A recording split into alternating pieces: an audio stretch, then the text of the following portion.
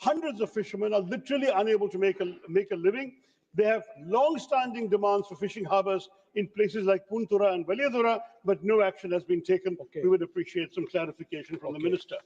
Number three, sir, kerosene shortage. This has been raised by many members. I'll be very brief. जो विषय एक बार उठ गए हैं उसको दोबारा क्यों उठा? 5 प्रश्न है, sir. तीसरा ये है that the question again, once again, is the government says they would like to encourage our fisher people to shift to cleaner fuels like LPG and PNG and so on.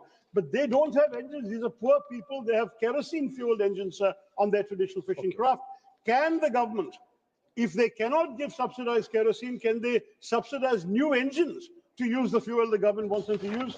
That clarification should be given, sir. 2 more on offshore mining, sir. One simple question. I had asked a question last month to which I got a reply from the minister. No, sir, 1 second. And the reply from the minister says very clearly that they have not conducted an environmental impact assessment on offshore mining.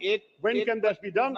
And finally, sir, I have also raised in this House the persistence of illegal fishing practices such as bull trawling and pair trawling in the waters of Kerala. We have asked the government in this House, sir, to actually engage the Coast Guard and the Navy to protect our fisher folk and their livelihood.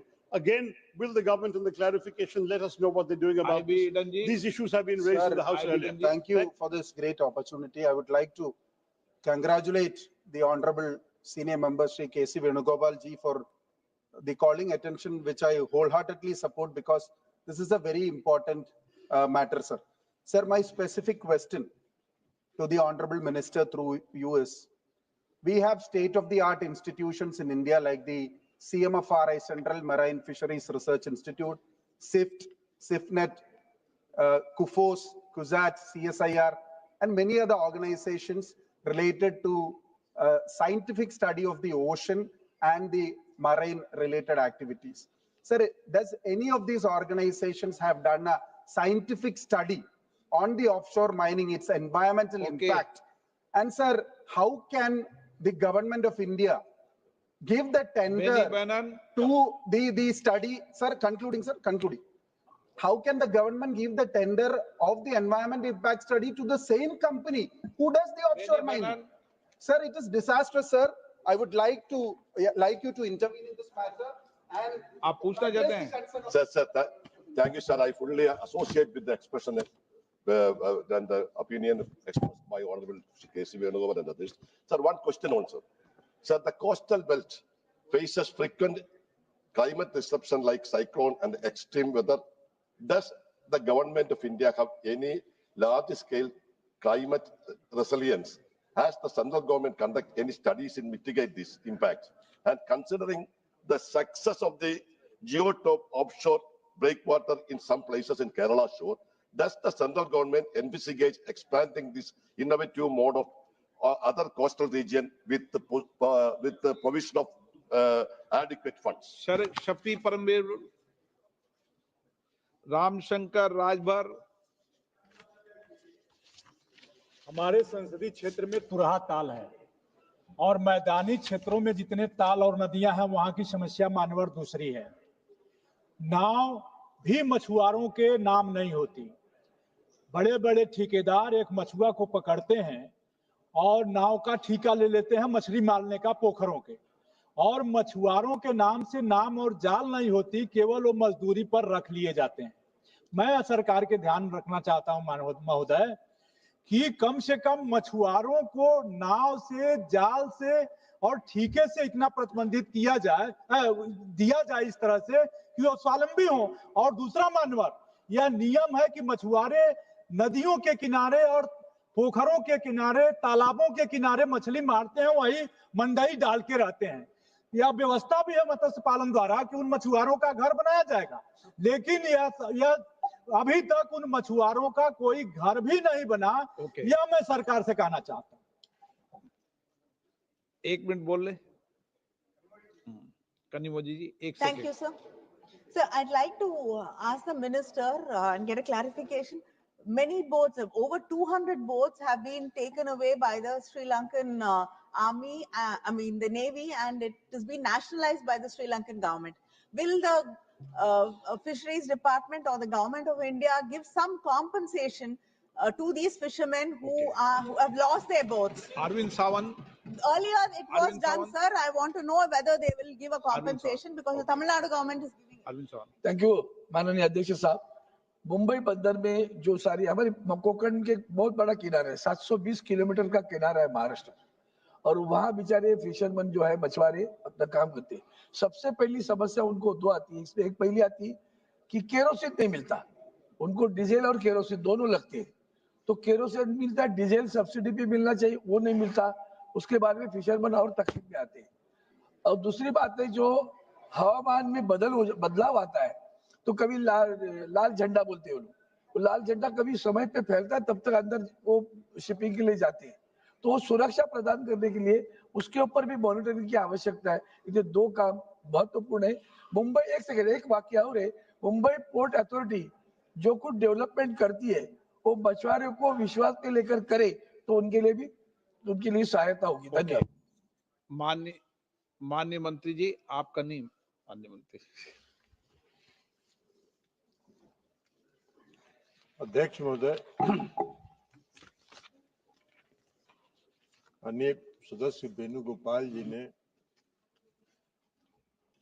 कई बातों की चर्चा की। उसमें एक उनका है कि जो 30 मिलियन, लगभग 30 मिलियन मछुआरे भाई हैं और गरीब हैं, वास्तव में गरीब हैं, उनके प्रति सरकार का इंडिफरेंस और नेग्लेक्ट, ये सही नहीं है अध्यक्ष।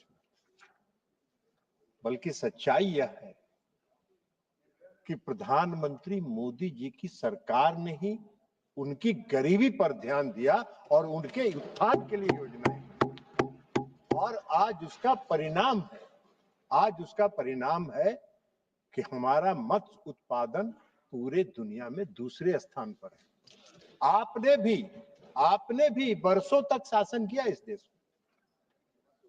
2013 तक आपने शासन किया, 14 में प्रधानमंत्री मोदी जी आए। आपके समय में तो मछुआरे भाई जो हैं वो भूखमरी के कगार पर थे।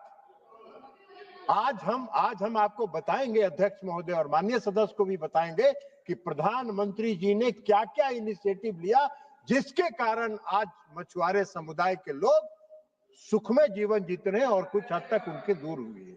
आपको बताएंगे। आपको देखिए, आप वेणुगोपाल जी, आपको जब हम आईना दिखा रहे हैं तो अपना चेहरा देख के आपको क्यों चिढ़ हो रहा है? अरे अपना चेहरा तो देखिए, क्या किया आपने। अब ये ऑफशोर माइनिंग की बात कर रहे थे, पहले हम उसी का अध्यक्ष महोदय जवाब दे देते। ऑफशोर माइनिंग का कोई कंसेप्ट इस देश में नहीं था। सबसे पहला ऑफशोर माइनिंग का कंसेप्ट अगर लाया तो यूपीए सरकार ने offshore areas and mineral and development act 2002 यहां इस सदन में पास कराया और उसके बाद से हुआ। सुन लीजिए, अरे बैठिए, पूरा सुनिए, आप सुनिए बात, अरे सुनिए तो सही, अरे आप बतवा तो पूरा सुनिए तो सही, अभी पूरा बता रहे हैं ना। अरे आपको पूरा बात कहां सुन रहे हैं। उसके बाद 2010 में इन्होंने रूल्स बनाए। आज तक कोई ऑफशोर माइनिंग केरला में या किसी समुद्री तट में प्रारंभ ही नहीं हुआ है, तो उसके कहां सवाल है, उसके प्रभाव का, कुप्रभाव का कोई नहीं हुआ है।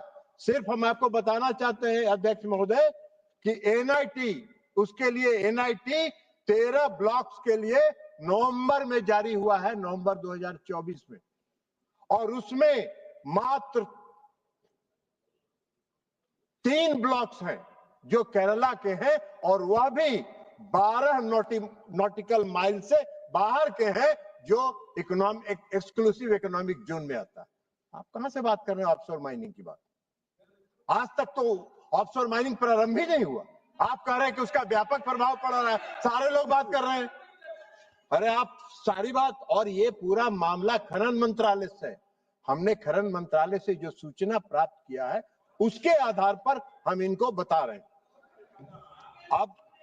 अब ये अब ये बताना, हम इनको बताना चाहते हैं कि प्रधानमंत्री मोदी जी ने जो ये मछुआरे समाज के इंडिफरेंस और नेग्लेक्ट की बात कर रहे थे, हम इनको बताना चाहते हैं कि 2014 के बाद जब प्रधानमंत्री नरेंद्र मोदी जी ने सत्ता संभाली तो हर क्षेत्र के लोगों पर उन्होंने ध्यान दिया कि उनकी सोच रही है कि अगर हमको देश को आगे बढ़ाना है तो समाज के हर तबके को आगे बढ़ाना पड़ेगा, और इसलिए उन्होंने फिशरी सेक्टर को किया। 2019 में उन्होंने इस विभाग को अलग किया, 2019 में अलग इस विभाग को किया। उसके पहले ब्लू रिवॉल्यूशन से उन्होंने शुरू किया इस क्षेत्र के लोगों के और मछुआरा भाइयों के कल्याण की योजनाओं का। 2000 नीली क्रांति, ब्लू रिवॉल्यूशन, उसके बाद फिशरी डिपार्टमेंट को अलग किया 2019 में उन्होंने, ताकि उस पर फोकस्ड हो सके, उस पर ध्यान केंद्रित करके उन पर ध्यान दिया जा सके।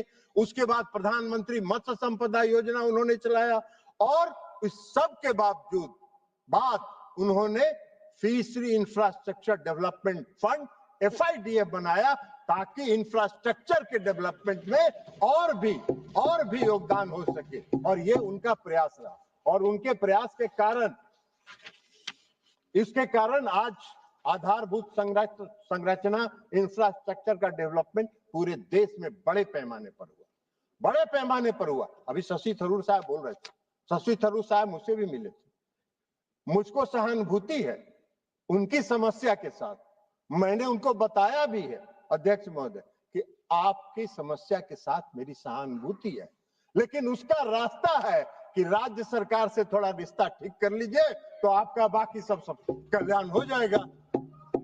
अब उनके पास पैसे नहीं है, आपको देने के लिए नहीं है, आपको देने के लिए थरूर साहब नहीं है। आप थोड़ा रिश्ता सुधार लीजिएगा तो आपका भी के लिए पैसा निकल आएगा।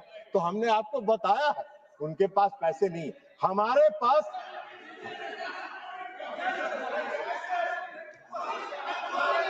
ये तो अपोजिशन में रिश्ता क्यों सुधारेंगे? अध्यक्ष महोदय, अध्यक्ष महोदय, आदरणीय प्रधानमंत्री जी नरेंद्र मोदी जी के इनिशिएटिव के कारण पूरे कोस्टल इलाके में फिशिंग हार्बर्स और लैंडिंग सेंटर्स का विस्तार हुआ। वैसल के लिए सुरक्षित लैंडिंग बर्थिंग बनाई गई, लोडिंग और अनलोडिंग की सुविधा के लिए सारे प्रयास किए गए, और उसका परिणाम है FIDF के तहत। हमने बताया कि FIDF के तहत इंफ्रास्ट्रक्चर का और डेवलपमेंट हुआ। केरला की बात वो कर रहे हैं, हम केरला की भी बात बता देते हैं। 1358.10 करोड़ की रुपए की योजना केरला राज्य के लिए भी स्वीकृत हुई, इसलिए कि मोदी सरकार का यह मानना है कि कोई भी राज्य के साथ, किसी भी क्षेत्र के साथ कोई भेदभाव नहीं करना है, सबके लिए समान रूप से विचार करना है। सबका उत्थान होगा तब देश का उत्थान होगा, तब विकसित देश का निर्माण होगा। केरला में 12 फिशिंग हार्बर्स का विस्तार हुआ, मॉडर्नाइजेशन हुआ। 1,69,316 मछुआरा भाइयों को प्रतिबंध की अवधि में उनको सहायता प्रदान की गई।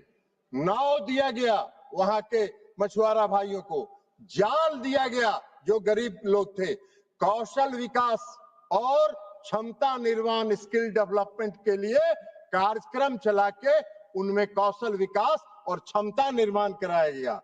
आर्टिफिशियल रिफ्स का निर्माण हुआ, मत्स्य सेवा केंद्र का वहां गठन हुआ। 6 मॉडर्न कोस्टल फिशिंग विलेजेज हैं, जहां पर जो वो चर्चा कर रहे थे पीने के पानी का, सारी सुविधा का, उन सारी सुविधाओं का इस्तेमाल वहां प्रावधान किया गया है। मॉडर्न कोस्टल फिशिंग विलेजेस में 6 क्लाइमेट रेसिलेंट विलेजेस का निर्माण भी केरल में स्वीकृत किया गया है, चयन उसका हुआ है, और नेशनल फिशरी डेवलपमेंट बोर्ड को उसका नोडल एजेंसी बनाया गया, उसका निर्माण होगा। तो मछुआरा भाइयों के लिए सारी समस्याओं के समाधान के लिए मोदी जी की सरकार चिंतित है। उसके अलावा इन्होंने कहा, मोदी जी की सरकार ने मछुआरा भाइयों के लिए सोशल और इकोनॉमिकल तथा उनकी सुरक्षा पर भी ध्यान देने का काम मोदी सरकार ने किया। ग्रुप इंश्योरेंस की स्कीम किसने चलाई? ग्रुप इंश्योरेंस की स्कीम मोदी जी की सोच का परिणाम है कि मछुआरा भाइयों को जब दुर्घटना में उनकी मृत्यु होती है तो 5 लाख रुपए, अगर गंभीर रूप से घायल है तो 2.5 लाख रुपए, और कम बीमार है, घायल है तो 25,000 रुपए की सहायता उनको ग्रुप इंश्योरेंस स्कीम से दी गई। किसान क्रेडिट कार्ड किसकी योजना है? प्रधानमंत्री नरेंद्र मोदी जी की योजना है। किसके उत्थान के लिए है? उन मछुआरा भाइयों के उत्थान के लिए है। बीड कल्टीवेशन किसका सोच है? इस सरकार का सोच है। मैरीकल्चर उनके आर्थिक उन्नति के लिए, open sea cage culture, ornamental fisheries को बढ़ाया गया ताकि उनकी आमदनी बढ़े। पारंपरिक मछुआरे के लिए जो ट्रेडिशनल फिशरमैन है उनके लिए नाव और जाल की व्यवस्था की गई। डीप सी वेसल्स के निर्माण के लिए भी प्रावधान किया गया। फिशिंग वेसल्स का अपग्रेडेशन हुआ।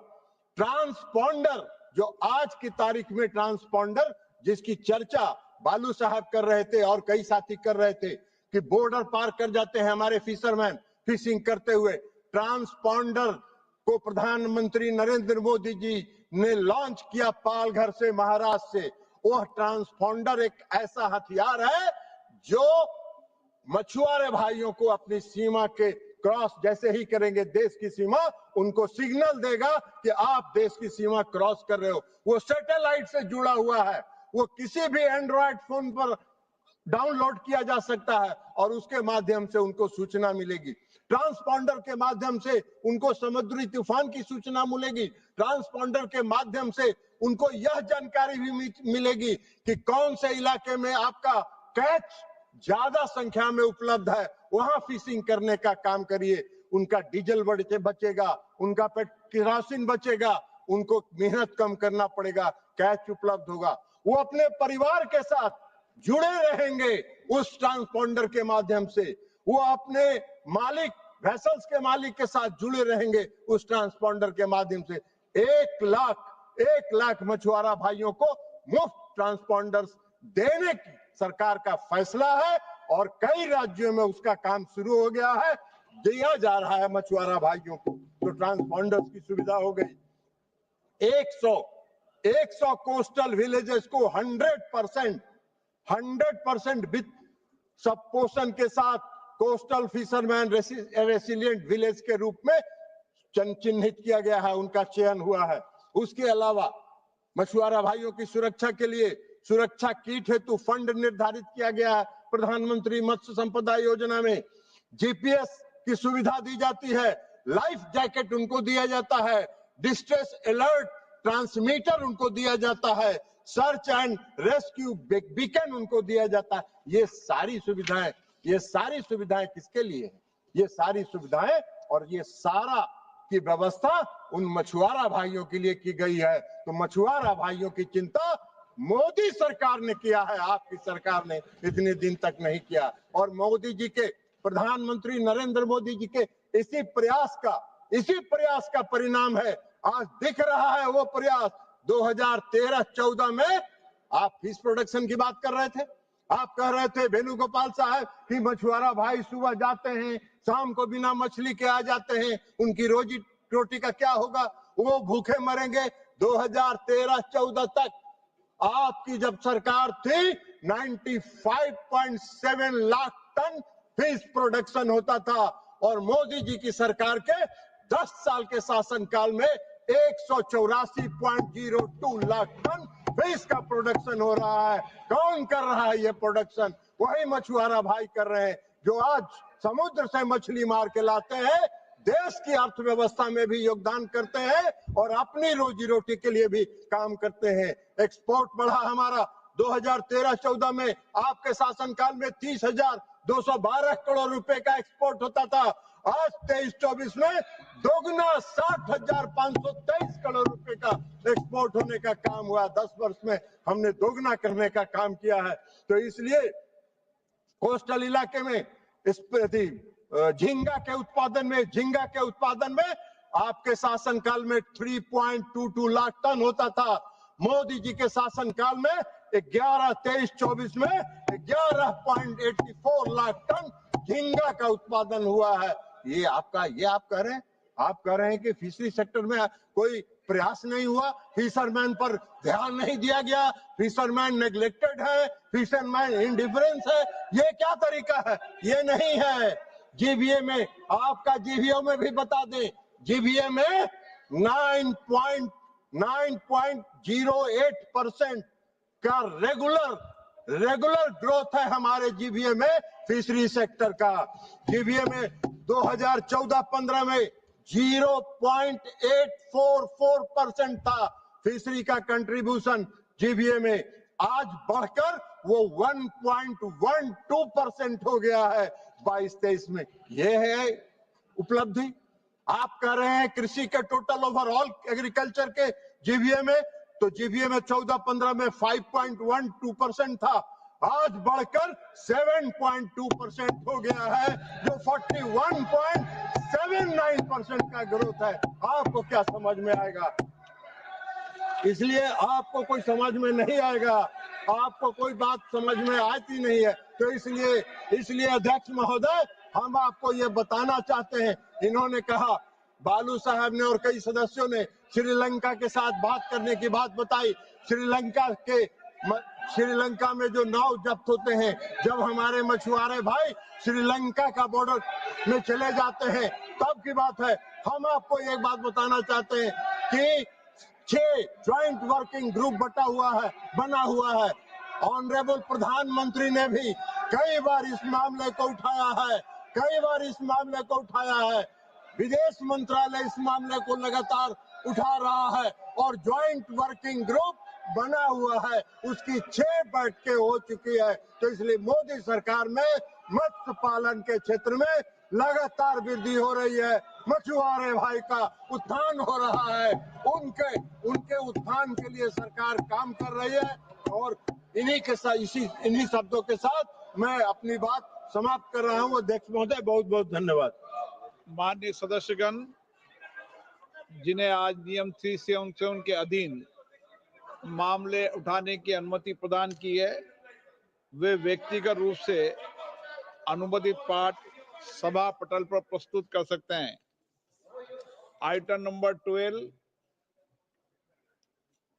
तटीय पोत परिवहन विधेयक 2024। माननीय मंत्री जी।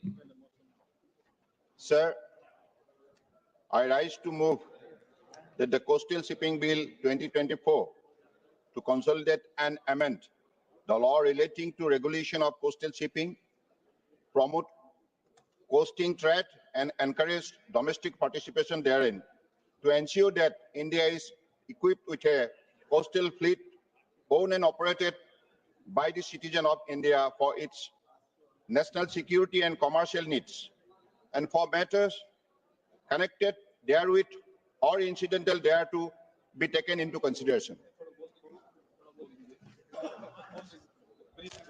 Sir, Coastal Shipping Bill, a significant reforms initiative that seek to unlock the full potential of India's vast and strategic coastline, which stretches over 11,098 kilometers across 9 coastal states and 4 union territories.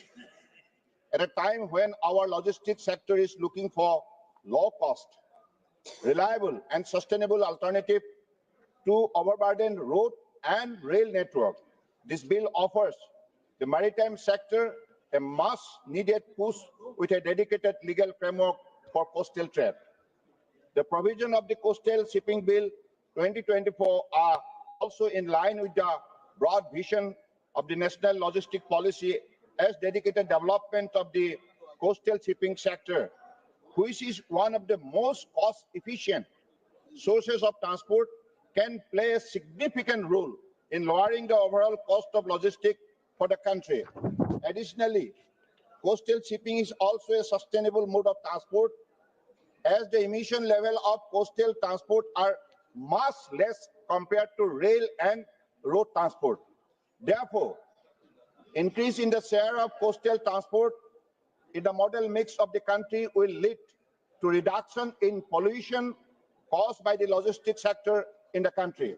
Sir, presently, regulation and licensing of coastal shipping is governed by the Part 14 of the Merchant Shipping Act 1958, which applies only to mechanized vessels. However, it does not provide a holistic or forward-looking framework suited to today's commercial realities in line with globally prevalent cabotage practices.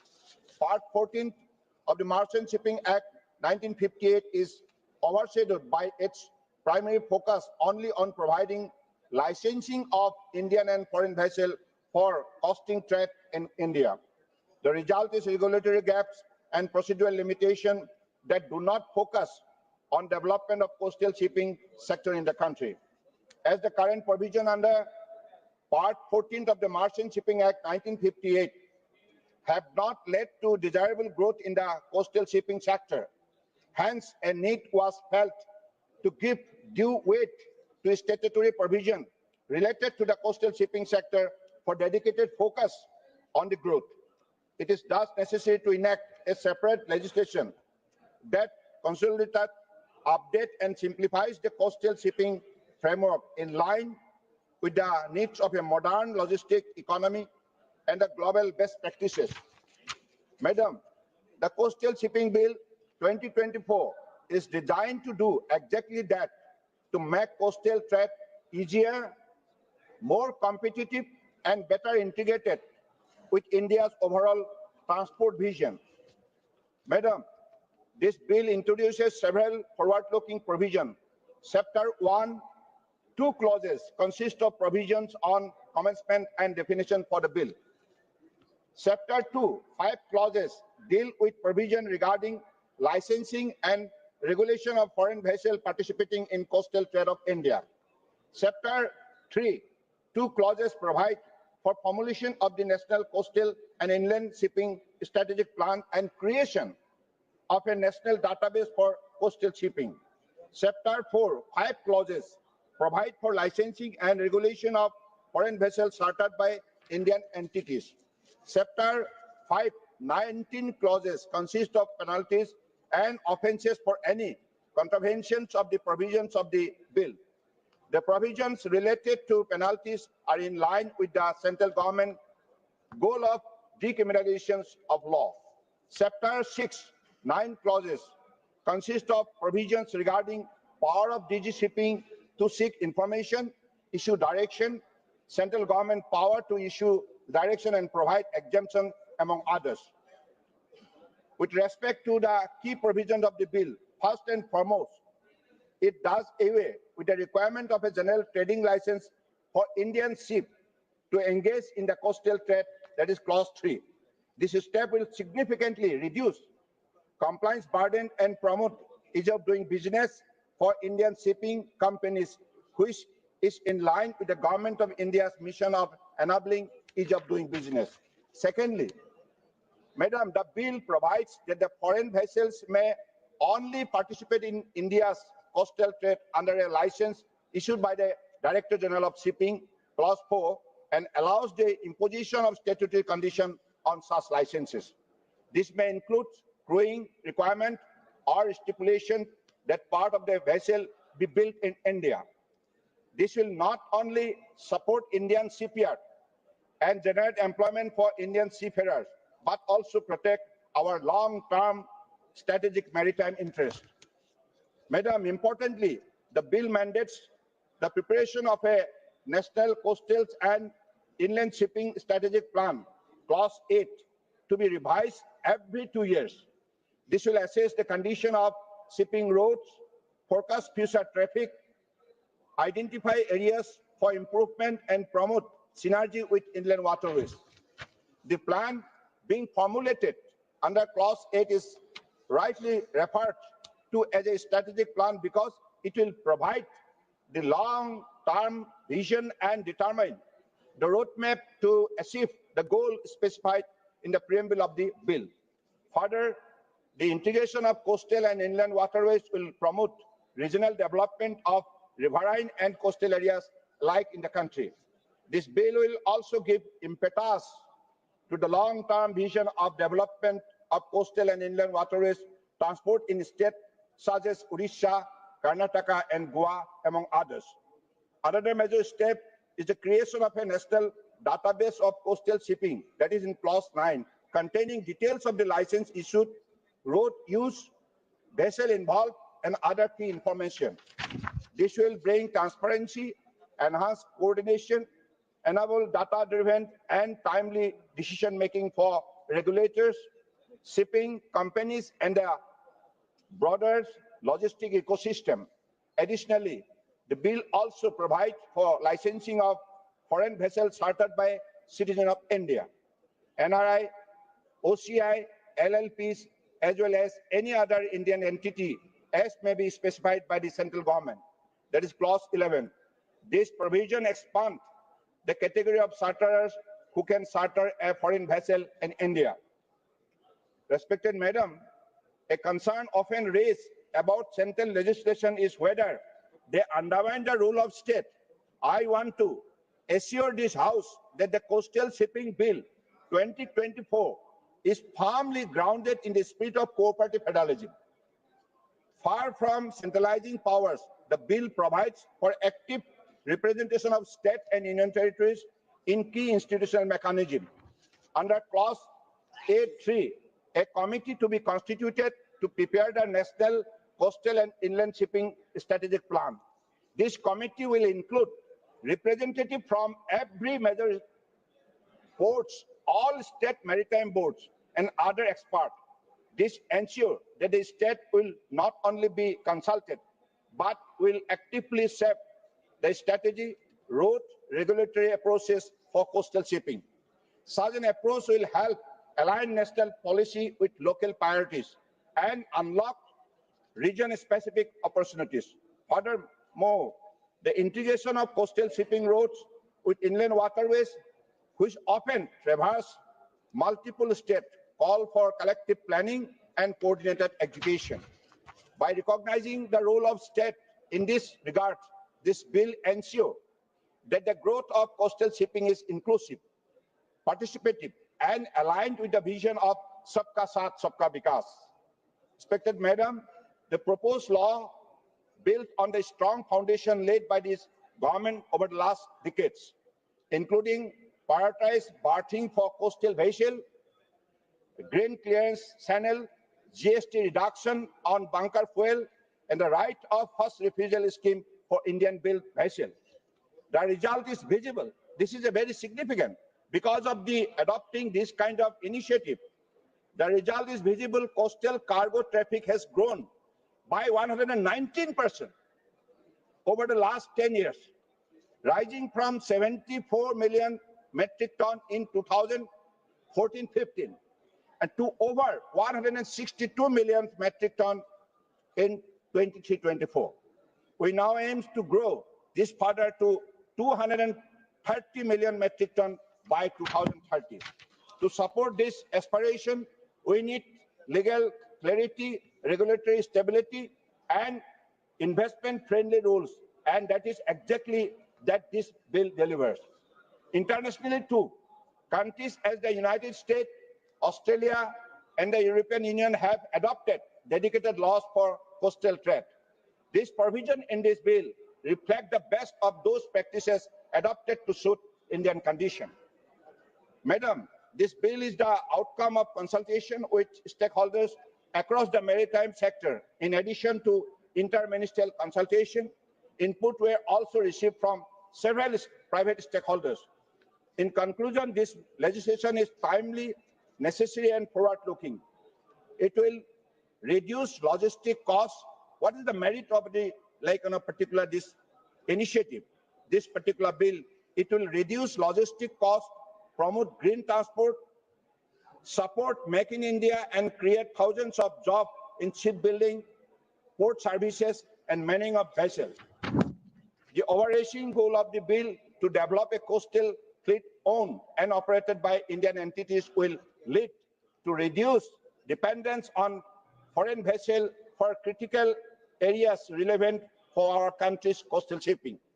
Since coastal shipping is highly significant for movement of critical cargo, including food grains and fertilizer, greater number of Indian ships handling coastal cargo provides supply chain security and prevent escapement of revenue forex to foreign owners and enables a burgeoning local economy in terms of job, shipbuilding, and the likes.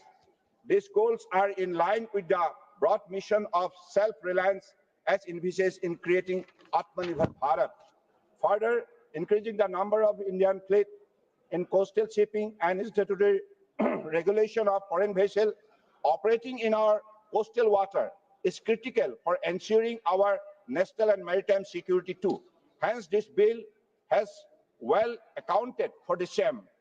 It aligns local aspiration with national goals and provides a framework for the next 25 years of coastal economic growth under the Maritime Amritkal Vision 2047. I urge honorable members to support this bill and help lay a strong modern foundation for India's maritime future. Thank you. माननीय सदस्य Shri Manickam Tagore ji. Thank you, Madam Speaker. Respected colleagues and friends of the House, I rise today from Virudhunagar, a town far from the sea's call. Yet I speak the heartbeat of India's fishermen pulsing through me. From the India's Tamil Nadu's Park Bay to Gujarat Kutch, from Kerala's shores to Odisha's Delta, their voices unite us. As a member of Indian National Congress, a party born out of freedom's fire, I open this debate not just as on the Coastal Shipping Bill 2024, but on the legacy and the stretches back on thousand years to the Cholas, whose ships ruled the seas, to VOC Pillai, who defied empires, and the East India Company, to the fishermen of today, betrayed by neglect and greed. This bill promises a maritime revival, Indian vessels in our waters, trade unleashed, ports reborn. From Madurai's blustering markets, I see its spark, goods flowing to Chennai's docks, prosperity weaving inland to shore. But, Honorable Ma'am, where is the fisherman in the tale? The man whose boat braves the dawn, whose net feeds our homes. Our history whispers their warmth. A millennium ago, the Cholas, masters of Tamil Nadu, built a naval empire that sailed through Tamil Nadu to Southeast Asia. Rajendra Cholan, in 1025, sent fleets of wooden ships, some say hundreds strong, to conquer now Indonesia, Sri Vijaya.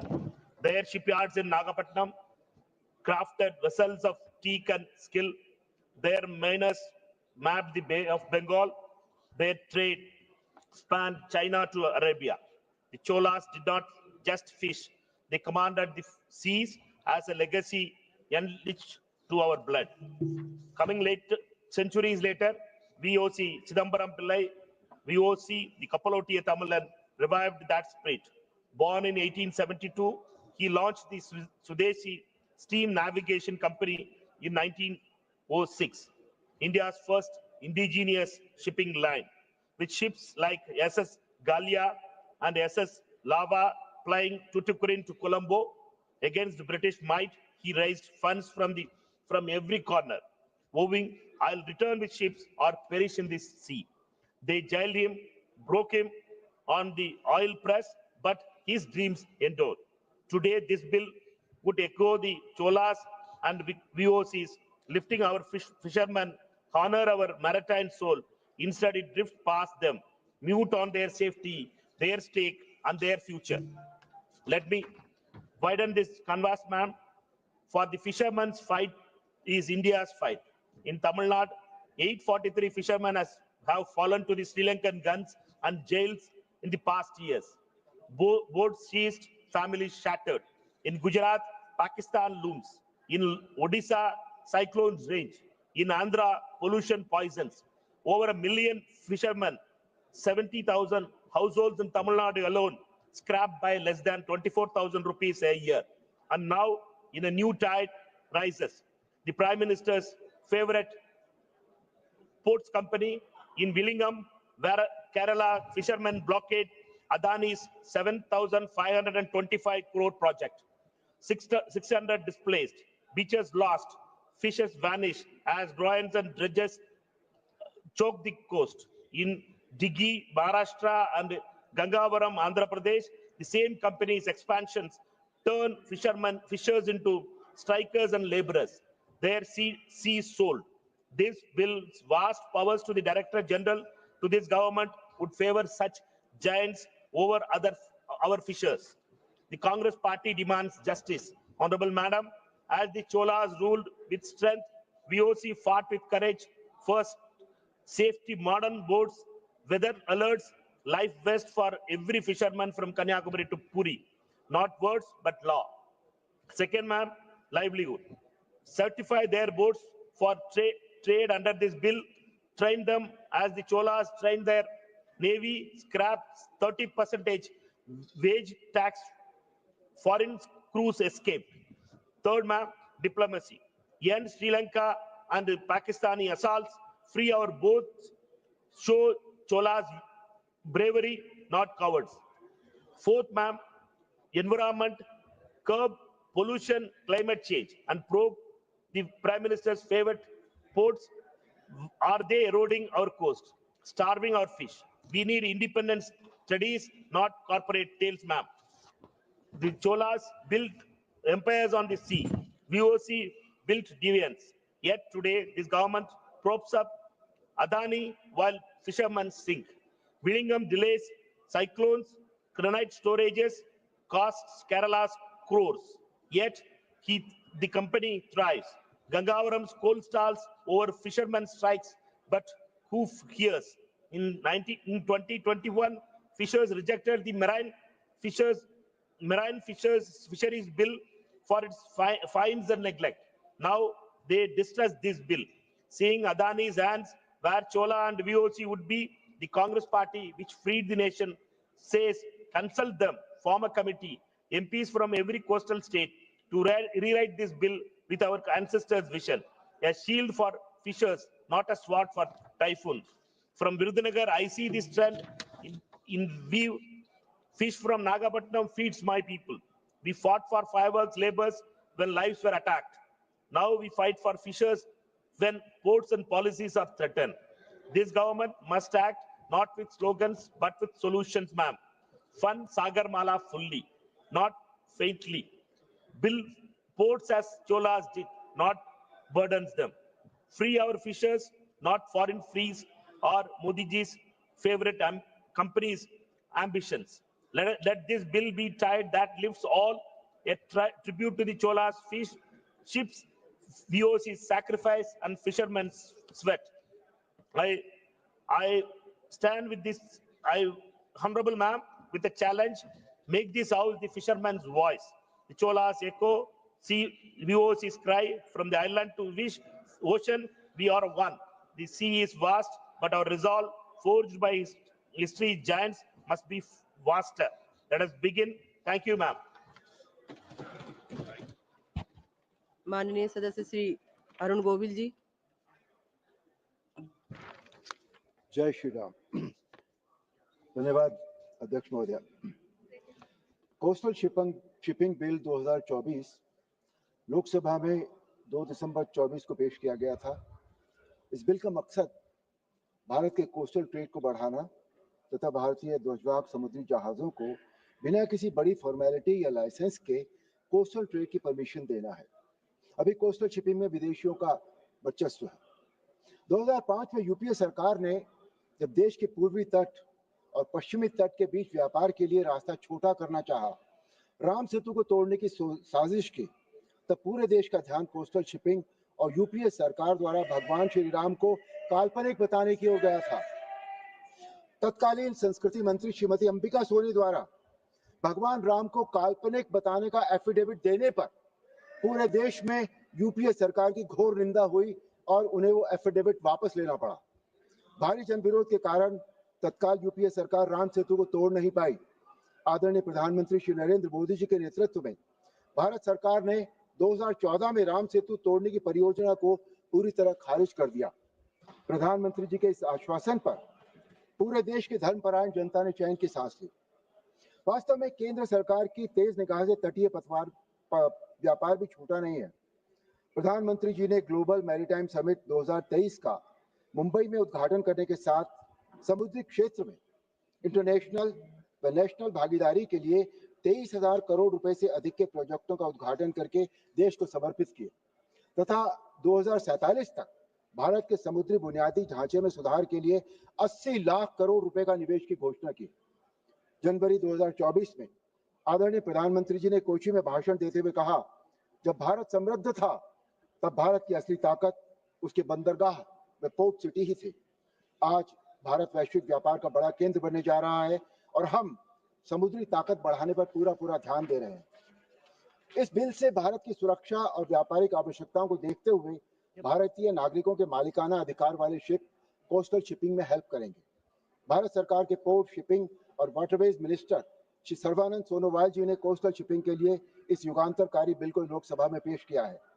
इस bill में भारत की जल सीमा में Indian ownership के जहाजों को छोड़कर बिना लाइसेंस शिपिंग करने वाले दूसरे शिप को रोकने का प्रावधान है और भारतीय जहाजों को कुछ नियमों के साथ व्यापार की अनुमति इस बिल के जरिए दी जा रही है।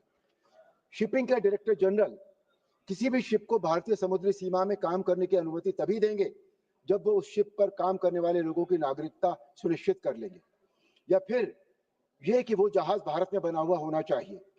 इस प्रकार इस क्षेत्र में भारतीय लोगों के लिए नौकरी की बड़ी संभावनाएं पैदा होंगी और भारत में शिप बिल्डिंग को भी प्रोत्साहन मिलेगा। इस बिल के जरिए कोस्टल शिपिंग के विकास एवं वृद्धि के लिए national coastal and inland shipping strategic plan तैयार करने की भी योजना है। इस बिल को इसलिए भी न्यायसंगत कहा जा सकता है कि बिल के अनुसार किसी भी लाइसेंस को सस्पेंड, कैंसिल अथवा संशोधित नहीं किया जाएगा जब तक दूसरी पार्टी को अपना पक्ष रखने का पूरा अवसर न दिया जाए। भारत में कोस्टल शिपिंग की अपार संभावनाएं हैं क्योंकि भारत की जो कोस्टल लाइन है वो लगभग 7,500 किलोमीटर की है और ये कोस्ट लाइन दुनिया के प्रमुख अंतर्राष्ट्रीय समुद्री जलमार्गों के नजदीक है। हमारी कोस्ट लाइन से जहां एक और मॉरिशस, अरब, अफ्रीका, यूरोप इत्यादि देशों को और क्षेत्रों को व्यापार किया जा सकता है, वहीं अगर हम ईस्ट की तरफ देखें तो सिंगापुर, मलेशिया, इंडोनेशिया, ऑस्ट्रेलिया और पूरे दक्षिण पूर्व एशिया के देशों के साथ व्यापार किया जा सकता है।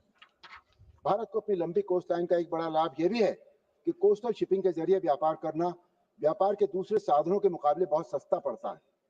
इतनी बड़ी कोस्ट लाइन के कारण अगर बंगाल से केरल तक माल ले जाना है तो कोस्टल शिपिंग उसमें बहुत अधिक सहायक है। इसी तरह यदि केरल से गुजरात तक माल पहुंचना है तो उसके लिए शिपिंग सबसे सस्ता जरिया है। वास्तव में कोस्टल शिपिंग भारी कार्गो को एक समुद्री तट से दूसरे समुद्री तट तक ले जाने में बेहद सहायक है और एक कोस्ट लाइन से 20 नॉटिकल मील तक कोस्टल शिपिंग मानी जाती है। कोस्टल शिपिंग देश के प्रमुख बंदरगाहों के बीच जहां व्यापार में सहायक है, वहीं कोस्टल शिपिंग के जरिए कंटेनर, बड़े साइज का cargo, truck, semi trailer, car, अनाज, फर्टिलाइजर, स्टील, कोयला, नमक, पत्थर, स्क्रैप, मिनरल्स सभी को कम दाम में परिवहन करता है। कोस्टल शिपिंग का एक और बहुत बड़ा लाभ यह है कि जहां सड़क परिवहन से प्रदूषण फैलता है, वहीं कोस्टल शिपिंग एनवायरनमेंट फ्रेंडली है। इस बिल के पास होने से परिस्थितियां भारतीय शिपिंग कंपनियों के पक्ष में बदलेंगी, रेड टेपिज्म कम होगा, स्थानीय व विदेशी व्यापार में भारतीय शिपिंग कंपनियों की भागीदारी बढ़ेगी और सबसे महत्वपूर्ण बात यह है कि भारतीय ध्वजवाहक शिपिंग कंपनियों को कोस्टल शिपिंग में लाइसेंस की जरूरत नहीं रहेगी। इस बिल का उद्देश्य घरेलू शिपिंग कंपनियों की नौ परिवहन में भागीदारी व रोजगार बढ़ाना है। ये एक राष्ट्र हित का उद्देश्य है, अतः मैं इस बिल का पूर्ण रूप से समर्थन करता हूं। जय श्री राम। माननीय सदस्य श्री नरेश चंद्र उत्तम पटेल जी।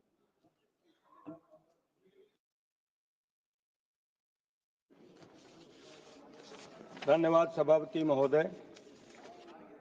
मैं इस तटीय पोत परिवहन विधेयक 2024 पर अपने विचार प्रस्तुत करने के लिए प्रस्तुत हूँ।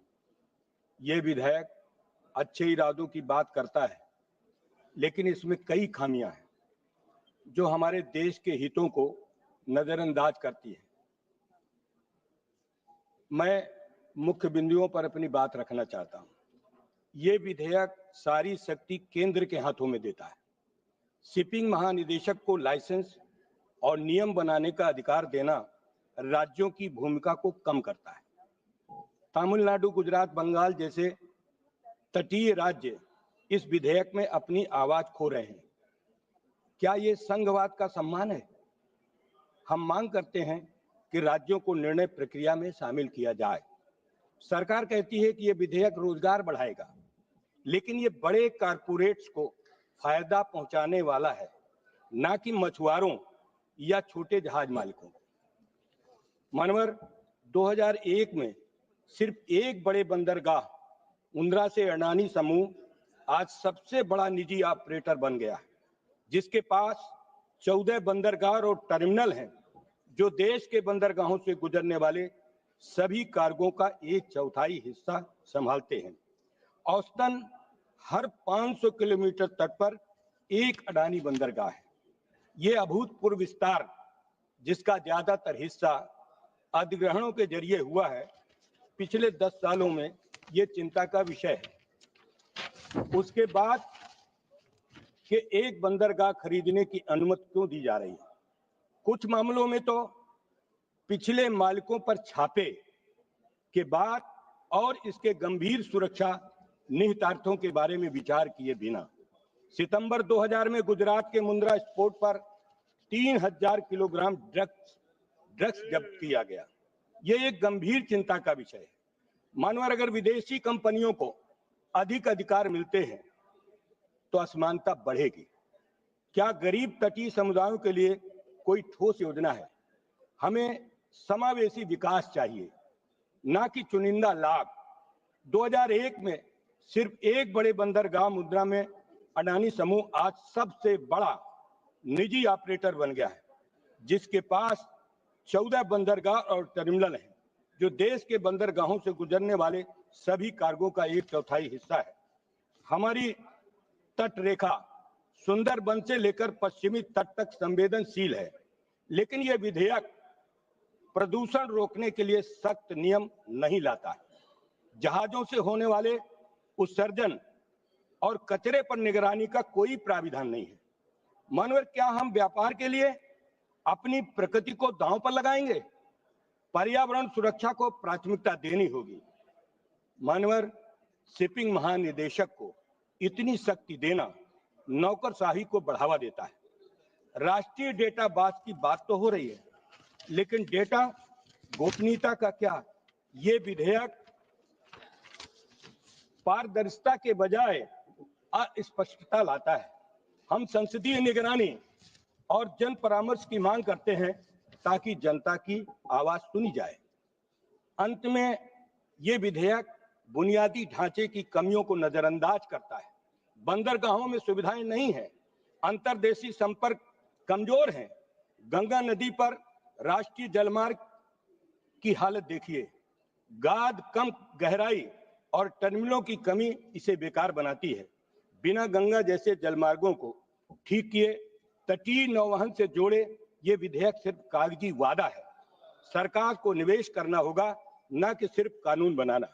मानवर, मेरा जिला फतेहपुर गंगा यमुना के बीच में स्थित है। मेरे गृह जनपद में बहुत झीलें हैं। अखनई जैसी झील है जो अंतिम सांस ले रही है। इस झील की परिधि 7 किलोमीटर है, जो नैनीताल झील से भी अधिक है। इस झील में ससुर खरेदी नदी निकलती है, जो यमुना की सहायक नदी है, और यमुना अंततः गंगा की सहायक नदी है। फतेहपुर में इसके अतिरिक्त कई अन्य झीलें हैं, जिनके पुनरुद्धार की तत्काल आवश्यकता है।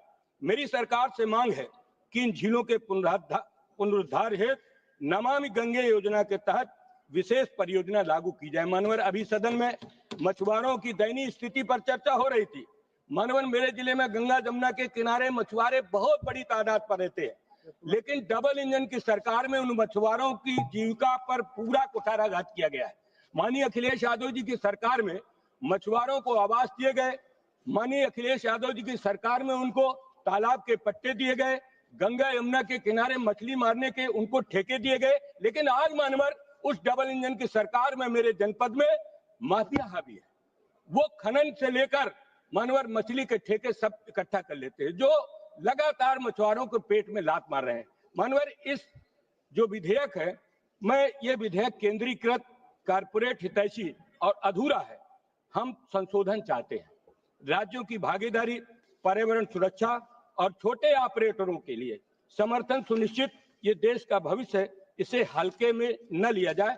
मनोहर, मेरी कुछ मांगे हैं, मैं आपके माध्यम से सरकार के सामने वो बात कहना चाहता हूं कि भारतीय शिपिंग कंपनियों को प्राथमिकता दी जाए, विदेशी कंपनियों को सीमित छूट मिले, तटीय राज्यों को इस विधेयक के निर्माण में परामर्श और भागीदारी का अधिकार मिले, भारतीय मछुआरों और समुद्री श्रमिकों की सुरक्षा के लिए ठोस प्राविधान जोड़े जाएं, राष्ट्रीय सुरक्षा को ध्यान में रखते हुए विदेशी जहाजों के प्रवेश और गतिविधियों पर कड़ी निगरानी रखी जाए, पर्यावरण सुरक्षा को ध्यान में रखते हुए इस विधेयक में सख्त प्राविधान जोड़े जाएं। माननीय अध्यक्ष सभापति महोदय, ये विधेयक भारत के समुद्री क्षेत्र के लिए महत्वपूर्ण है, लेकिन इसे बिना जरूरी सुधारों के लागू करना आत्मघाती साबित होगा।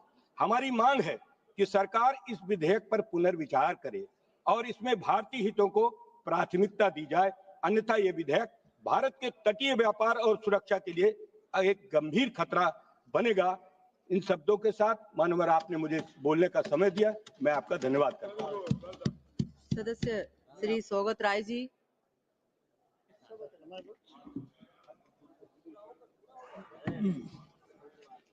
Thank you, Madam. I rise to speak on the Coastal Shipping Bill 2024 brought forward by the Shipping Minister, Sarbanand Sonowal.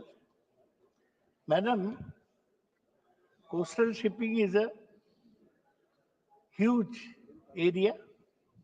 It covers 7,500 kilometers of our coast. Problem with our coast is that we have a long coastline, but it is not indented.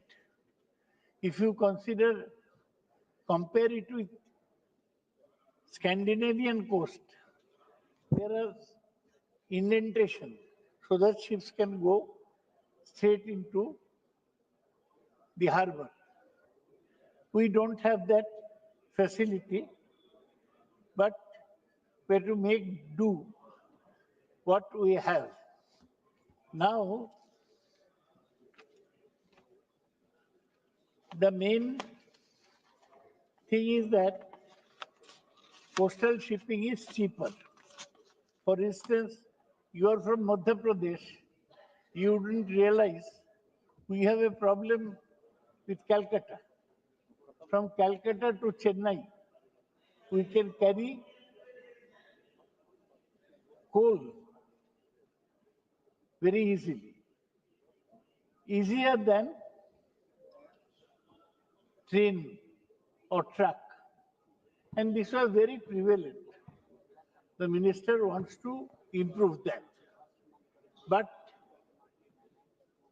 at present, waterways account only 6.4% of our transport mix, much lower than countries like China, Japan, and the EU. The bill seeks to increase the share to 7.5% by 2030 and 12% by 2047, reducing congestion on roads and railways. The minister has done some work on improving inland river connectivity. Mainly our national waterways are there, Ganga, Brahmaputra, and other places. Madam, you would be surprised to know that from Kolkata port, there are ships going to Kachar. How they go? They go down Ganges to the sea. Then from Bangladesh, they go up Brahmaputra to reach Kachar. There is a regular trip to Karimganj from Kolkata. Now, these are great advantages. There is no traffic jam on waterways and the cost is less. But one thing, if we improve our coastal shipping, it will enhance India's marine competitiveness. Though 100% FDI is allowed in the shipping sector, complex regulations have hindered foreign investment so far. We must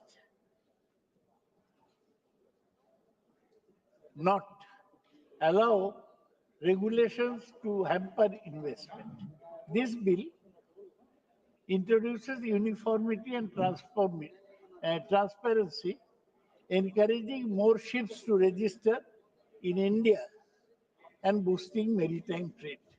Madam, you possibly know that there are mechanized vessels and non-mechanized vessels. For instance, if you take a barge, huge barge, going by the Ganges or going into Bangladesh, it is a non-mechanized vessel. If you look at the huge oil platforms through which we raise oil from Bombay High, they are also non-mechanized. Mechanized are those which use an engine. The engine may be petrol engine, but it is better to have a CNG engine that will improve our marine competitiveness. This is one suggestion that we have.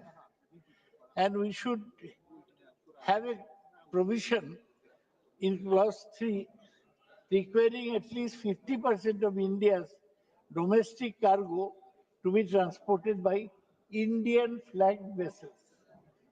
In this house, a few days ago, I mentioned that we have not given attention to the shipping sector. Mr. Sonowal, as a minister, is giving attention to the shipping sector. He is trying to improve both inland, coastal, and high seas ship transportation.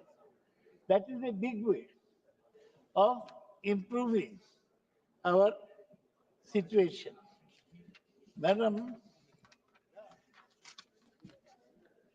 the bill mandates the creation of a national coastal and inland shipping strategic plan within 2 years of the commencement of the act. But one requirement is that we must not depend wholly on the Director General of Shipping. Director General of Shipping is the biggest bureaucrat in the shipping ministry after the secretary. We must create an independent body to look after shipping matters instead of giving it to a single Director General of Shipping. Madam, there is a big problem of Indian seafarers or sailors finding jobs. The government should mandate a minimum quota of Indian seafarers in Indian flagged vessels. We should give more encouragement to the shipping companies that employ Indian seafarers through tax rebates. Lastly, Madam, the new National Coastal and Inland Shipping Strategic Plan should be implemented in a hurry. Madam, from ancient times, ships have opened up India's doors.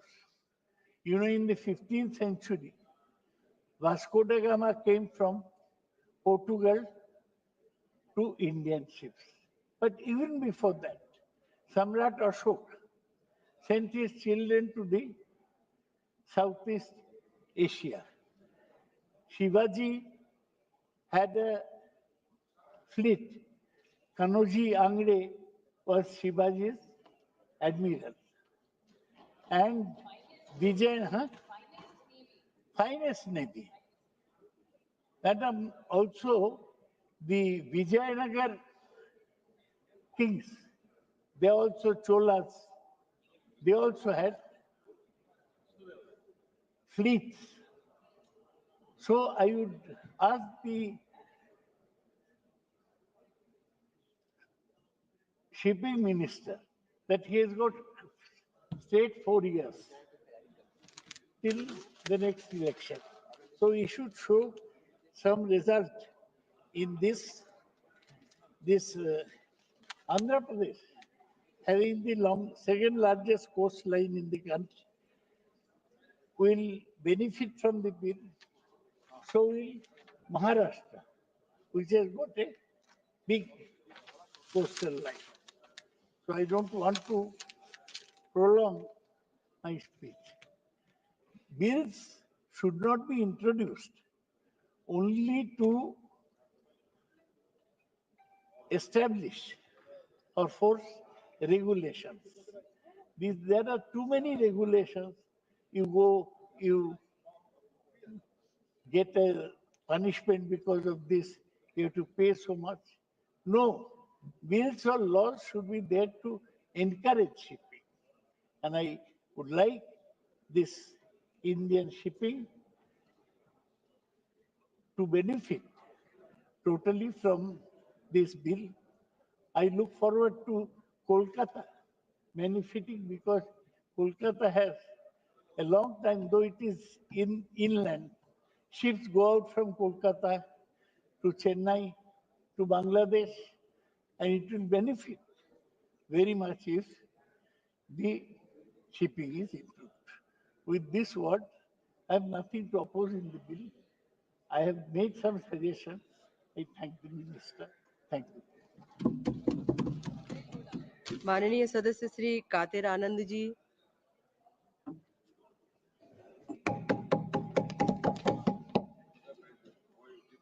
வணக்கம் chairperson அவர்களே, esteemed members of this house, I stand before you today not merely as a representative but as a voice of Tamil Nadu, a state wronged by the Coastal Bill 2024. This legislation, draped in the garb of modernization, is an insult to our maritime legacy, a betrayal of our economic aspirations, and a dagger aimed at the heart of our coastal communities. Tamil Nadu, with its 1,076 kilometers of coastline, its bustling ports, and its indefatigable people, deserves better than its half-baked central-centric travesty. Let me tap through this facade and demand a justice for my state, madam. First, this bill dares to dangle the carrot of ease of doing business by scrapping licenses for Indian flag vessels. A fine idea. If we ignore the stark of reality of Tamil Nadu, our shipyards are shadows of what they could be. Our ports grown under decades of neglect, and our shipping firms struggle to compete. Where are the ships were meant to flag? Madam, Gujarat may boast about its maritime might, but Tamil Nadu languishes without the infrastructure to claim this so-called benefit.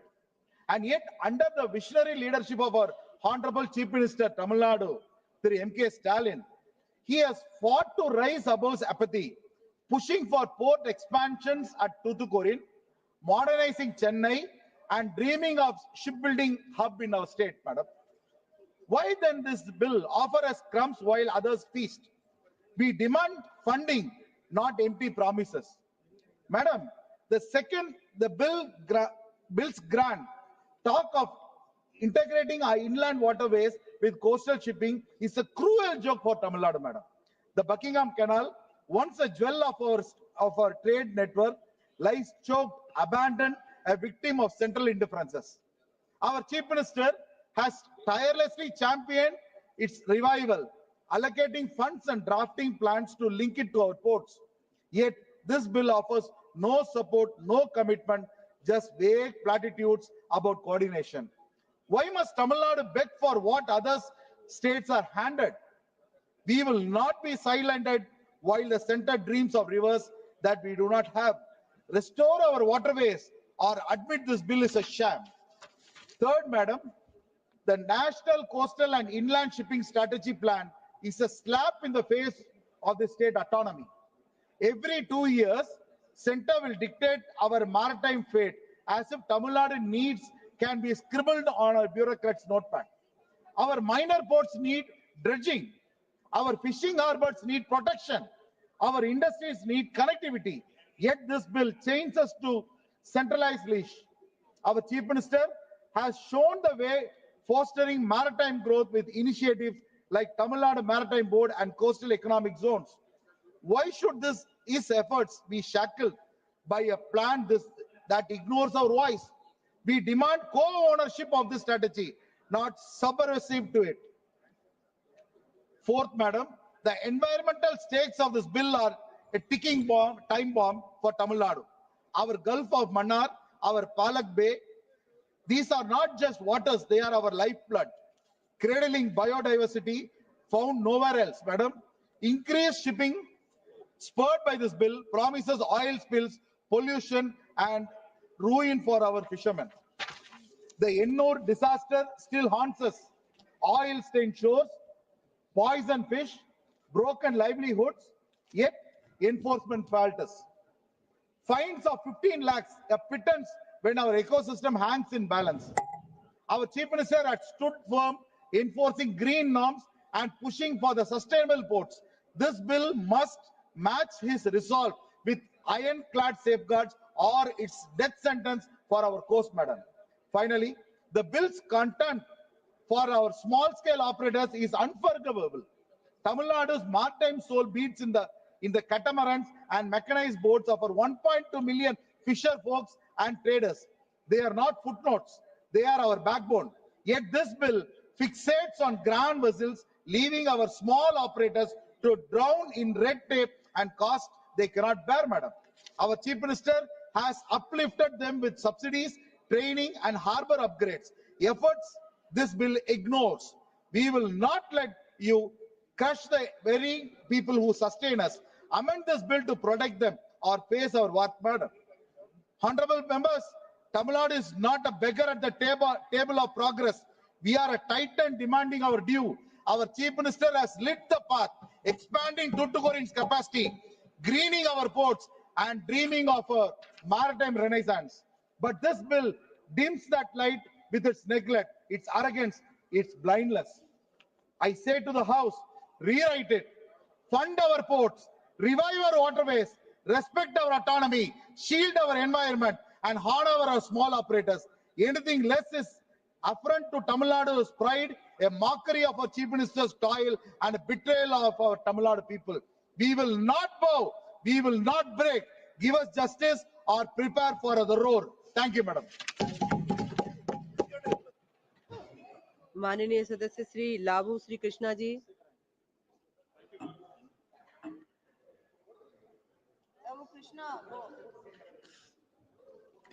Thank you, ma'am, for allowing me to speak on this bill. I stand in support of Coastal Shipping Bill 2024, ma'am. Ma'am, we have a great history of seafaring, trading, and maritime, ma'am. As Dada has just mentioned earlier, from medieval times, we were trading with all the way from mainland Europe to Japan, ma'am. And also, our shipbuilding has been one of the world class until the time British have arrived into the country, ma'am. So we had great history in maritime. But somehow, in the last few centuries or so, we have really fallen behind. And recently, we have been so far behind with regards to the logistics costs that India is bearing. When we look at logistics cost that India does have on par with the GDP, we have almost 13 to 14% of the cost that we have to pay for the logistics, whereas the global average is around 8 to 9%. So this is actually hampering the MSMEs, the manufacturing sector that is there in India. So to bring down this logistics cost, this bill is definitely very much needed, ma'am. And also the second reason that this bill is needed is with regards to the only 6.4% of the transport mix across the country that is happening with the waterways, either inland waterways or outside the in the ocean as well. So this is very less when compared to the world average. So this bill is very much necessary to increase this transport mix so that more goods can be transported, ma'am. And also the third reason that this bill is very much needed is with regards to there's a provision for a 100% FDI that can be brought into this sector, ma'am. Unlike aviation sector, unlike the national highway sector, where when the FDI was allowed, it was very much well taken up, and most of the projects are being funded, ma'am. But somehow, because of a lot of bureaucracy that is involved in this sector, this 100% FDI, even though it is allowed, it is not being taken into the account, ma'am. So this bill is very much needed for the encouraging this. Coming to the suggestion that I want to make, there's three suggestions, ma'am. The first one being, I think Dada has already mentioned about this, that 50% of the Indian domestic cargo has to be, has to be mandated so that they can be transported via Indian flagged vessels. Example, China does that, wherein the China flagged vessels will have a mandatory condition that some percentage of the cargo has to be taken care of by the Chinese flagged vessels. So I hope the ministry will take this into the account. The second suggestion is with regards to there's a lot of Indian seafarers that are doing a lot of good work, not only in Indian vessels, but the vessels outside the country also. So mandate the minimum quota for these Indian seafarers so that they can get better jobs on Indian vessels. The third suggestion I want to make is with regards to there is a 49% of Indian coastal fleet, which is almost 20 years old or more than 20 years old. So the requirement that these people are asking is to provide low-cost capital and long-term financing so that because the shipbuilding as a whole, as an industry, it needs to be developed. We don't have a Indian shipping vessel fleet that when compared to even the small countries like France and Italy, they have their own shipping liners, but somehow India doesn't have it. Even China has it as a big nation. So I think we need to look into direction. For that to happen, this low cost and long-term financing is the need of the hour. I hope the ministry will take this into account. Coming to the Andhra Pradesh, when we have to talk about the shipping bill, we have to talk about Andhra Pradesh, ma'am, because we have one of the longest coastal line of 1,000 kilometers, and we have the 3 major ports and 12 non-major ports as well, ma'am. We have been coming on board with regards to by becoming a hub for the shipbuilding and maritime trade. And our Honorable Chief Minister Chandrababu Garu recently, I don't know if any other state have announced it, but in Andhra Pradesh, there's a maritime policy that has been announced only 3 months back, because we understand the need of this industry, the need to develop this industry. So we have announced this policy. So because of this, there are 5 shipbuilding and ship repair clusters that the Union government has announced, and one is coming to Andhra Pradesh. I thank the minister for sanctioning this. I thank the Prime Minister also for sanctioning this, ma'am. But on top of this, on top of allocating this shipbuilding and ship repair cluster, what I request is there's a Buckingham Canal that goes that's there from last 100 and 150 years that goes via my district of Guntur all the way to Chennai, which will reduce the shipping cost and maritime cost. We have a lot of coastal line, lot of ports, ma'am. But at the same time, if there is a inland shipping process also with this Buckingham Canal, I think that will actually bring down the logistics cost I've mentioned earlier. So I request the Honorable Minister to look into this. And last 2 points, ma'am, that this sector needs to be developed. That's why we brought in Andhra Pradesh, brought in the maritime policy. But for this sector to develop, there are 2 things that needs to be kept in mind. One is robust security mechanism that has to be there, and there's a urgent need of safeguarding the port assets. Why I'm telling you, ma'am, there's robust security mechanism, because the one example I can give you is Visakhapatnam port. There's an incident that happened in the last year around February, March, ma'am, wherein there's a shipping container that have come from Brazil to Andhra Pradesh.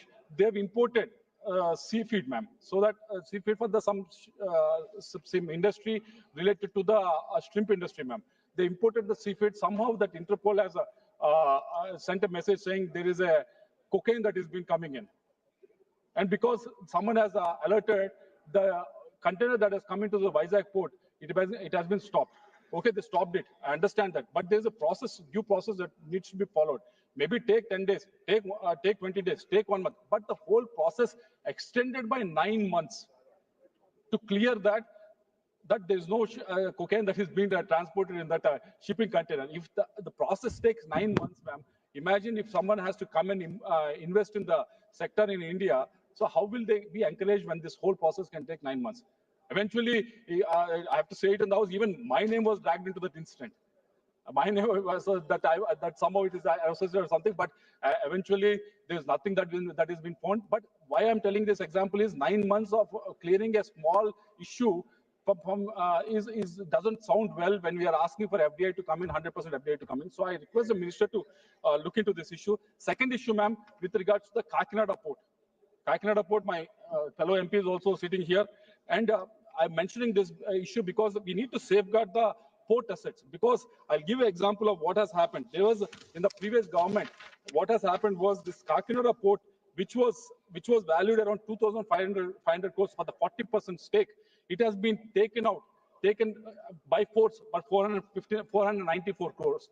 Whereas where it is owned by 2,500 crores, it has been taken out for 494 crores. So, ma'am, this might happen. This will happen. This might happen. Maybe in the inside trading or whatever it is, ma'am. But the problem, the crux of the problem here is the maritime trade gets affected. Whatever the goods that has to be transported from this port gets hampered because of this non-protection of the port assets, ma'am. So I request the minister to actually look into how these transactions are being done so that there is some transparency, because as a country we also don't want to lose any of this. Whenever this transaction happens, there is some income that the government gets, either central government or the state government also gets. Definitely there are so many people that are involved, there's so many employees that are involved in the port, working in this port, they also get affected. So I request the minister to look at it, when we are looking for 100% FDI to come in, when we want the whole thing to be streamlined and much more process driven, I request the minister to look into issues with regards to the security as well as safeguarding of the port assets, ma'am. With this observation, I support this bill wholeheartedly, ma'am. Thank you. माननीय सदस्य श्री आलोक कुमार सुमन जी। धन्यवाद सभापति महोदया, मैं आपका आभार व्यक्त करता हूं कि आपने आज मुझे द कोस्टल शिपिंग विंग 2024 पर अपनी बात रखने का मौका दिया। जैसा कि हम सभी जानते हैं, हमारे देश में 7,500 किलोमीटर का समुद्री किनारा माल ढुलाई और यात्रियों की आवाजाही के लिए शामिल है, और यह समुद्री किनारा विश्व में विभिन्न देशों के लिए माल ढुलाई में महत्वपूर्ण भूमिका भी निभाती है महोदया, जो देश की अर्थव्यवस्था के विकास के लिए जरूरी भी है। यह भी देखा गया है कि समुद्र के रास्ते से माल ढुलाई आसान ही नहीं है बल्कि सस्ता भी है। महोदया, द कोस्टल शिपिंग बिल 2024 लाने का मुख्य उद्देश्य यह है कि ट्रांसपोर्ट कनेक्टिविटी के साथ साथ इंफ्रास्ट्रक्चर को भी बढ़ावा मिले, समुद्री व्यापार को बढ़ावा मिले तथा प्रोडक्शन कॉस्ट कम हो। हमारे पुराने कानून जैसा कि द कोस्टिंग वेसल एक्ट 1838 और द मर्चेंट शिपिंग एक्ट 1958 में एकरूपता का अभाव था। यह भी जरूरी है कि हम इस नए विधेयक में सेफ्टी, सिक्योरिटी और पोल्यूशन जैसे विषयों को भी एड्रेस करें। वर्तमान विधेयक पास होने से लाइसेंस रिक्वायरमेंट सिंपल होगा तथा इंडियन फ्लैग वाले जहाजों की भागीदारी को बढ़ावा मिलेगा और भारतीय जहाजों को तटीय शिपिंग में भाग लेने का अधिक मौका मिलेगा और राष्ट्रीय सुरक्षा को भी मजबूती मिलेगी। महोदया, तटीय शिपिंग यातायात में पिछले 3 वर्षों में लगभग 11% की वृद्धि हुई है।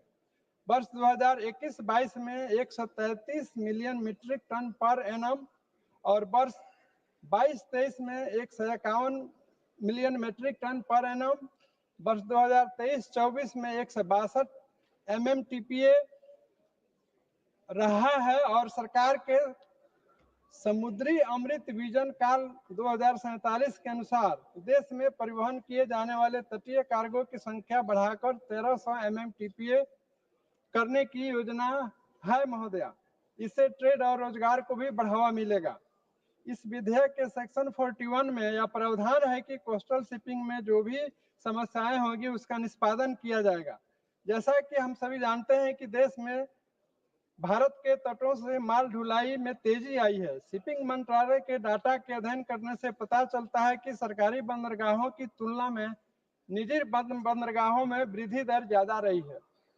मेरा इस बिल में सुझाव है कि सरकारी बंदरगाहों को भी संख्या बढ़ाई जाए ताकि अधिक से अधिक रोजगार का सृजन हो।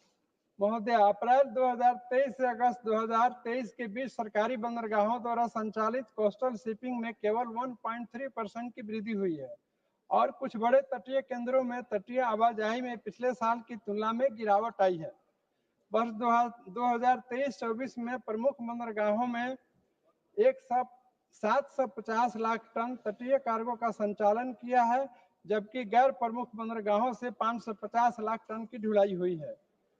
माननीय प्रधानमंत्री श्री नरेंद्र मोदी जी और हमारे माननीय मुख्यमंत्री श्री नीतीश कुमार जी के नेतृत्व वाली सरकार ने यह निर्णय लिया है कि 5 राज्यों गुजरात, महाराष्ट्र, केरल, आंध्र प्रदेश और उड़ीसा में शिप बिल्डिंग और शिप रिपेयर क्लस्टर स्थापित किए जाएं। इस विधेयक से निश्चित ही कोस्टल शिपिंग में मजबूती आएगी। वर्तमान विधेयक के पास होने से भारत के समुद्री बुनियादी ढांचे में क्रांतिकारी बदलाव आएगी। महोदय, द कोस्टल शिपिंग बिल के पास होने से देश में जल मार्ग के नए राजमार्ग बनेंगे, देश में रोजगार के नए अवसर पैदा होंगे एवं विकास का मार्ग भी प्रशस्त होगा। इस बिल में मेरा एक सुझाव भी है कि हर मौसम में काम करने वाले गहरे पानी के अंदर बंदरगाहों को भी बनाने का प्रावधान किया जाए ताकि हम समुद्री क्षमताओं का भरपूर उपयोग कर सकें। महोदय, द सस्टेनेबल डेवलपमेंट गोल 14 जो कि यूज ऑफ ओशियन, सीज और marine resources of sustainable development की बात करता है, इसलिए मेरा यह सुझाव है कि हरित ईंधन और हाइड्रोजन संचालित जहाजों के निर्माण को भी बढ़ावा दिया जाए ताकि समुद्री प्रदूषण को भी अधिक से अधिक कम किया जा सके। महोदय, मैं इन्हीं शब्दों के साथ अपनी बात समाप्त करते हुए इस बिल का समर्थन करता हूं। धन्यवाद। माननीय सदस्य श्री अनिल देसाई जी। Thank you, Chair Madam. Coastal Shipping Bill 2024. I have few points to make out of this bill. I think Shipping Minister is missing from the House. This bill envisages, and it has got a main objective to enhance and strengthen the water-based trade. The trade, India has a more than 7,500 kilometers coastline, out of which around 750 kilometers, which is there in Maharashtra. As far as Maharashtra is concerned, the laws which are there, which shipping industry goes through or observes them, that major ports are connected and regulated from the central government, and minor and intermediate ports are being taken care by the maritime bodies of the state governments. Sir, Madam, when nothing was in sight and when India was ruled by the Britishers, much before that, when the Mughal emperors, they reigned India, it was Chhatrapati Shivaji Maharaj, who you could call or describe him as a visionary who was real admiral of the naval fleet. Kanoji Angre, who was the chief commander of Chhatrapati Shivaji Maharaj naval force. And since then, that Maharashtra, what we have witnessed, what we have seen, but unfortunately over the years, kind of the infrastructure which ought to have been robust infrastructure in place, which is not so here in India. Now that waterways we are looking at, that it's a basic mode of transportation, which is the cheapest, in fact, as compared to rail or even road transport. But what laws we are going to follow? Now here in the bill, if we have, whatever time has been allotted to me to speak on this, but I would say that, as has been mentioned earlier by, I think, Saugata Royji, that DGCA, the kind of powers which are given to through this bill to the DGCA, Director General, that concentration of power, that will hamper the objectives and the aims of the bill, what you envisage. There are revision in penalties also. These are the things when we think of encouraging one part, and if government really thinks very seriously to come out with something to roll out to the people who your participation of private players is also envisaged in this. You've given a lot of encouragement through that also if private players come into this. If you want to have that, I mean, the kind of liberty which should be given, of course, regulation has to be there to check, but check the accountability, check the regulation of the law, but at the same time, that kind of liberty be given. I mean, if you see the internationally what is happening, compared to that, we are nowhere near international benchmarks. We go by, like for compounding of offenses. I mean, these are the powers which are with the principal officer and the DGCA, the authorities. Now, offenses which happen, one who is a regular history sheeter, I mean, one can understand that revocation of licensing and all that. But those who are there by oversight or inadvertent mistakes when they happen, forgetting the main documents, or I mean absence of main documents when they are asked at the time of check, if they are not found, if severe penalty is given, I mean that hampers not only the growth of that individual or that organization, but it hampers in a big way that ecosystem itself gets disturbed. The another potential what you have seen is regarding the recruitment of good people. What Indian seafarers today are finding, because foreign shippers are the main players who have captured this complete industry. And if Indian vessels, Indian flag vessels are to come into the play, then we have to compare with what is happening in internationally. Internationally, total exploitation of our seafarers, sailors is happening. And there has to be check as far as this new regulation is concerned. Their emoluments, their remuneration, and really that kind of scope need to be there, that crew is developed, that other technical staff is developed. One more, this thing is, it is not only for carrying or carriage of goods and the passengers. Besides that, non-propelling vessels like drilling units, they are also included in it, because coastal, by way you are encouraging trade out of coast. So coastal trade, if it is to take place and really it has to progress the way it is being designed, then these are the things where we have to, I think government will be giving much more attention than what is only come out by way of this legislation.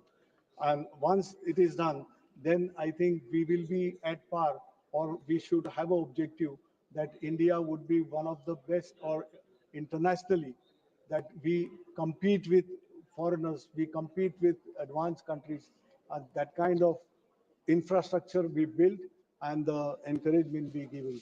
Thank you, madam. I support this bill. Dhanyavad. Report of the Business Advisory Committee, Honorable Sri Arjun Ram Meghwalji. Honorable Madam, with your permission, I rise to present the 9th report of the Business Advisory Committee. Thank you. Honorable Member Srimati Shupriya Suleji. Thank you, ma'am. I stand here on behalf of the Nationalist Congress Party, SP, to speak on the coastal shipping bill. So as mentioned by my earlier colleagues, that India has had a history of maritime trade and a strong naval fleet for generations. Be it Chhatrapati Shivaji Maharaj, be it the Chola dynasty, be it the Pandyan dynasty. These are several dynasties which initially, whenever history is written about the maritime boards and the trade, these are huge contributions which actually made our global trade much closer and effective. While this happened in India's history, then came modern India under the leadership of Pandit Jawaharlal Nehru. And then Maharashtra has a long coastal route, as you say, which is connected to other states in the south. And in our long coastal line that we have, we in Maharashtra had the JNPT, which is one of the finest ports in India. We have Port Trust, which is a very old but a very effective port in Maharashtra, in Mumbai. And we have the new Vadhavan port, which is coming in Maharashtra, which we discussed just last week. I appreciate the efforts of the Honorable Minister, but I have noticed that every week he comes up with one bill. I request him that if he brings a large consolidated bill of making effective changes in his ministry, it will make a larger impact on this maritime trade that this government is trying to bring in. I would like to make a few suggestions to the Honorable Minister and ask him a few questions for clarification of the industry as well. That there was a 1838 and a 1958 Vessels Act, which talked about regulation, safety, security, pollution, prevention. Now, while he is covering all these points and consolidating several of these issues every week in his mantralaya, in his department, I request him that he should even make sure that every fisherman, because we just debated a lot of fishery, dairy, allied businesses and agriculture today. So the fishermen have to be protected and looked after every time we do any kind of this. My colleague sitting here from the DMK, I know how much they suffer every time. When some fisherman by default goes across the border, he has no clue, there are really no borders there. And how they are caught, punished. So I think while we have policies for port and maritime trade, we must be very, very sensitive to the fishermen of this country, which are very critical part of an economy of this country as well. They do participate in the growth of this country. Just because they don't have a loud voice, that doesn't mean, or they don't create crores of infrastructure, that doesn't mean they don't deserve a voice in this house that we are standing on. I would like to ask them a few questions, which we need to seek clarification, ma'am. Streamlining of licensing in these procedures. I appreciate the efforts of the government to bringing the foreign and the Indian vessels together on the same thing. But while you are bringing this great introduction by using technology, I would like to ask that will there be a license which will be approvals or rejections in a timeline manner? So if you're using so much technology, it has to be very effective and it has to be time bound. Only then this industry would really grow. Nobody wants harassment. The second thing is they've used the word services. Now in services, after GST has come, there are various services. The income tax bill, which we have in the, all of us, several of us in a committee, there is a word service. GST has a word service. Every industry has the word service. Now this also they have brought in a service. So while there is taxation and services, the definition of the word services must be totally uniform in all these cases is something that the government must clarify. And if they haven't done it, I urge them to bring it under one meaning in every bill and make sure it is the same everywhere. So there is no confusion in any industry. Next thing is modernization and digital integration. Now they have talked about making a database. With so much technology, it is so easy. But this real data name, it has to be analytical driven and make sure that policy making and investments in this industry have to be tracked. Because most young people who are looking for jobs are always confused. They don't know where to apply. Even if they apply, the skilling is not good enough. There's always upgrading of skills required with so much change in technology. So be it policy or employment, what is the specific intervention this government is doing, they must clarify. While just last week, my colleague and friend Kani Moriji talked about extensively during question hour about environmental safeguard. She herself comes from a constituency which has a very big port, which was mentioned by my colleague earlier. Now, the whole thing is decarbonization efforts for making sure there is no or less pollution. I won't say no pollution because that's not possible. It's too idealistic to expect that. But can we not work towards making it a zero pollution business and making sure that the fuels in this entire shipping industry are clean? India has a huge ammonia efforts that we have. We have a lot of ammonia. Is it possible to integrate it, which is an international demand? From January, I'd like to just quote this. From January 1st, 23, all ships must comply to an International Maritime Organization's energy efficiency existing shipping index and a carbon intensity indicator.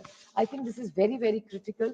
And she also, Kani Moriji also talked about it in the question hour. So I think we need, while you're making these policies, environment has to be at the center of any growth of any great infrastructure project in this country.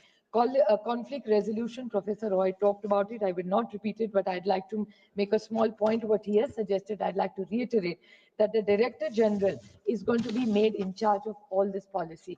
Will it be too much consolidation of power in one place? So I'd like to reiterate what Professor Roy has said, that please rethink it. It's not that we don't mistrust anybody, but to consolidate energy in one place may not be the idealistic situation in any business for that matter. The other small point is that ease of doing business. This government constantly talks about ease of doing business. So they have used the word penalties, restrictions. These are not words anybody likes in a growing economy anywhere in the world. So I urge them, like we have made in other laws, that you either give them a first warning, second warning, and third warning, or even a case which my colleague Krishna, I may not have agreed with his entire speech, but I do value the intervention that he made, that if there is an industry which is suffering and if somebody has a penalty and for 9 months, somebody who has really not done anything wrong has to suffer, the business suffers, and not only the business, but the owner suffers, thousands of stakeholders of that company suffer who are very poor and hardworking and honest citizens of the state. So while you are talking about penalties and ease of doing business, I think this government must focus. Don't put fear in. Even in taxation, I spoke in my finance bill, don't put fear in the industry. Investors are honest. Indians by nature are honest. So don't threaten them or bring fear, be it income tax, be it in GST. We don't want tax terrorism or any policy to scare investors. If you are making policies, make them people friendly. Show people that you have faith in them, and Indians will deliver superior results, and make sure it's India's growing economy, which they want from the fifth to the third to the first. We are very happy if they reach by 47, 57, or whichever year they want to go into. But these are all idealistic things on paper. I think they need to walk the talk for making sure that they are good in ease of doing business. And the last small point for good investors in India operation and shipbuilding, there are 3 very serious interventions this government needs to make. Is make sure that's a good and easy tax policy, make sure there's good access to credit and easy access to credit, and the infrastructure support that governments need to go and encourage maritime trade. I again take this opportunity. I appreciate all the good work done by the very honorable minister, but if he consolidates it, I think he'll be far more effective. He is effective, but he'll be far more effective if he consolidates all his bills together. Thank you. Honorable member Shri Ravindra Vaikar ji.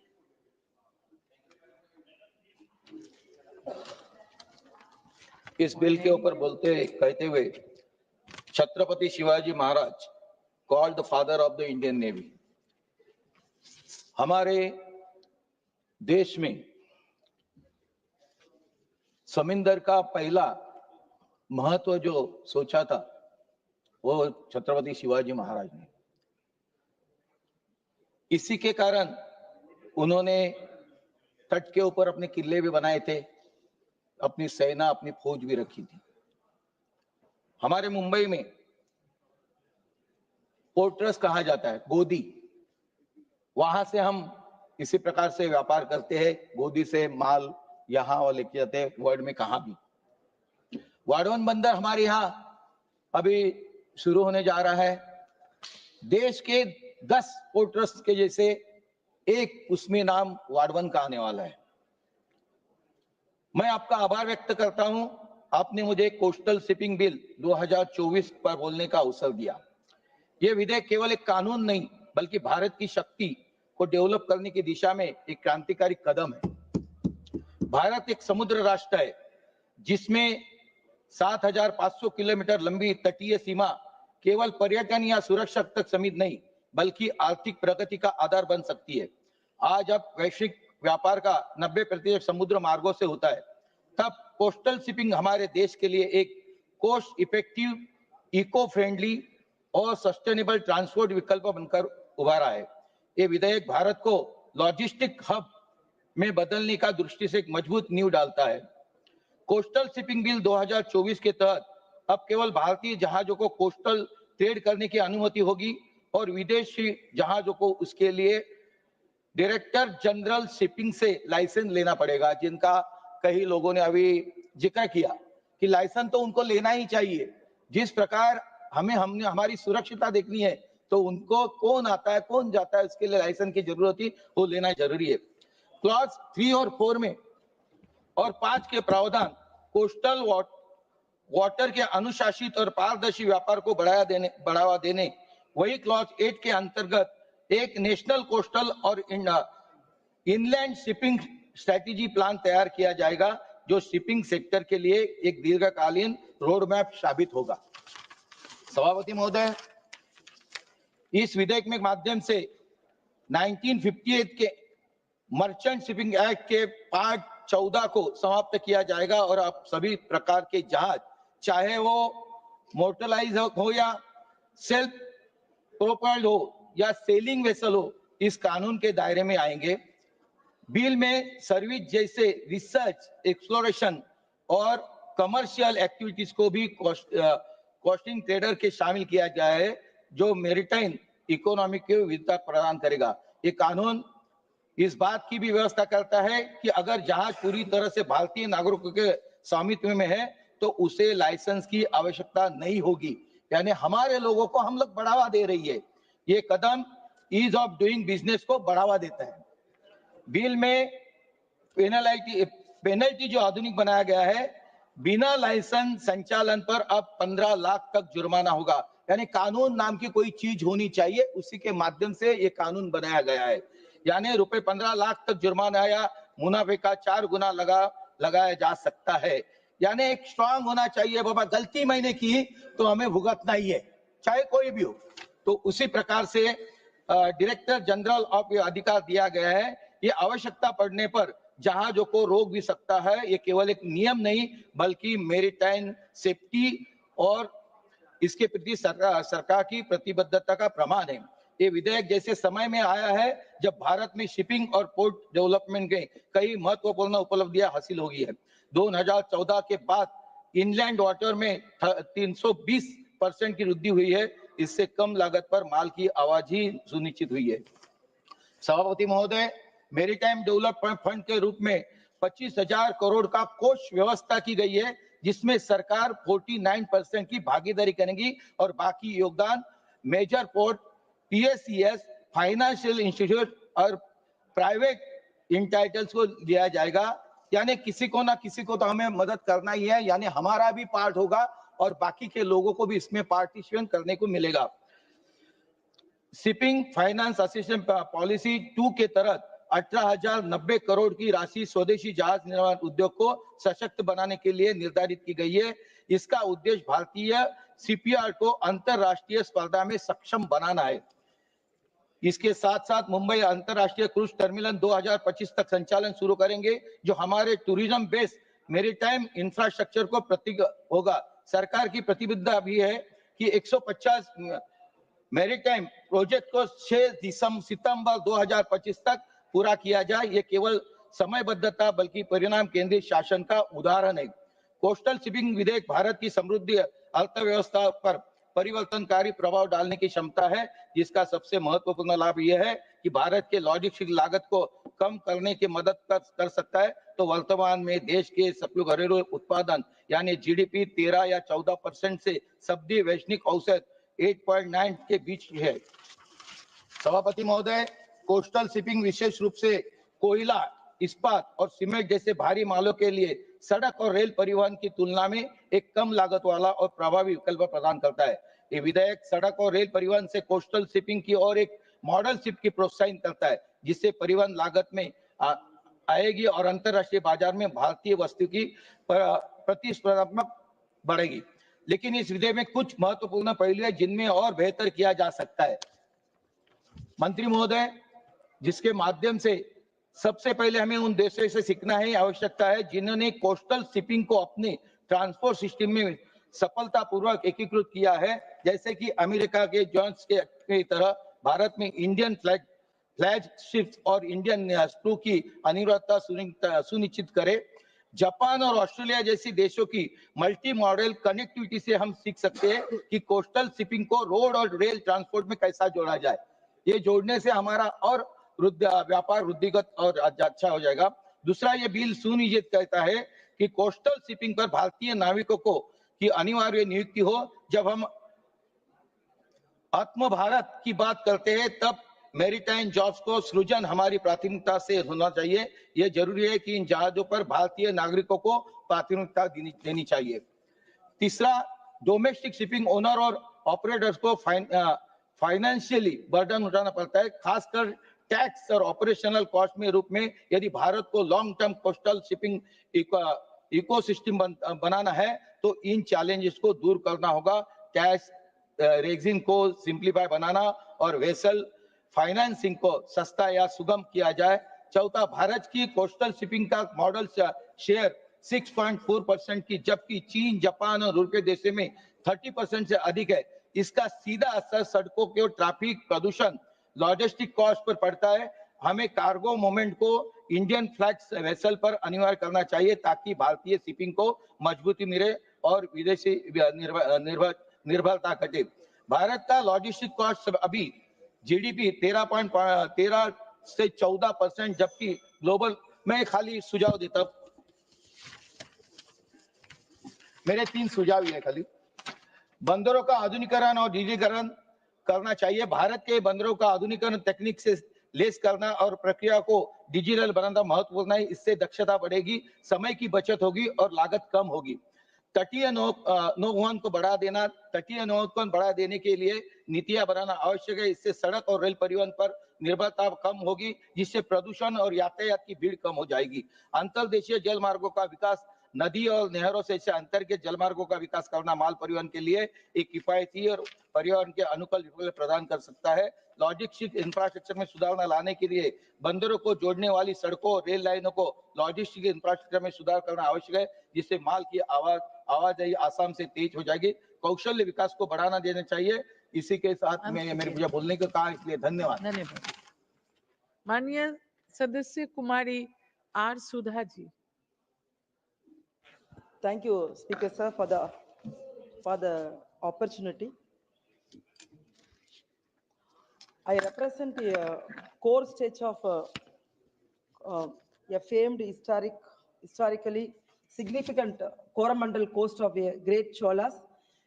My Mailadure Parliament constituency alone has a 50-kilometer of core coast, which once used to be among the top fishing destination. Even now, besides fishing community, Mailadure has such historically renowned ports like Tarangambadi, Pumbugar, Payar of Sirgari. Places like Karekal and Kodikarai and Nagapatna are not far away. So I represent a critical stretch of our coast, which has been neglected for long and for which this government does not have any plan to develop. First of all, here are the salient features of bill under debate. The Coastal Shipping Bill 2024 was introduced in the Lok Sabha on December 2nd December and 2024. Territorial waters extend up to 12 nautical miles from the coast, about 22 kilometers. Adjoining maritime zones extend up to 200 nautical miles, about 370 kilometers. The bill seeks to regulate all types of vessels, including ships, boats, sailing vessels, and mobile offshore drilling units, regardless of them being self-propelled or not. The bill expands this definition to include provision of services including exploration, research, and any other commercial activities except fishing. The Coastal and Inland Shipping Strategy Plan. The bill requires the central government to prepare a national coastal inland shipping strategy plan within 2 years of the commencement of this act. My sincere concerns stem from only a couple of provisions, which are: number 1, bringing all the vessels, including the ship, boats, sailing vessels, under the ambit of this law. Secondly, mobile offshore drilling units under the ambit of this law. Sir, the bill lays down too much of importance of power and regulatory jurisdiction of the union government and less importance of the people who own, manage, and run the vessels for general welfare and development of the nation. I request this August House ask itself as to What has been done to help develop ports like Tarangambadi, Pumbugar and Paliyar and Sirgadi, unless berthing capacity, cargo handling capacity and repairing facilities are created and improved in these ports. This bill will mean a little or nothing to my constituency, in particularly the Tamil Nadu in general. I would like to know that what budgetary allocation and policy proposals are there for my constituency. The next important issue is the offshore drilling, which are notoriously high from my Mailadure constituency right up from to the ecological Froggill Gulf of Mannar. Even in this latest report, the union government had admitted that it had either granted or was considering offshore drilling permission for private companies as well as public sector undertaking. Such joint destruction of my Coromandel coastal stretch along my constituency and began is impermissible for social, political, economical and environmental reasons. I seek to know if the key stockholders who are the fisherman community has been consulted before these provisions are drafted and placed before the August House for the debate. Speaker, Madam, this government has three enemies. One is farmers, another one is weavers, another is fishermen. It has done nothing for these three communities which have given India its identity in the commitment of the nations. Of course, your other bias against the women, underprivileged communities and social justice will make the issue only worse. I want this House to first debate what is the amendment proposed to do for fishermen. Whether the fisherman community has been consulted before it is drafted and then cleared for the further proceedings. Madam, in my Mailadure constituency in Tamil Nadu, there are 14 districts or coastal districts. 1076 kilometer coastal line. கடல் பகுதிகள் அந்த கடல் பகுதிகளில் 608 மேற்பட்ட மீனவ கிராமங்கள் அமைந்துள்ளது. இதில் மயிலாடுதுறை மாவட்டத்தில் சீர்காழி, பூம்புகார் என்ற 2 சட்டமன்ற தொகுதியில் மட்டுமே 46,636 மீனவ குடும்பங்கள் இருக்கின்றது. அதில் குறைந்தபட்சமாக 15,000க்கு மேற்பட்ட மீனவர்கள் தன் வாழ்வாதாரமாக மீன்பிடி தொழிலை மட்டுமே செய்து கொண்டிருக்கின்றார்கள்.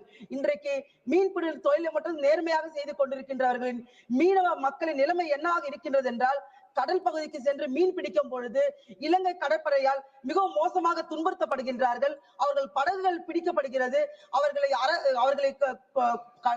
அரசு செய்கிறார்கள். சட்டத்துக்கு புறம்பான செயல்கள் எல்லாம் இலங்கை கடற்படையினர் இந்திய மீனவர்களுக்கு எதிராக நடந்து கொண்டிருக்கிறார்கள். இந்திய அரசாங்கமும் தமிழகத்தில் இருக்கின்ற மீனவர்கள் பாதிக்கின்றார்கள் என்ற எண்ணத்தோடு பார்க்காமல், அவர்கள் இந்திய மீனவர்களாக பார்க்காமல் தமிழக மீனவர்கள் என்று பார்த்து அவர்களுக்கு எந்த ஒரு உதவியும் செய்ய மறுக்கிறார்கள். இது ஒரு மிக மோசமான உதாரணம். ஏனென்றால் ஏற்கனவே இந்த அவையில், மாண்புமிகு அவையில், நான் போன மாதத்தில் ஒரு கேள்வி எழுப்பியிருந்தேன். அந்த கேள்வி கிடைத்த பதில் என்னவென்றால், இந்தியாவில் கடற்பகுதியை சுத்தி இருக்கின்ற தேசங்களில் இந்திய மீனவர்கள் எங்கெல்லாம் பிடிக்கப்பட்டிருக்கார்கள் என்று கேள்வி கேட்டதற்கு, பங்களாதேஷ் மற்றும் பாகிஸ்தான், துபாய், ஸ்ரீலங்கா போன்ற தேசங்கள் எல்லாம் இந்திய மீனவர்கள் சிறைப்பிடிக்கப்பட்டு, அவர்கள் படகுகள்லாம் சிறைப்பிடிக்கப்பட்டு, அவர்கள் வாழ்வாதாரம் மிக மோசமாக இன்றைக்கு சென்று கொண்டிருக்கின்ற சூழல் இருக்கின்றது. இந்திய அரசாங்கத்தின் கடமை மீனவர்கள் காப்பாற்ற வேண்டும். இன்றைக்கு போர்ட் என்ற ஷிப்பிங் பில் எல்லாம் நாம் இன்றைக்கு இந்த மசோதாக்கெல்லாம் இன்று நம் அவையில் அறிமுகம் செய்கின்றோம். ஆனால் பிஷர்மேன் இல்லை என்றால், மீனவ மக்கள் இல்லை என்றால், கடல் பகுதி என்ற ஒன்று இருப்பதற்கான அர்த்தமே இல்லாமல் போகும். கடல் பகுதி என்ற அர்த்தமே இல்லை என்றால் அங்க இருக்கின்ற வணிகம் நடக்காது, அங்க போர்ட் இருக்காது, போர்ட் ட்ரஸ்ட் இருக்காது, எதுவுமே இருக்காது. இப்படிப்பட்ட ஒரு சூழலில் மீனவர்களை பற்றி எந்த ஒரு கவலையும் இந்த அரசாங்கம், மத்திய அரசாங்கம் கண்டு கொள்ளாமல் இருந்தால் வருங்காலத்தில் மீனவ சமுதாயமே அழிந்து போகின்ற ஒரு சூழல் ஏற்படும். இந்தியாவில் 3 கோடிக்கு மேலாக மீனவ மக்கள் தொகை இருக்கின்றது. அதற்கு 20 லட்சத்திற்கு மேற்பட்ட மக்கள் மீன்பிடி தொழிலே செய்து கொண்டிருக்கின்றார்கள். நாம் இந்த goods and carriage, port and shipping bill போன்ற பல்வேறு மசோதாக்களை இந்த நாடாளுமன்றத்தில் நிறைவேற்றுவதற்காக கொண்டு வருகின்றோம். ஆனால் மீனவ மக்களின் வாழ்வாதாரத்தையும் அவர்கள் உயிரை காப்பாற்றுவதற்காக நம்ம சிறு துரும்பை கூட மத்திய அரசாங்கம் எடுத்து வைக்கவில்லை என்பதுதான் மிக மோசமான சூழலை இன்றைக்கு பார்த்தால் நம்ம டோல்கேட்டில் அதிகமான வரியை கொடுத்து டோல்கேட் என்ட்ரி ஃபீ கொடுத்து இன்றைக்கு மக்கள் ஒரு இடத்துல இருந்து இன்னொரு இடத்துக்கு செல்ல வேண்டிய சூழல் இன்றைக்கு தமிழகத்தில் 75 ரூபாய் இருந்த டோல்கேட் ஃபீ வந்து இன்றைக்கு வந்து 150 ரூபாயை உயர்த்தி மிக மோசமான ஒரு சூழலுக்கு இன்றைக்கு இந்தியா தள்ளப்பட்டிருக்கிறது. காலையில் எழுகின்ற ஒரு இந்தியன் இரவு தூங்கும் வரை இந்த தேசத்திற்கு வரி வரி வரி என்று கட்டிக்கொண்டு தன் வாழ்வாதாரத்தை ஒட்டுமொத்தமாக இந்த மத்திய அரசாங்கம் எழுத்துக் கொண்டிருந்தா அது ஒரு சாதாரண எளிய மக்களின் வயிற்றை கிழித்து அவர்களுடைய ஒட்டுமொத்த வருமானத்தையும் அவர்கள் பொருளாதாரத்தையும் எடுத்து அவர் ஏழ்மை நிலைக்கு தள்ளுகின்ற ஒரு தேசமாக இன்றைக்கு இந்தியா சென்று கொண்டிருக்கிறது. குறிப்பாக ஏடிஎம் நிலையங்களுக்கு சென்று நம் ஏடிஎம்மில் பணம் எடுத்தால் ஒரு முறை 2 முறை எடுத்தால் ஃப்ரீயாக எடுக்கலாம்.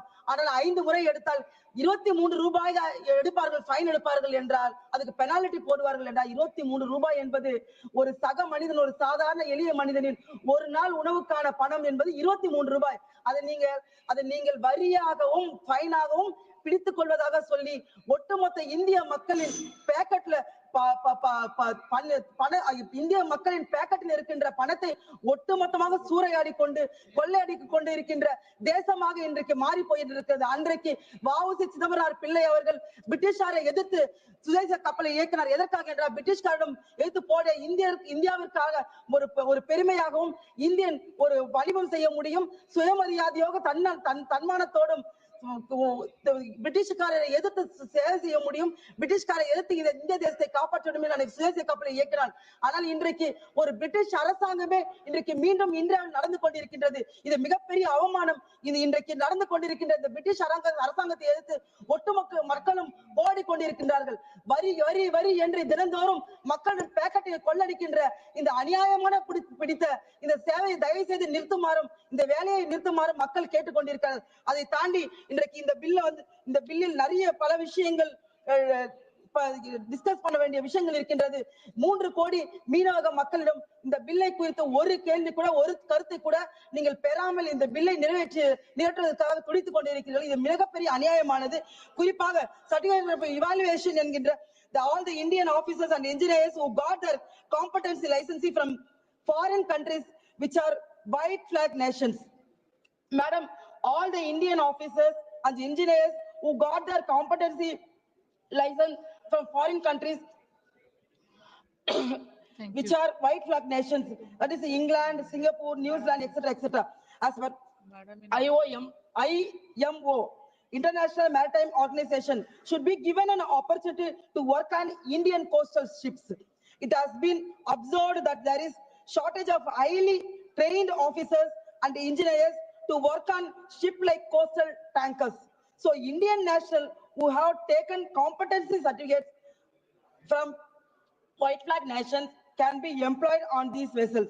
Presently, rules and regulations are in the places, but it has been reported that lot of difficulties are being faced by owners and authorities recruiting agency in getting the certificate of equivalence. Madam, 1 minute, I complete. In marine department, mercantile marine department.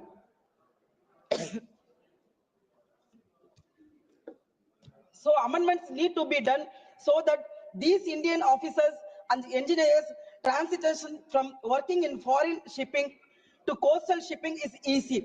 Coastal shipping will get a lot of benefits from the experience and highly skilling training of these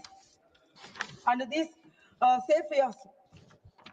Class 3 member, madam, I conclude within 1 second I complete. I conclude. Class 3, this class prohibits the engagement of vessel other than Indian vessel. Thank you very much, Honorable Speaker, Madam, for giving me an opportunity to speak on coastal shipping bill. I have risen to speak to support coastal shipping bill 2024. Indian shipping industry is crucial part of our economy involving both public and private players and encompasses of port, shipping and waterways. India's location is crucial for global shipping routes. India has 12 major ports and 205 minor ports handling large volumes of cargo traffic. In 2024, They handle 817.97 million tons of cargo, showing an increase of 4.5% from previous year. Madam, India's maritime industry dates back to 13th century and 16th century. India is one of the world's top 5 shipping recycling countries and holds as large as 30% share in the world market. India ranks 18th in the world shipping tonnage. 16th, India is the 16th largest maritime country in the world and has a merchant fleet of 1,491 sea-going ships with a total capacity of 13 million GT. अगर ports होंगे तो ships होंगे और ships होंगे तो shipping industry होगी. The Coastal Shipping Bill 2024 was approved by the Union Cabinet, which aims to simplify and modernize regulation in Indian coastal shipping sector and to enable the statutory imposition of specific licensing conditions engaged in coastal trade, thereby promoting the regulation of such activities and boosting the domestic coastal shipping economy. The bill will also benefit ship owners and shipyards in India, non-vessel operating common carriers and cargo owners besides seafarers. It will repeal and replace certain provisions of the Merchant Shipping Act 1958 and aims to enhance the share of coastal shipping from the current 6.5% to 7.5% by 2030 and further to 12% by 2047. The bill is set to benefit ship owners, shipyards in India, non-vessel operating common carriers, cargo owners and seafarers. Additionally, Indian shipbuilding is expected to receive a significant boost as the Ministry of Port Shipping and Waterways officially indicates that the bill will promote the use of Indian-built ships for coastal shipping and trade. The Modi government has encouraged and supported shipping industry through various policy initiatives such as 100% FDI in automatic rules for port, facilitating 10 years tax holiday in making and maintaining for ports, and creation of huge fund of 25,000 crore maritime development fund for long-term financing for the maritime industry. India has a coastline of 7,516 kilometers. Shipping industry accounts for 13.4% in country's GDP growth. It handles about 95% of the country's trade by volume and 70% by value. The government plans to invest rupees 7,000 crore only in port infrastructure project by 2035 to bolster the maritime sector. Sir इससे पहले भी मोदी जी ने अगले साल Indian port bill 2024 लाए थे और देखने की बात यह है कि इंडियन पोर्ट एक्ट भी आजादी से पहले बने 2908 जो बना था वो सुधारने का कांग्रेस में अभी कोई समझ नहीं आई. Additionally, the government plans to establish shipbuilding and repair clusters in 5 states: Gujarat, Maharashtra, Kerala, Andhra Pradesh, and Odisha. These clusters will not only generate employment opportunities but also bolster India's position as a global hub for ship manufacturing and maintenance. The bill also seeks to integrate the coastal maritime transport with inland waterways. Sir, madam, Congress never invented and invested in ports and shipping. Madam, with your kind permission, I may recall that on June 1924, the Modi government approved plans to invest over 800 billion rupees in the construction of Vadwan port located in North Mumbai, which is going to be one of the top ports in the world in future. Madam, it is also heard that to boost the shipping industry of India, the government is planning to establish a new shipping company to expand its fleet by at least 10,000 ships in the next decade. ये है मोदी का vision और mission. On July 26, 24, Modi government announced new shipping financial assistance policy, providing financial aid of rupees 337 crore to enhance India's competitiveness against foreign shipyards. Since the inception of the policy, 313 vessels orders worth rupees 10,000 crore has been secured. Our Gujarat has also a vast coastline of 1,600 kilometers, which has 3 ports Kanla, Mudra, and Hajira, which has a great potential if developed to generate employment and fisheries business in the state. Hajira near Surat is the less developed, and I demand that some fund may be provided for development of Hajira fund. Apart from that, seashore is near to Surat, Dimmas, and Rafari and Dandi. These three shores, if developed fully and if provided fund, then they have great potential for the fishermen of the city. The proposed bill is a key component of India's comprehensive strategy to accelerate the growth of its maritime sector. The country aims to double its container handling capacity within the next 5 years, potentially creating an estimated 20 lakh jobs. By fostering a more favorable regulatory environment, the bill is expected to play a pivotal role in achieving these ambitious goals. Additionally, the government plans to establish shipbuilding, repair and repair clusters in 5 states. These clusters will help to boost development. This bill is unique in the sense of licensing reforms, integration with inland waterways. It will also boost comprehensive database development for the shipment, and most importantly, boost seafarers and shipbuilding in the country.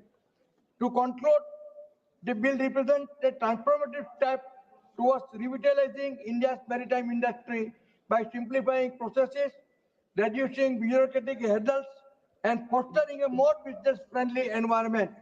By introducing standardized and expedite clearance, the bill mechanism and simplifying regulation, it aims to make the sector more attractive to operators and investors. It will attract FDI and foreign investment in the future. The removal of licensing reforms will streamline coastal shipping operations, enhancing efficiency and cost effectiveness, while driving growth and investment in the industry. Ultimately, this reform will boost the competitiveness of India's coastal shipping sector, improving its global standing and creating new opportunities for innovation and expansion. In all, I support the shipping bill, which will carry the India towards developed Viksit Bharat to 2047 mission of Narendra Modi. धन्यवाद. माननीय सदस्य Shri M Gurumurthy ji. Thank you, madam. Thank you for allowing me to discuss on the Coastal Shipping Bill 2024, madam. I would like to highlight its transformative potential for India's maritime sector by emphasizing its key positives, madam. Madam, Clause 4 of this bill simplifies regulatory process, madam, by allowing the Director General to grant license for costing trade, madam. Madam, it encourages more domestic operators to engage in coastal shipping and boosting domestic shipping activities, madam. Madam, Clause 8 of 2B integrates coastal shipping with inland waterways, madam. It creates a seamless multimodal transport network, madam. This enhances connectivity and reduces transportation costs, benefiting both domestic and international trade, madam. In Clause 8 of 2F promotes the use of Indian-built vessels, supporting domestic shipping and repair industries, madam. This clause of 8.2F fostering self-reliance in maritime infrastructure, and it creates jobs, madam. In Clause 9 of this bill, establish a national database for coastal shipping to ensure transparency and aid in information sharing, madam. This enhancing transparency and facilitating better decision making, madam. These provisions collectively aim to modernize India's maritime sector, promote domestic participation, and enhance national security through the robust coastal fleet, madam. Madam, I would like to seek clarification from the Honorable Minister for the following questions, madam. On Clause 3, how will the statutory imposition of different licenses conditions on foreign vessels affect international trade and foreign investment, madam, especially considering this clause which prohibits foreign vessels from engaging in coasting trade without a licenses, madam. Madam, on clause 15 and 25, will the stringent penalties introduced disproportionately affect the smaller business persons, madam? And if so, what measures can be taken to mitigate this impact, madam? On clause 37, how will the government ensure consistent enforcement of the law under this clause, which allows for exemptions and delegation of power to prevent favorism or uneven application of laws, madam? On clause 8(2)(b), what steps will be taken to ensure the seamless integration of coastal shipping with inland waterways as proposed in this clause to maximize its benefits for domestic trade and in especially states like Andhra Pradesh, which has second longest coastal line, and we took major strides to developing new ports and harbors, madam. On the environmental compliance, how will the integration of environmental standards under the bill be enforced, and what specific measures will be taken to ensure compliance, madam? Thank you, madam. I support this bill, madam. धन्यवाद। माननीय सदस्य श्री सुधाकर सिंह जी। श्री सुधाकर सिंह जी।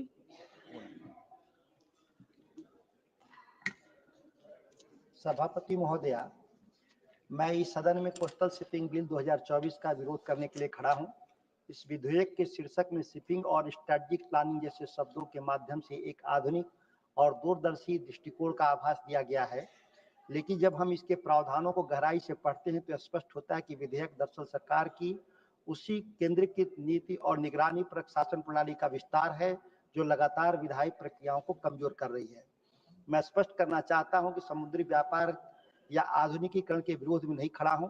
मेरा विरोध इस दृष्टिकोण से है जिसमें लोकतांत्रिक भागीदारी, क्षेत्रीय विविधता और व्यवहारिक जरूरतों की उपेक्षा की गई है। सरकार यह दावा करती है कि विधेयक देश में नौवहन क्षेत्र में को गति देगा, परंतु तथ्य यह है कि इस क्षेत्र में 100% प्रत्यक्ष विदेशी निवेश की अनुमति मिलने के बावजूद जमीनी स्तर पर कोई बड़ा परिवर्तन नहीं दिखाई दे रहा। कारण साफ है, नीतियों की अस्पष्टता, प्रक्रियाओं की जटिलता और सबसे अहम भारतीय नाविकों और श्रमिकों को रोजगार में प्राथमिकता देने की गारंटी नहीं। यह विधेयक रोजगार निर्माण की बात तो करता है, लेकिन इसे कहीं नहीं लिखा है कि भारतीय नागरिकताओं को भी प्राथमिकता मिलेगी, न कोई न्यूनतम प्रतिशत तय किया गया है। अगर सरकार वाकई इस क्षेत्र में को रोजगार उत्पन्न करने वाला इंजन बनाना चाहती है तो कम से कम 50% नौकरियां भारतीय नागरिकों के लिए आरक्षित होनी चाहिए। ऐसा नहीं है।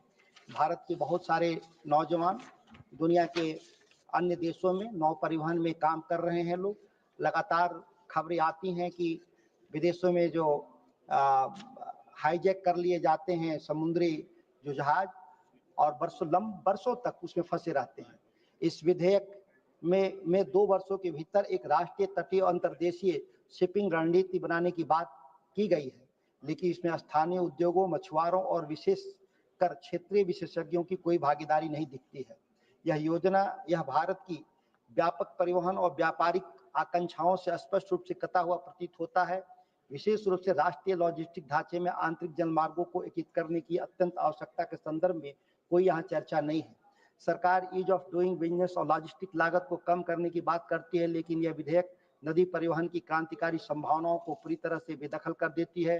खास तौर से बिहार जैसे राज्यों में जिन्हें प्राकृतिक दृष्टि से अद्वितीय भौगोलिक लाभ प्राप्त है। बिहार में 7 प्रमुख नदियां गंगा, गंडक, घाघरा, कोसी, सोन, कर्नासा और पुनपुन नदी बहती। यह प्राकृतिक राजमार्ग अभी भी भारी रूप से उपेक्षित है। राष्ट्रीय जलमार्ग अधिनियम 2016 के तहत घोषित 111 राष्ट्रीय जलमार्गों में से कई जैसे NW1, NW37, NW58 मुख्य रूप से बिहार होकर गुजरते हैं, जिससे नेपाल को भी अंतर्राष्ट्रीय व्यापार को सुविधा देने की बात कही गई है। और समुद्री मार्ग से नेपाल के साथ जो हमारा समझौता हुआ है भारत का, वो इन्हीं नदियों के माध्यम से संभव हो पाएगा। इसलिए इन नदियों पर भी कोई बिना जोड़े हुए हम नेपाल को हम समुद्री व्यापार का रास्ता दे नहीं पाएंगे। गंगा नदी विशेष रूप से राष्ट्रीय जलमार्ग 1 का हिस्सा है, जो इलाहाबाद से हल्दिया तक पूर्वी उत्तर प्रदेश, बिहार, झारखंड, पश्चिम बंगाल होकर जाती है। कुल लंबाई 1600 किलोमीटर है। यह भारत की सबसे महत्वाकांक्षी अंतर्राज्यीय जलमार्ग परियोजनाओं में से एक, बिहार के व्यापार को बदलने की असीम संभावनाएं रखती है। उपलब्ध आंकड़े की दिशा में स्पष्ट रूप से inland waterway authority of India के अनुसार राष्ट्रीय जलमार्ग 1 के जरिए माल ढुलाई की लागत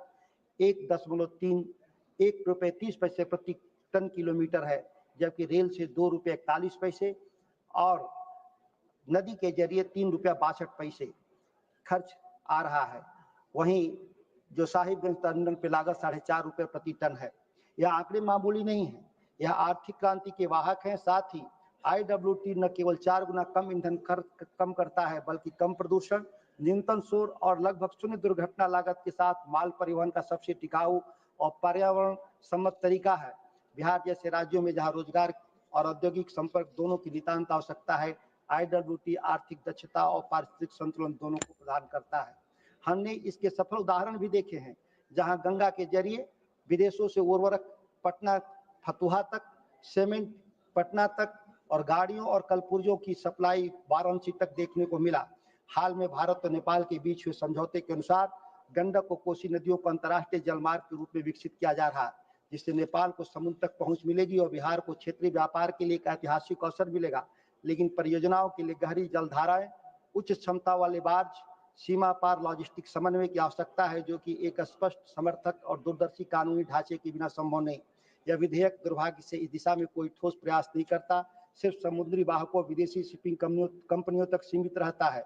बिहार और पूर्वी भारत के लाखों उत्पादकों, व्यापारियों, किसानों को पूरी तरह अनदेखा करता है, जिनके लिए सस्ता और विश्वसनीय व्यापार संपर्क जीवन रेखा बन सकता है। और हमें यह नहीं भूलना चाहिए, बिहार की यही नदियां जो हर साल मानसून में बाढ़ बनकर तबाही लाती हैं, यदि समझदारी से प्रबंधित और नेविगेट किया जाए तो समृद्धि की रीढ़ बन सकती है। गंगा, कोसी या सोन के डरने के बजाय हमें उनकी ताकत को आर्थिक धमनियों में बदलने की आवश्यकता है। हर साल तटबंध बनाना और बाढ़ राहत देना कोई समाधान नहीं, जबकि नदियों की खुदाई, ड्रेजिंग, टर्मिनल निर्माण, फ्लड प्लेन्स, इंडस्ट्रियल हब, बाढ़ नेटवर्क में निवेश करना एक दूरदर्शी रणनीति है। नियंत्रित नौ परिवहन के लिए निरंतर रखरखाव की आवश्यकता होती है, जिसमें खुदाई, तट मजबूती, ट्रैफिक नियंत्रण शामिल है। और यह साल भर रोजगार देता है। सुपौल, सहरसा, कटिहार, खगड़िया, अररिया, मधेपुरा जैसे बाढ़ प्रभावित जिलों को आंतरिक लॉजिस्टिक गलियारों में बदलना उन्हें आपदा क्षेत्र से विकास क्षेत्र में बदल सकता है। हर टन माल जो नदी से ढोया जा सकता है, वह केवल पैसा और ऊर्जा नहीं बचाता, यह शांति, स्थिरता और गरिमा की बुनियाद भी बनाता है। उन क्षेत्रों में से जो अब तक सिर्फ विस्थापन और पीड़ा के प्रतीक रहे, यह बदलाव है जिसके बिहार की जनता हकदार है। और माल परिवहन पर कोई भी गंभीर कानून, चाहे समुद्र के जरिए या नदी के, इतनी हिम्मत और कल्पना होनी चाहिए कि इस परिवर्तन को संभव बना सके। यही वह कानून जिसके भारत को जरूरत है, ना कि खोखला विधेयक जो शिपिंग कंपनियों को सेवा करता है लेकिन भारत के जलपोत निर्माताओं को भूल जाता है। धन्यवाद सभापति महोदय। माननीय सदस्य Shri T Uday Srinivas ji.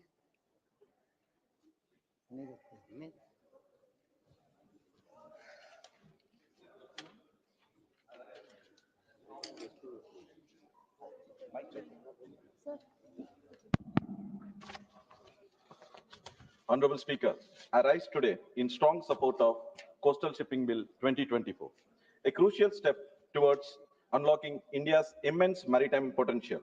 Despite having a 7,500 kilometers coastal line and key access to global shipping routes, coastal shipping accounts only 7% of India's total freight movement.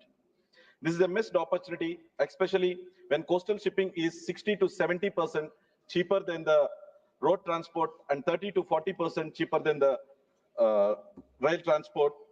Strengthening this sector can help reduce India's high logistic cost of 14 to 15% of GDP compared to the global average of 8 to 10%. The Coastal Shipping Bill 2024 stands as a cornerstone reform designed to regulate, modernize, and revitalize India's coastal shipping industry. One of its most significant provisions is the expansion of the definition of coasting trade. Beyond just transports of goods and passengers, it now includes vital services such as offshore exploration, research, and commercial activities. This is a game changer because nearly 50% of Indian flagged vessels operate in the offshore sector. By bringing them under a structured regulatory framework, this bill will attract investment, enhance operational safety, and strengthen India's position in offshore oil, gas, and maritime services. Additionally, this bill eliminates licensing requirements of Indian-owned vessels, removing bureaucratic hurdles and making operations more seamless. This is an essential reform because today only 1.2% of global shipping tonnage is registered under the Indian vessels, far below our economic potential. Prioritizing Indian-built and Indian crude vessels will create thousands of jobs for our Indian seafarers and reduce our reliance on the foreign flagships. Sir, this reform is not just economic. It is about protecting our people. India is the third largest provider of seafarers globally, contributing nearly 10% of maritime workforce. At most, Indian seafarers are employed on foreign-owned vessels, leaving them vulnerable to exploitation. Disturbingly, India recorded the highest number of abandoned seafarers in 2024. To safeguard our maritime workforce and ensure stable employment, this bill can incorporate provisions to mandate minimum quota of Indian seafarers on Indian flag vessels. Honorable Speaker, a key feature of this bill is establishment of National Coastal and Inland Shipping Strategic Plan, aimed at integrating our 14,500 kilometers of inland waterways with coastal shipping. This integration is essential to make maritime transport a cost-effective and efficient mode for goods and passengers. However, this vision cannot be realized without better maintained waterways. Sir, in the past 5 years, not even a single capital dredging project has been undertaken by the Inland Waterways Authority of India. Only maintenance dredging has been carried out. If we truly want to unlock the potential of our waterways, we must invest in large-scale planned capital dredging to ensure navigational depth and modernize India's dredging fleet with advanced technology. This bill lays the foundation for a coastal fleet which is owned and operated by Indian citizens. But truly realize this vision, we must build a fleet that is built, owned, and operated by Indians. Strengthening our domestic shipbuilding industry is critical. The government has already taken commendable steps such as the revamped shipbuilding financial assistance policy, the Maritime Development Fund of 25,000 crore, the establishment of shipbuilding clusters in 5 coastal states, including Andhra Pradesh. However, to maximize this impact of these initiatives, they must be expanded. My constituency, Kakinada, is the ideal location to drive growth of this sector. With its natural deepwater port, strategic location, and well-developed industrial infrastructure, Kakinada is primed to becoming a leading shipbuilding hub. If we channel the right investments and policy support, Kakinada can be at the heart of the India shipbuilding renaissance. Under the visionary leadership of Prime Minister Narendra Modi ji, the NDA government is charting a new course for India's maritime future. Through bold reforms and strategic initiatives, you are not just boosting coastal shipping, but transforming India into a self-reliant maritime powerhouse, which is built on Indian ships driven by Indian talent and sailing towards global leadership. I conclude by extending my full support to the Coastal Shipping Bill 2024. Thank you, Madam. Jai Hind. धन्यवाद. माननीय सदस्य श्री राजा राम सिंह जी.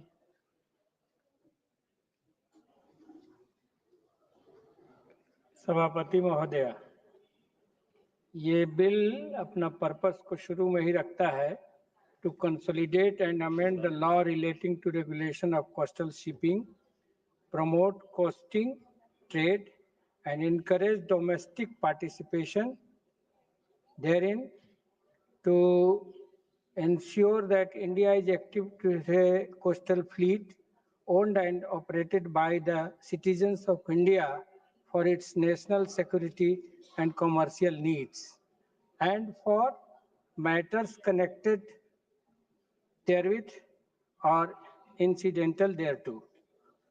मैं इस bill के विरोध में इसलिए खड़ा हूं कि एक शब्द शुरू में चला था पीपीपी, प्राइवेट पब्लिक पार्टनरशिप, लेकिन इसको हमने कुछ ही दिन में प्राइवेटाइजेशन ऑफ पब्लिक प्रॉपर्टीज होते हुए देखा था, और अब ये 4P में बदलता हुआ दिखाई दे रहा है इस बिल से. वो है public properties for private players. इस बिल के जरिए ये कोशिश की गई है, और निजी मुनाफे को देश की सुरक्षा और देश हित में बताने की कोशिश की गई है। अभी वेणुगोपाल जी ने, माननीय सदस्य ने रखा था कि हल्दिया से लेकर के केरल के पोर्ट तक धीरे धीरे एक ही व्यक्ति का मोनोपोली बन रहा है। इस बिल में कहीं से भी इस मोनोपोली को चेक करने का, कंट्रोल करने का कोई प्रोविजन नहीं है। न तो भाड़ा नियंत्रण के मामले में, न ही मान लीजिए कि ड्रग्स बड़े पैमाने पर प्राइवेट पोर्ट से, प्राइवेट वेसल से आ जा रहे हैं, उसको नियंत्रित करने के मामले में, इसी तरह से इलीगल अन्य चीजों के मामले में कोई प्रोविजन इसके भीतर दिखाई नहीं देता है। मैंने इसको पढ़ने की कोशिश की गई है और ये निजी मुनाफे को ही नेशनल सिक्योरिटी बताने की कोशिश कर रहा है। तो हम तो ये महसूस कर रहे हैं कि जैसे मध्यकाल में राजाओं ने अपने व्यापार के लिए भिन्न भिन्न वेसल्स चला रखे थे, प्राइवेट ढंग से वो यूज करते थे, उसी तरह से इस पार्लियामेंट को अपना नेशनल ग्रिप कमजोर करते हुए प्राइवेट के हाथ में हवाले कर देने के लिए बिल लाया गया है। और सबसे दुखद बात यह है कि इसको कहा जा रहा है कि ये आजादी के 75वें साल में ये एक्ट हम स्वीकार कर रहे हैं। ये लगता है कि राष्ट्र हित और राष्ट्र की सुरक्षा से रिलेटेड बहुत बड़ा काम करने जा रहे हैं, लेकिन सब कुछ हम प्राइवेट हाथों में सौंपने जा रहे हैं इस बिल के जरिए, और इसीलिए मैं इसका कड़ा विरोध करता हूं, इसके खिलाफ मैं बोलता हूं। धन्यवाद माननीय सदस्य। माननीय सदस्य श्री के नबस्कानी जी।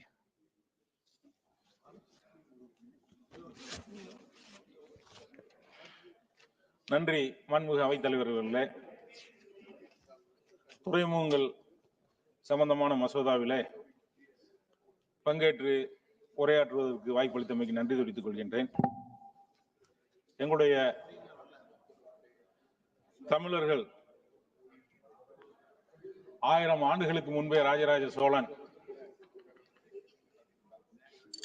வியட்நாம், கம்போடியா, லாவோஸ் என்று சைனா வரை கப்பல்களை வைத்து துறைமுகம் மூலமாக ஆட்சி செய்தவர் கடாரம் கொண்டான் என்ற பெயரும் உண்டு.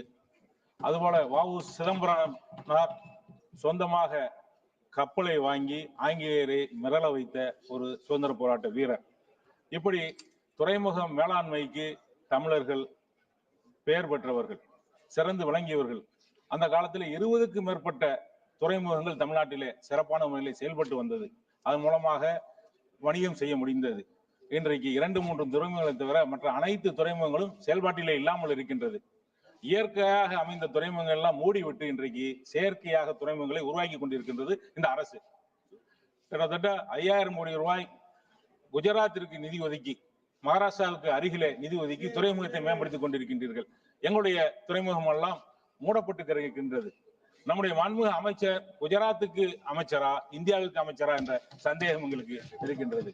தமிழகத்திலே இருக்கக்கூடிய சிறப்பாக செயல்பட்ட கடலூரிலிருந்து நாகப்பட்டினம் கடற்கரை ஏரியா முழுவதும் சீர்காழி என்று தொண்டி வரைக்கும் இருந்த அந்த காலத்தில் செயல்பட்ட துறைமுகங்களை எல்லாம் மேம்படுத்த வேண்டும். அப்படி மேம்படுத்துகின்ற போது பல நாடுகளோடு வணிக ரீதியான தொடர்பு, கலாச்சார தொடர்பு ஏற்படும். அப்படி அந்த காலத்தில் சிறப்பாக முறையில் செயல்பட்ட துறைமுகங்களை மீண்டும் உருவாக்க வேண்டும். இன்றைக்கு இதில் வேதனை என்று சொன்னால், அந்த துறைமுகங்களை எல்லாம் தனியார் மயமாக்கி கொண்டிருக்கிற இந்த அரசு, அத்தனையும் அதானிக்கு தாரை வார்த்து கொண்டிருக்கின்றது இந்த அரசு. அதெல்லாம் நிறுத்தப்பட வேண்டும். கடல்களை பாதுகாக்க வேண்டும். கடலை பாதுகாக்கக்கூடிய மீனவர்களுடைய பாதுகாப்பை உறுதி செய்ய வேண்டும். எங்களுடைய தமிழ்நாட்டு மீனவர்கள், ராமேஸ்வரம் மீனவர்கள் இலங்கை கடற்படையால் தொடர்ந்து சிறைபிடிக்கப்படுவது, அவருடைய படகுகள் பறிமுதல் செய்யப்படுவது தொடர்ந்து இந்த அவையிலே தொடர்ந்து அதை வலியுறுத்தி கொண்டிருக்கின்றோம். பல முறை ஒன்றிய வெளியுறவுத்துறை அமைச்சரை சந்தித்து இதை சொல்லியிருக்கின்றோம். எங்களுடைய தமிழ்நாட்டின் முதலமைச்சர் ஒவ்வொரு முறையும் வெளியுறவுத்துறை அமைச்சருக்கும் மாண்புமிகு பிரதமருக்கும் இது சம்பந்தமாக தொடர்ந்து வலியுறுத்தி கொண்டிருக்கின்றார். ஆனால் மீனவர்கள் சிறைபிடிக்கப்படுவது தொடர்ந்து கொண்டே இருக்கின்றது. அவருடைய படகுகள் பறிமுதல் செய்யப்படுது. அந்த படகுகளை எல்லாம் இலங்கை அரசு நாட்டுடைமை ஆக்கிறது, ஏலத்தில் விடுகின்றது. அவர்களுக்கு எந்த நிவாரணம் கொடுக்கப்படுவதில்லை. ஆனால் உங்களுடைய தமிழக அரசு சார்பில் அங்கே இலங்கையிலே பறிமுதல் செய்யப்பட்ட ஒவ்வொரு படகுக்கும் தமிழ்நாட்டின் முதலமைச்சர் 6 லட்சம் ரூபாய் உதவி கொடுத்தார்கள். இப்போது அதை உயர்த்தி 8 லட்சம் ரூபாயாக அந்த நிவாரணம் கொடுத்துக் கொண்டிருக்கின்றார்கள். ஆனால் ஒன்றிய அரசின் சார்பில் 1 ரூபாய் கூட அவர்களுக்கு நிவாரணம் கொடுக்க முடியல. அவர்கள் கைது செய்யப்படுவது இந்த அரசு தடுக்கவில்லை. அவர்களுக்கு இன்றைக்கு இலங்கை அரசு அதிகமான அபகாரத்தை விதித்துக் கொண்டிருக்கின்றது. லட்சக்கணக்கான கோடிக்கணக்கான ரூபாயை அந்த படகுகளுக்கும் கைது செய்யப்பட்ட மீனவர்கள் பிணையில் வருவதற்கும் அந்த அபகாரத்தை விதித்துக் கொண்டிருக்கின்றது. இந்த இலங்கை அரசை கட்டுப்படுத்த முடியாத அரசா நம்முடைய இந்திய அரசு இருக்கு என்கின்ற ஒரு கேள்வியை உங்களிடத்துல மாண்புமிகு அவைத்தலைவர் மூலமாக வைக்கின்றேன். இலங்கை அரசு பாதிக்கப்பட்ட போது, பொருளாதார ரீதியாக மிகப்பெரிய ஒரு பாதிப்பு ஏற்பட்ட போது மனிதாபிமான அடிப்பிலே இந்தியா மிகப்பெரிய உதவி செய்தது. அதையெல்லாம் வரவேற்கின்றோம். அதே நேரத்தில் எங்களுடைய மீனவர்கள் அங்கே பாதுகாப்பாக மீன் பிடிக்கக்கூடிய உரிமையை இந்த அரசு பெற்றுத் தர வேணாமா? கச்சத்தீவு பகுதியிலே தமிழக மீனவர்கள் மீன் பிடிப்பதை, பாதுகாப்பாக மீன் பிடிப்பதை, அவர்கள் கைது செய்யப்படுவதை தடுக்க இந்த அரசு நடவடிக்கை எடுக்க வேண்டும். இது சம்பந்தமாக தொடர்ந்து வலியுறுத்திக் கொண்டிருக்கின்றோம். மீனவர்கள் தான் இந்த கடலுக்கு பாதுகாப்பு. அதன் மூலமா தான் நீங்கள் இந்த துறைமுகத்தை மேம்படுத்தக்கூடிய இந்த மேலாண்மை திட்டங்களை செயல்படுத்த முடியும். நீங்கள் கடல் போக்குவரத்தை சீர்படுத்த முடியும். அந்த கடலை பாதுகாக்கக்கூடிய மீனவர்களுடைய பாதுகாப்பை உறுதிப்படுத்துங்கள். குறிப்பாக எங்களுடைய தமிழக மீனவர்கள், குஜராத் மீனவர்கள் பாகிஸ்தானுடைய கடற்படையால் அவர்கள் கைது செய்யப்பட்டால் உடனடியாக நடவடிக்கை எடுக்கக்கூடிய இந்த அரசு தமிழக மீனவர்கள் இலங்கை கடற்படையால் கைது செய்யப்படும் பொழுது அத்தகைய நடவடிக்கை எடுப்பதில்லை. உடனடியாக நடவடிக்கை எடுக்க வேண்டும். தமிழக மீனவர்களுடைய பாதுகாப்பை உறுதி செய்ய வேண்டும். இரு நாட்டு மீனவர்களுடைய அமைப்பு பிரதிநிதிகளுடைய பேச்சுவார்த்தை மீனவர் பிரதிநிதிகளோடு நடத்தி இந்த பிரச்சனையை முடிவு கொண்டு வேண்டும். பல நாடுகளில் அண்டை நாடுகளோடு மீன் பிடிக்கக்கூடிய மீனவர்கள் எந்த பிரச்சனையெல்லாம் மீன் பிடிக்கின்றார்கள்.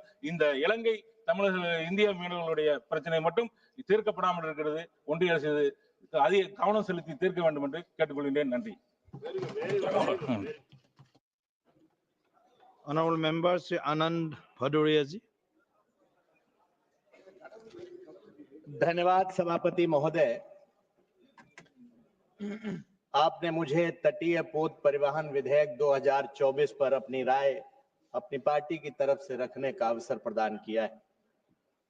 सभापति महोदय, हम लोग इस सदन में जब से चुन करके आए हैं, सरकार की तरफ से कई सारे विधेयक प्रस्तुत किए गए, लेकिन ज्यादातर जो बिल आए हैं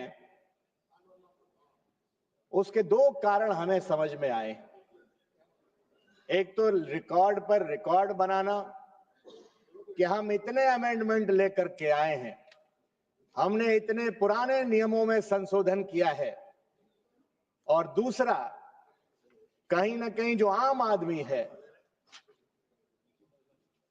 उसके व्यापार के बिना पर, उसकी जरूरतों के बिना पर, उसके व्यापार के हितों की अनदेखी करके जो बड़े व्यापारिक मित्र हैं उनको कहीं ना कहीं लाभ पहुंचाने के लिए विधेयक, अमेंडमेंट, बिल लाने का काम हो रहा है। जो दर्जनों जो तटीय पोत परिवहन विधेयक आया है, सभापति जी, हम कहने को तो मछुआरों के और तटीय इलाके के लोगों के हितों को लेकर के आए हैं, लेकिन ऐसा तो नहीं। हम 1 अप्रैल को जब आज चर्चा कर रहे हैं, 1 अप्रैल को, तो कहीं ना कहीं ये मछुआरों के लिए एक धोखा साबित होने का काम हो। हमने रामचरितमानस में भी, सभापति महोदय, इसलिए जिक्र कर रहा हूं क्योंकि जो मछुआरे हैं वो अगर उत्तर प्रदेश के परिप्रेक्ष्य में हम लोग देखें तो उन्हें निषाद समाज के लोग निषाद समाज के अंतर्गत आते हैं, केवट समाज के अंतर्गत आते हैं। ये वही केवट और निषाद समाज के लोग हैं जिन्होंने मर्यादा पुरुषोत्तम भगवान श्री राम को नौका में बिठा करके गंगा पार कराने का काम किया था और उतराई भी नहीं ली थी, लेकिन आज वो मछुआ समुदाय संकट में है। सभापति जी, देश के समुद्री व्यापार, मछुआरों और छोटे जहाज मालिकों के हितों के साथ एक बड़ा खिलवाड़ हो रहा है। इस बिल में कहा गया है कि भारतीय स्वामित्व वाले जहाजों को लाइसेंस की जरूरत नहीं होगी, लेकिन यह सिर्फ एक छलावा है, क्योंकि जब आप विदेशी कंपनियों को भारतीय तटीय व्यापार में शामिल कर रहे हैं, आंकड़े बताते हैं कि भारत का 95% अंतरराष्ट्रीय व्यापार समुद्री मार्ग से होता है, लेकिन हमारे पास अपने जहाजों की तो संख्या नगण्य है सभापति जी, अपने जहाज है ही नहीं, तो फिर सरकार विदेशी जहाजों को भी तटीय व्यापार में लाने का काम करेगी और जिससे भारतीय शिपिंग कंपनियों का व्यवसाय चौपट हो जाएगा। क्या सरकार को अपने जहाज बनाने पर, अपने जहाज लाने पर काम नहीं करना चाहिए था? कबीरदास जी ने कहा, जिन खोजा तिन पाइया, गहरे पानी पैठ। लेकिन सरकार गहरे पानी में नहीं उतरना चाहती, केवल विदेशियों को लूटने का रास्ता देना चाह रही। इस बिल में सर्विसेज को तटीय व्यापार में शामिल किया गया, जिसमें तेल गैस की खोज, समुद्री शोध जैसे काम आते हैं, लेकिन मछली पकड़ने को इसमें शामिल नहीं किया गया। यानी बहुराष्ट्रीय कंपनियों को तटीय इलाकों में ड्रिलिंग और खनन का अधिकार मिलेगा। भारत के लाखों मछुआरों के अधिकारों की अनदेखी होगी। क्या यही सरकार का सबका साथ और सबका विकास है? कहीं ना कहीं मछुआरों की आवाज को दबाना है। इसलिए हम कहना चाहते हैं सभापति जी, कुछ मछुआरों के हितों पर भी काम करना चाहिए। उत्तर प्रदेश में जब समाजवादी पार्टी की हुकूमत थी, माननीय अखिलेश यादव जी मुख्यमंत्री थे, उन्होंने मछुआ आवास देने का काम किया था। मछुआ समुदाय के केवट निषाद समाज को उन्होंने तालाबों के पट्टे देने का काम किया था, उनकी पेंशन देने का काम किया था। तो क्या माननीय मंत्री जी को इस तरीके की कोई योजना नहीं लानी चाहिए जिससे इस मछुआ केवट निषाद समाज के लोगों का कल्याण हो सके? उत्तर प्रदेश की सरकार ने तो ये जो जातियां हैं, इनको एससी एसटी का दर्जा देने के लिए माननीय अखिलेश यादव जी ने प्रस्ताव बना करके भेजा, लेकिन वो भी अभी लंबित है। सरकार निषाद केवट समाज को आरक्षण नहीं देना चाहती। इसलिए सभापति जी हम कहना चाहते हैं, पुराने कानून में बिना लाइसेंस तटीय व्यापार करने पर 6 महीने की जेल या 10,000 रुपए का जुर्माना था। अब इस बिल में बढ़ा करके 15 लाख या कमाई का 4 गुना कर दिया है। ये किसके हित में है माननीय मंत्री जी? बड़ी कंपनियों के लिए तो ये छोटी रकम है, लेकिन जो छोटे जहाज मालिक हैं, जो मछुआरे हैं, वो कैसे इतना बड़ा अर्थदंड दे पाएंगे? इसलिए सभापति जी, इस बिल में डायरेक्टर जनरल ऑफ शिपिंग को यह अधिकार दिया गया है कि वो किसी भी जहाज को जब्त कर सकता है। ये प्रावधान सरकारी दमन को बढ़ावा देगा कि क्या ये सरकार का ईज ऑफ डूइंग बिजनेस की जगह ईज ऑफ हरेसमेंट नहीं है? इसलिए सभापति जी मैं कहना चाहता हूं, आज मछुआरों का खाली हाथ और आंखों में पानी, यही मछुआरों की यही कहानी। सरकार उनका समंदर छीन रही है और आंखों में पानी भर करके छोड़ रही। सभापति जी, इस बिल में राष्ट्रीय तटीय और अंतर्देशीय शिपिंग रणनीति बनाने की बात कही गई है, लेकिन इसमें 2 साल का समय दिया गया है। यानी सरकार के पास कोई योजना तैयार नहीं है, वो बिना सोचे समझे कानून ला रही है। आपका इशारा मैं समझ रहा हूं। मैं एक बात कह करके अपनी बात समाप्त करना चाहता हूं। माननीय सभापति जी, ये बिल राष्ट्र विरोधी है। इस बिल में भारतीय समुद्री हितों को बेचने की तैयारी है। ये छोटे जहाज मालिकों, मछुआरों, देशी शिपिंग उद्योग के लिए विनाशकारी है। मैं सरकार से मांग करता हूं, इस बिल को तुरंत वापस लिया जाए, इस पर व्यापक विचार विमर्श किया जाए। अगर सरकार ऐसा नहीं करती है तो यह साबित होगा कि सरकार विदेशी कारपोरेट के एजेंडे पर काम कर रही है। अंत में सिर्फ यही कहना चाहता हूं, सत्ता के दीपक जल रहे हैं पर मछुआरे अंधेरे में हैं। चौराहे पर खड़ा हुआ विकास सिर्फ भ्रष्ट तंत्र के फेरे में है। आपने समय दिया, आपका बहुत बहुत धन्यवाद। धन्यवाद। Honorable member Dr. Rani Sri Kumar ji. Thank you, Honorable Chairperson, sir. I rise to talk on this significant coastal shipping bill, which this government claims will promote coastal trade and encourage domestic participation. Despite being a country with about 7,500 kilometer coastal length, 14,500 kilometer inlet waterways length, and being strategically located near major international shipping lanes, we have not utilized our crucial waterways to our full potential. Inland freight transport is, just as per Niti Aayog, maritime transportation, particularly coastal shipping, is widely recognized as a more cost-effective alternative to other modes of transport. So when this bill was introduced, we hope that this bill would facilitate coastal shipping and promote employment opportunities for our people. But this bill has not only failed to address the crucial issues, it has also made it worse. As per Section 345, the Director General has been given considerable discretionary power in assessing applications and imposing additional conditions.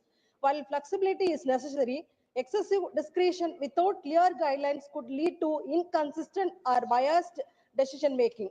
The Director General is given broad discretionary powers to suspend, revoke, or modify licenses. While such powers are necessary for regulation, there are concerns about the lack of checks and balances. If misused, this could lead to arbitrary action without sufficient oversight. The criteria for suspension, revocation, or modification of the license are broad, including violations of any conditions of the license or failure to comply with any applicable law. This could be seen as overly vague, leading to uncertainty and potential misuse. These sections does not clearly mention about any appealing process or mechanism for challenging the suspension, revocation, or modification of a license. This could leave licenses without an effective way to contest decisions they perceive as unfair or unjustified. The term reasonable opportunity to be heard could be interpreted differently, leading to arbitrary application of the law. A more defined process could ensure fairness and clarity without giving undue power to the Director General of Shipping. As per Section 8 of this bill, the Union Government must publish a national coastal and inland shipping strategic plan within 2 years of the Act's commencement and update it every 2 years. The plan will include assessments of coastal shipping routes, operational improvements, long-term traffic forecasts, best practices, new routes, promotion of Indian vessels, and other necessary matters. A committee will be formed to draft the plan, including members from various relevant agencies such as Director General of Shipping, Inland Waterways Authority, major ports, state maritime boards, ship owners, seafarers, and maritime experts. The problem with this section is that the strategic plan is mandated to be drafted and updated every 2 years. But who is responsible for its execution? There is no mention of performance monitoring to ensure that improvements are implemented. The committee is only responsible for drafting, not ensuring the implementation. The committee consists mostly of government representatives and some industry players. Key stakeholders like cargo owners, logistic providers, and coastal community representatives are missing. Sir, the strategic plan mentioned promotion of Indian vessels, but how this will be done is unclear. No specific incentives, examples of subsidies, tax benefits are mentioned to encourage domestic vessel participation. Developed countries like China, European countries, and USA are giving incentives and they are giving tax benefits to their own crews and they are giving more efforts to develop the ports to enhance the shipping traders. But in India, despite playing Indian flags and employed Indian crew, Indian shipping companies has to pay high taxes, but the foreigners are enjoying the exemptions.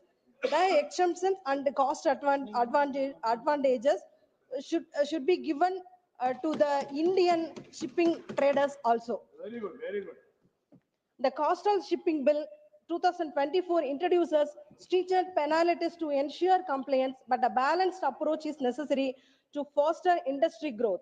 While strict enforcement is essential to maintain safety and efficiency, excessive penalties without remedial provisions could discourage new entrants and smaller operators.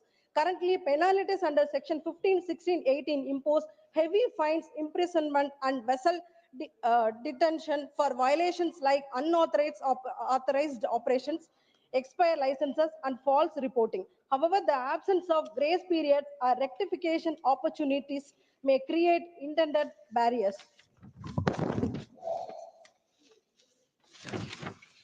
To promote compliance without stifling participation, the bill could incorporate graduated penalties, warning mechanisms, or rectification periods for minor infractions. This would ensure regulatory discipline while allowing businesses, especially new entrants, to adapt to compliance requirements without disproportionate deterrence. Sir, India's coastline is not just a trade route, it is in a line of defense. We have seen smuggling, illegal fishing, and even security threats from the sea. But this bill is silent on coastal surveillance, naval coordination, and security measures. Nowadays, drug trafficking through Indian ports remains a growing challenge.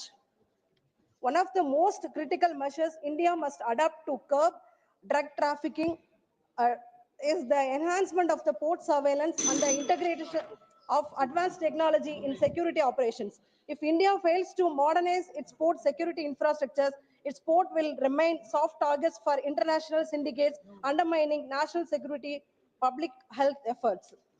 Sir, கடைசியாக ஒன்றை சொல்லிக் கொள்கிறேன்.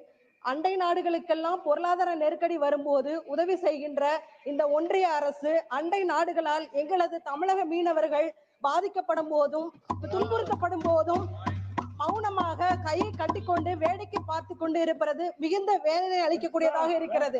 இந்த மசோதா கொண்டு வரப்பட்டால் மீனவர்கள் கடுமையாக பாதிக்கப்படுவார்கள். இந்த ஒன்றிய அரசு எங்கள் தமிழக மீனவர்களிடம் மாற்றாந்தாய் மனப்பான்மையுடன் நடந்து கொண்டு இருக்கிறது.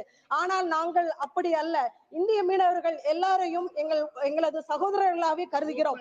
எனவே இந்த மீனவர்களுக்கு பாதிப்பு ஏற்படும் வகையில் கொண்டு வரப்படும் இந்த மசோதா கொண்டு வரப்பட்டால் நாங்கள் அதை ஆதரிக்கவும் மாட்டோம், அதை நாங்கள் அமல்படுத்தவும் விட மாட்டோம். Therefore, Tamil Nadu government under the able leadership of our Chief Minister taking lot of steps and measures to uplifting the traders. So I request the Union government to follow the steps of our able leader, our Honorable Chief Minister, in uplifting the traders. Therefore, I ask the Union government to modify this bill accordingly, taking into the concern of the coastal state governments, industry stakeholders, and the fishermen community. Thank you, sir. Thank you. Honorable Member N.K. Pemsandanji. Yes, thank you very much, Mr. Chairman, sir. I rise to support this bill with certain strong reservations and concerns and seeking clarifications from the Honorable Minister. Sir, this bill, there is a Coastal Shipping Bill 2024, that is 2025, seeks to repeal Part 14 of the Merchant Shipping Act 1958, except Section 411, capital A. So the primary advantage of having coastal shipping is that it can result in shaping necessary national and state policies, state-level policies and programs targeted towards transportation, logistics, and trade. So this coastal shipping bill, the government is forced to bring this bill according to my limited information, limited knowledge. This coastal shipping bill 2024 is brought in because of the competition with the foreign flag vessels and the Indian flag vessels. So it is giving a preferential treatment to the Indian flag vessels. That is why I am supporting this bill. So a large number of coastal population is depending on the activities related to the seas and bays. By means of this legislation, government intends to improve the modal share of the coastal shipping from the current rate of 6.4% is the rate, model rate of, as per the present rate of coastal shipping, and it is to be increased to 7.5% by 2030 and ultimately 12% by 2047. Sir, the share of coastal shipping in Japan, European Union, is 5 to 6 times higher than that of India. And as far as China is concerned, it is 7 times higher than that of India. This is the global scenario, global situation prevailing as far as the coastal trade is concerned or coastal shipping is concerned. My specific question to the Honorable Minister is whether the government is able to achieve the target of 12% modal share by 2047 through this legislation alone. According to me, it is not possible unless and until the government have a strong political will to implement the program, implement the provisions of this bill in a better way. Sir, through the bill, though the bill is a welcoming step as far as Indian flag vessels and operators are getting preferential treatment in coastal trade to foreign flag vessels, I have some reservations, strong reservations and concern. I would like to flag it as one by one. Sir, number one, that is regarding I'm seeking the explanation or the clarification from the Honorable Minister. That is regarding the applicability of the Act. Sir, clause 1 of the Act says that this Act shall apply to every clause A. Clause 1, subclause A, every vessel other than the Indian vessel engaged in coasting trade, irrespective of the place of residence or domicile of the owner. Clause B, every chartered vessel referred to in Chapter 4. This is the provision which is given applicability of the Act according to Clause 1. Sir, coming to Clause 6 of the bill, it is very specifically stated that every vessel, including Indian vessels, engaged in coasting trade shall report to the Director General the following information in such form and manner as may be prescribed, namely. So applicability of the Act is, I have clearly mentioned in clause 1, applicable to only this vessel, vessels other than, it is applicable only to every vessels other than the Indian vessel. But clause 6 is very clear that is Indian vessels also it is applicable. I'm not going to chapter 6 of the Act. There is a specifically, it is stated that Indian vessels will be applicable according to chapter 6, but this 6, it seems to be contradictory because one way it is applicable only to these vessels and here it is in a different way according to by virtue of clause 6. That is the first clarification I'm seeking.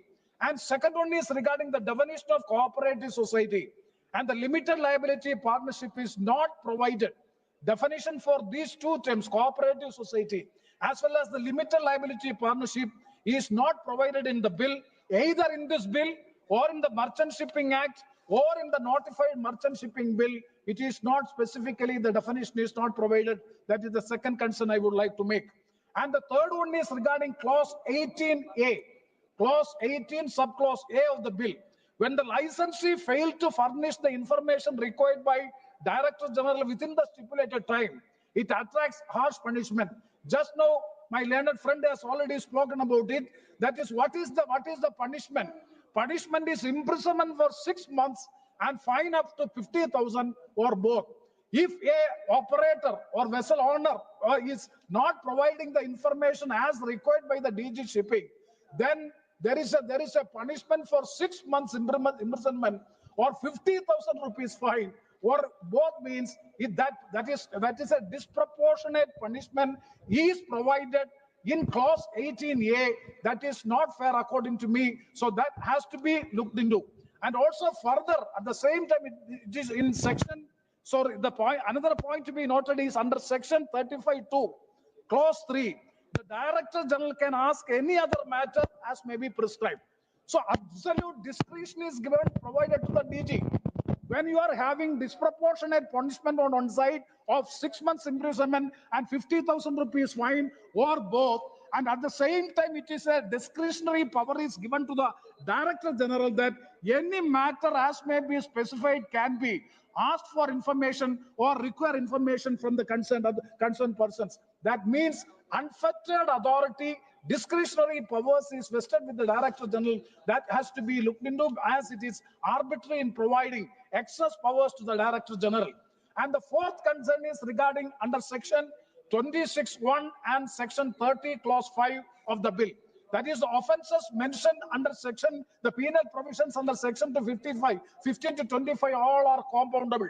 That also, one side it is harsh punishment, and other side all are compoundable offences. It may lead to bureaucratic corruption and thereby harassing the operators or licensees. And the fifth point is there is no dispute resolution mechanism for promoting ease of doing business. The government is always talking. Almost all the legislations are for ease of doing business. If you want to achieve this ease of doing business, there should have a dispute resolution mechanism should be there. Unfortunately, in this bill, it is missing. That is to be looked into. Sir, I would like to conclude my speech with 2-3 suggestions also. Sir, number one suggestion is, since large part of the coastal shipping in India is in the unorganized sector, State government and district authorities should also be allowed to issue licenses for small vessels and country boats which are conducting voyages on shorter routes and are at the cross-border level in border areas. The second suggestion is the process of getting vessels registered should be made easy with fewer documents in transparent and digitalized manner, and special assistance should be provided to vessel owners. Number two. And the third one is the National Register of Coastal Shipping must be made available in the public domain with the integration from other relevant organizations such as Director General of Foreign Trade. And so I'm finishing. And the fourth one is dispute resolution mechanism, which I've already explained that should be established. So I'm concluding the success of the regulatory framework depends on the efficiency and transparency of enforcement mechanism, as well as the capacity of the Director General Shipping to handle the increased responsibility. Hope that the government will consider these suggestions and concerns, then that will be addressed in future amendments. With these words, I conclude. Thank you very much, sir. Thank you, Honorable Member D. Ravi Kumar ji. D. Ravi Kumar. தலைவர் அவர்களுக்கு வணக்கம். இந்த மசோதா ஒரு நல்ல நோக்கத்தோடு கொண்டு வரப்பட்டிருக்கிற மசோதா என்பதால் முதலில் பாராட்டுகிறேன். ஏனென்றால் இதன் மூலமாக ஈட்டப்படுகிற வருவாய், கடல் வணிகத்திலே ஈட்டுகிற வருவாய் என்பது பிற நாடுகளை ஒப்பிடும்போது இந்தியாவில் மிக குறைவாக இருக்கிறது. சீனா நம்மை போல 7 மடங்கு இதன் மூலமாக வருவாய் ஈட்டுகிறது. எனவே இப்பொழுது அந்த வருவாயை கூட்டுவதற்காக எடுக்கப்படுகிற இந்த நடவடிக்கை பாராட்டத்தக்கது. இந்தியாவிலே நீண்ட கடற்கரையை கொண்ட 2வது பெரிய மாநிலம் தமிழ்நாடு. 1076 கிலோமீட்டர் நீளம் உள்ள கடற்கரையை கொண்ட மாநிலம். 3 பெரிய துறைமுகங்கள், சென்னை, எண்ணூர், தூத்துக்குடி துறைமுகங்கள், 17 சிறு துறைமுகங்களை கொண்ட மாநிலம் எங்கள் தமிழ்நாடு. அங்கே இருக்கின்ற இந்த கடல் வளங்கள், கடல் வணிகத்தை பெருக்குவது, இது தொடர்பாக தமிழ்நாடு அரசு, குறிப்பாக மாண்புமிகு முதலமைச்சர் அவர்கள் 2023ஆம் ஆண்டிலே இதற்கான ஒரு கொள்கையை வகுத்திருக்கின்றார்கள். அதிலே இந்த கடல் வழியை பயன்படுத்தி வர்த்தகத்தை அதிகப்படுத்துவது, குறிப்பாக சரக்கு போக்குவரத்தை அதிகப்படுத்துவது. ஏனென்றால் சாலை போக்குவரத்து இன்றைக்கு நெரிசல் மிகுந்ததாக மாறிவிட்டது. எனவே கடல் மார்க்கமாக சரக்கு போக்குவரத்துகளை அதிகப்படுத்துவதற்காக அந்த கொள்கை வடிவமைக்கப்பட்டிருக்கிறது. அதற்கான நிதி உதவியை அவர்கள் ஒன்றிய அரசிடம் கோரியிருக்கிறார்கள். எனவே அதற்கான நிதி உதவியை ஒன்றிய அரசு கொடுத்து அதை ஊக்குவிக்க வேண்டும் என்று இந்த நேரத்தில் நான் கேட்டுக்கொள்கின்றேன். அங்கே இருக்கின்ற 17 சிறு துறைமுகங்களில் சில துறைமுகங்கள் கேப்டிவ் போர்ட்ஸ், அது குறிப்பான ஒரு நோக்கத்துக்காக பயன்படுத்தப்படுகிற துறைமுகங்களாக இருக்கின்றன. அவற்றை மேம்படுத்துவதற்காகவும் இன்றைக்கு தமிழ்நாடு அரசு பல நடவடிக்கைகளை எடுத்து வருகிறது. அதற்கும் ஒன்றிய அரசு ஒத்துழைக்க வேண்டும், நிதி உதவியை அளிக்க வேண்டும் என்று நான் கேட்டுக்கொள்கின்றேன். இதிலே இந்த சட்டத்திலே குறிப்பிடப்பட்டிருக்கிற ஒரு முக்கியமான அம்சம், இது டெரிட்டோரியல் வாட்டர், அதாவது கடற்கரையிலிருந்து 12 நாட்டிக்கல் மைல் வரை இருக்கிற அந்த கடற்பரப்பை டெரிட்டோரியல் வாட்டர் என்று நாம் அழைக்கிறோம். அந்த டெரிட்டோரியல் வாட்டர் என்பது ஏற்கனவே மாநில அரசுடைய கட்டுப்பாட்டிலே இருக்கின்றன. மாநில அரசுகள் தான் அதன் மேலு அதிகாரம் செலுத்தக்கூடியதாக இருக்கின்றன. ஆனால் இந்த சட்டம் அந்த டெரிட்டோரியல் வாட்டர், அட்ஜாயினிங் வாட்டர் இரண்டையும் சேர்த்து எடுத்துக்கொண்டு அதற்கான விதிமுறைகளை வகுத்திருக்கிறது. எனவே இது மாநில அரசுடைய அதிகாரத்துக்குள் தலையிடுவதாக இருக்கிறது. எனவே இந்த அம்சத்தை நான் வன்மையாக எதிர்க்கிறேன். இந்த அம்சம், அந்த டெரிட்டோரியல் வாட்டர் என்பது அதிலிருந்து நீக்கப்பட வேண்டும்.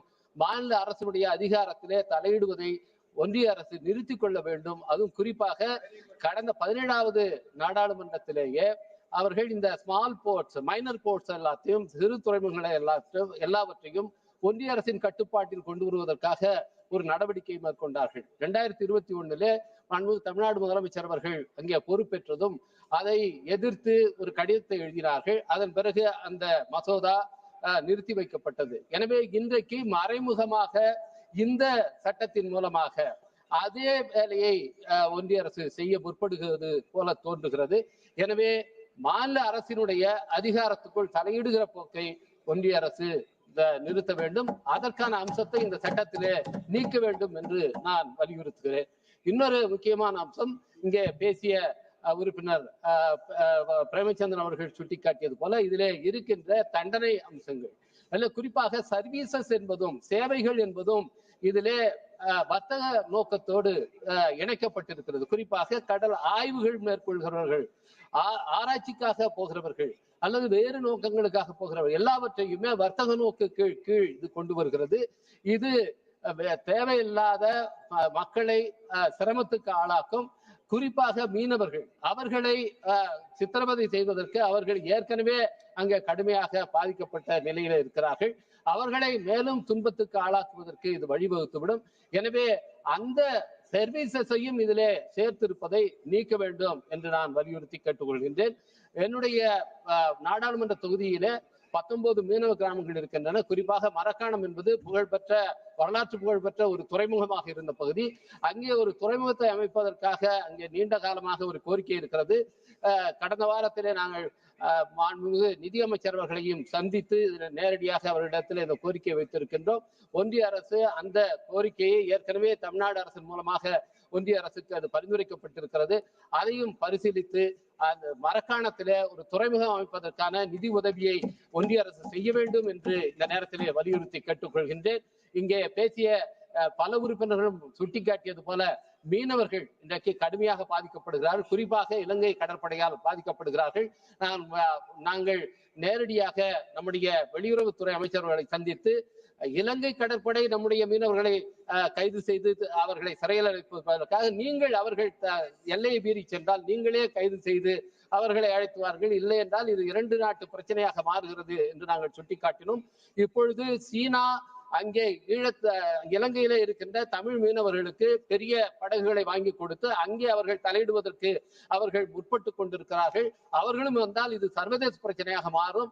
எனவே மிகுந்த விரைவில், அதுவும் குறிப்பாக நம்முடைய பிரதமர் அவர்கள் இலங்கைக்கு செல்ல இருக்கின்றார். காலையிலேயே நம்முடைய மூத்த உறுப்பினர் அண்ணன் டி.ஆ. பாலு அவர்கள் அதை சுட்டிக்காட்டினார்கள். அங்கே போகும்போது இந்த இலங்கைக்கும் இங்கே இருக்கின்ற தமிழ்நாட்டு மீனவர்களுக்கும் இடையில் இருக்கிற இந்த பிரச்சனையை சுமூகமாக ஒரு நிரந்தர தீர்வு காண்பதற்கு நம்முடைய அரசு உட்பட வேண்டும். அதற்கு பிரதமர் அவர்கள் இந்த சந்தர்ப்பத்திலே தகுந்த நடவடிக்கை எடுக்க வேண்டும் என்று வலியுறுத்தி கேட்டமைகிறேன். நன்றி, வணக்கம்.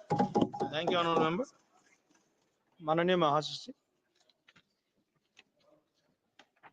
Sir, I have to report that Rajya Sabha has passed the Protection of Interest in Aircraft Objects Bill 2025. Sir, I lay on the table the Protection of Interest in Aircraft Objects Bill 2025 as passed by Rajya Sabha on 1st April 2025. माननीय सदस्य श्री दर्शन सिंह सदर जी। सभापति महोदय, ये अभी एक सदस्य हमारे बोल रहे थे 1 अप्रैल, मैं उनको बताना चाहता हूं ये चैत्र के नवदुर्गा चल रहे हैं। नवदुर्गा का 3रा दिन है। चंद्र घंटा मैया की पूजा आप करें तो आपका भी कल्याण होगा और सद्बुद्धि भी आएगी। तो मैं नवरात्रि की बधाइयां देते हुए और आज के ये जो हमारा बिल है, इस बिल को समर्थन में बोलना चाहता हूं। तटीय पोत परिवहन विधेयक 2024, क्योंकि हमारे ग्रंथों में कहा है कि रत्नाकराधोत्पदाम हिमालय किरीटिनीम ब्रह्म राज ऋषि रत्नाड्यम वंदे भारत मातरम। हमारी भारत माता की सीमाएं 3 तरफ से समुद्र से घिरी हुई है और एक तरफ से हिमालय इसकी रक्षा करता है और समुद्री तटीय, और इसके लिए कानून लाना, उनमें सुधार करना, जो बरसों से पंगु कानून बने हुए थे उनमें सुधार करने का काम आदरणीय नरेंद्र मोदी जी की सरकार ने किया है। मैं आपके माध्यम से मोदी जी का धन्यवाद करना चाहता हूं और इस कोस्टल शिपिंग बिल 2024 का समर्थन करता हूं। इसलिए भी समर्थन करता हूं कि इस बिल के माध्यम से हमारे तटीय क्षेत्रों में समुद्री व्यापार परिवहन को सुव्यवस्थित करने की दिशा में एक महत्वपूर्ण कदम होगा। इसका उद्देश्य तटीय शिपिंग को बढ़ावा देना, पर्यावरण संरक्षण को सुनिश्चित करना और अर्थव्यवस्था को सुदृढ़ करना है। मैं इसके प्रमुख बिंदुओं में बताना चाहता हूं कि समुद्री व्यापार को प्रोत्साहन इससे होगा। यह विधेयक तटीय जलमार्गों के माध्यम से माल परिवहन को बढ़ावा देता है। जिससे परिवहन लागत में कमी आएगी, व्यापार को गति मिलेगी। वर्तमान में भारत में कुल बंदरगाह की लगभग क्षमता 3600 मिलियन टन प्रति वर्ष है और जिसे माननीय मोदी जी ने विकसित भारत की जो कल्पना 2047 तक करी है, उसमें इसको 10,000 MTPA बढ़ाने का लक्ष्य लिया है। इसके लिए मैं धन्यवाद देता हूं। इसके लिए धन्यवाद देता हूं कि पर्यावरण संरक्षण की दृष्टि से तटीय शिपिंग सड़क परिवहन की तुलना में कार्बन उत्सर्जन कम होता है, जिससे पर्यावरण पर सकारात्मक प्रभाव पड़ता है। यह विधेयक हरित ऊर्जा के उपयोग को प्रोत्साहित करता है, जिससे समुद्री परिवहन को और अधिक पर्यावरण मित्र मिलने की संभावना बनी रहेगी। इसलिए आज मैं इस बिल का भी समर्थन करता हूं कि स्थानीय अर्थव्यवस्था और रोजगार को बढ़ावा। हमारे मित्रगण कह रहे थे कि इससे उन्होंने उदाहरण दिए आदिकाल के, तो हम उस आदिकाल को भी जानते हैं। हम तो उन परंपराओं को, क्योंकि हमने राम सेतु पर भी विश्वास किया, लेकिन आपने तो शपथ पत्र दिए उसके विरोध में। तो मैं तो कह रहा हूं कि राम ना मारे काहू को और पापी नहीं है राम और आप उसे मर जात है कर कर खोटे काम। और इसलिए मैं आपको याद दिलाना चाहता हूं कि राम सेतु को आपने तोड़ने की कोशिश की, हमने उसको शिपिंग और बंदरगाह को मजबूत करके हमने न केवल व्यापार बढ़ाने का काम किया, हमने विरासत भी दी और विकास भी दिया। ये हमारा मोदी जी का मूल मंत्र है, क्योंकि राम काज करने की खातिर राम की भक्ति समाई और पृथक पृथक नामों से सारे काम करे रघुराई और भक्त परायण निज भक्तों को सारा श्रेय दिलाते हैं और जिन पर कृपा राम करे वो पत्थर भी तैर जाते हैं। और इसलिए मैं धन्यवाद देना चाहता हूं कि स्थानीय अर्थव्यवस्था और रोजगार को बढ़ाने के लिए तटीय शिपिंग के विस्तार में स्थानीय उद्योगों को नए बाजार मिलेंगे, रोजगार के नए अवसर बढ़ेंगे। उदाहरण के लिए गुजरात सरकार ने 2047 तक 2000 मिलियन टन का प्रति वर्ष की कार्गो क्षमता प्राप्त करने का लक्ष्य रखा है, जिससे राज्य की अर्थव्यवस्था मजबूत होगी। बंदरगाह अवसंरचना का विकास विधेयक के तहत बंदरगाहों को बुनियादी ढांचे के विकास और आधुनिकीकरण पर जोर दिया गया है।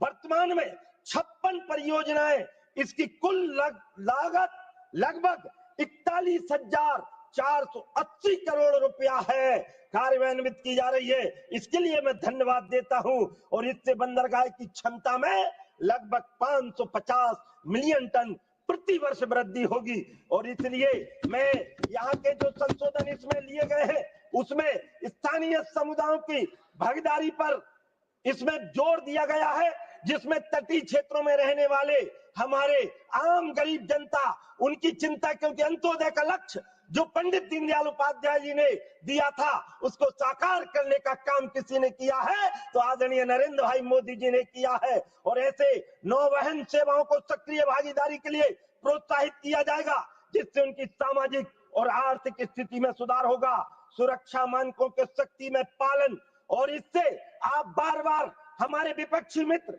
ये शंका, मुझे ये समझ में नहीं आता है, जब विदेशियों पर हम प्रतिबंध लगाते हैं तो आपके पेट में दर्द क्यों होता है? कहीं ना कहीं कनेक्शन हमको दूसरा दिखाई देता है। और इसलिए मैं कह रहा हूं, इस तटीय शिपिंग दौरान सुरक्षा उपायों को और मजबूत किया जाएगा, जिससे समुद्री दुर्घटनाओं में की संख्या में कमी आएगी।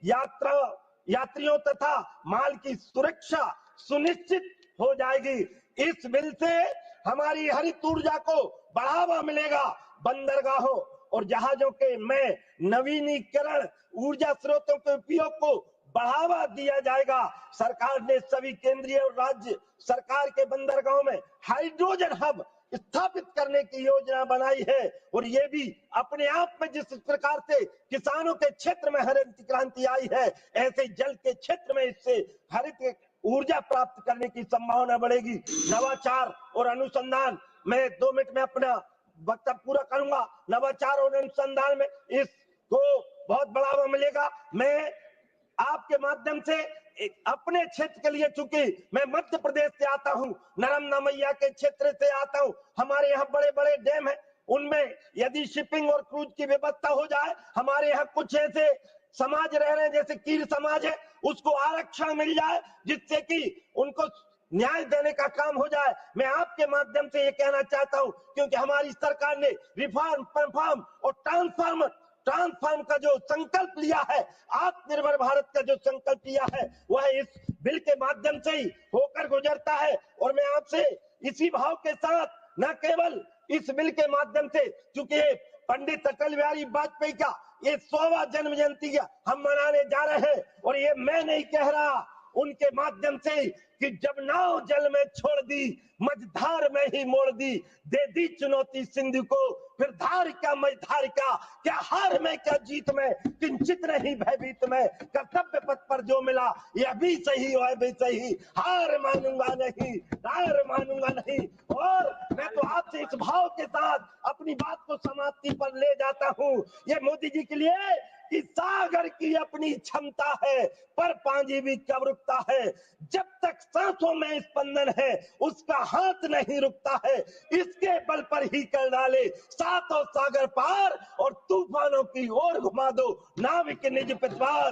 यह असीम निज सीमा जाने, सागर भी तो यह पहचाने, मिट्टी के पुतले मानव ने, और हम सब के नेता मोदी जी ने कभी न मारी हार, और तूफानों की ओर घुमा दो नाविक निज पतवार। और इसके माध्यम से ये यदि शिपिंग बिल को मैं पूर्णतः समर्थन करते हुए अध्यक्ष महोदय का धन्यवाद देता हूं कि आज मुझे बोलने का मौका दिया।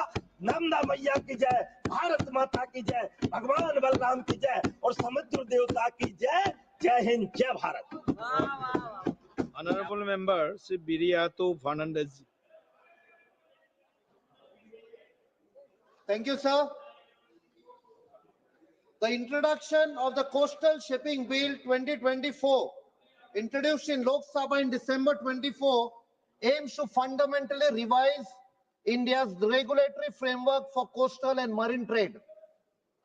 Sir, I want to point out certain sections which can create a problem for stakeholders operating in the shipping industries. First of all, there is discretionary authority of the Director General and central government. The bill grants significant discretionary powers to the Director General and the central government, raising concerns about potential favoritism and lack of transparency. The broad authority to direct vessel routes, prioritize cargo or passengers, restrict port entry, and exempt certain vessels from the Act's provisions could lead to preferential treatment of specific entities, undermining fair competition. Next, centralized decision-making and the absence of clear criteria for granting exemptions or imposing penalties may disadvantage smaller operators and create an uneven playing field. Additionally, the lack of independent oversight and transparency in decision-making processes heightens the risk of market distortion and raises questions about accountability and impartiality. Safeguards such as independent reviews and other accountability mechanisms are critical to mitigate these risks. So, there is a document that is minimum safe manning document. This is a certificate issued by the registrar of the ship, certifying the ranks and qualification required to work on a particular ship. It has been observed that inland vessel seafarers are eligible to sail on Indian coastal ships and river sea vessels. But in many cases, the documentation, training, and certification that is required to comply with this is not easy to get. It is very difficult, sir. Hence, the owners and the recruitment agencies of the coastal ships find it difficult to get such inland vessel crew. The registrar should be aware of the ground situation about the crew training. Sir, there is also a certificate called Certificate of Equivalence. All the Indian officers and engineers who get their competency license from foreign countries, which are white flag nations like England, Singapore, New Zealand, etc., as per International Maritime Organization, IMO, should be given an opportunity to work on Indian coastal ships. It has been observed that there is a shortage of highly trained officers and engineers to work on ships like coastal tankers. So Indian nationals who have taken competency certificates from white flag nations can be employed on these vessels. Presently, rules and regulations are in place, but it has been reported that a lot of difficulties are faced by the owners. And it has been reported that authorized recruiting agencies are finding it difficult to get the certificate of equivalence in MMD. That is Mercantile Marine Department.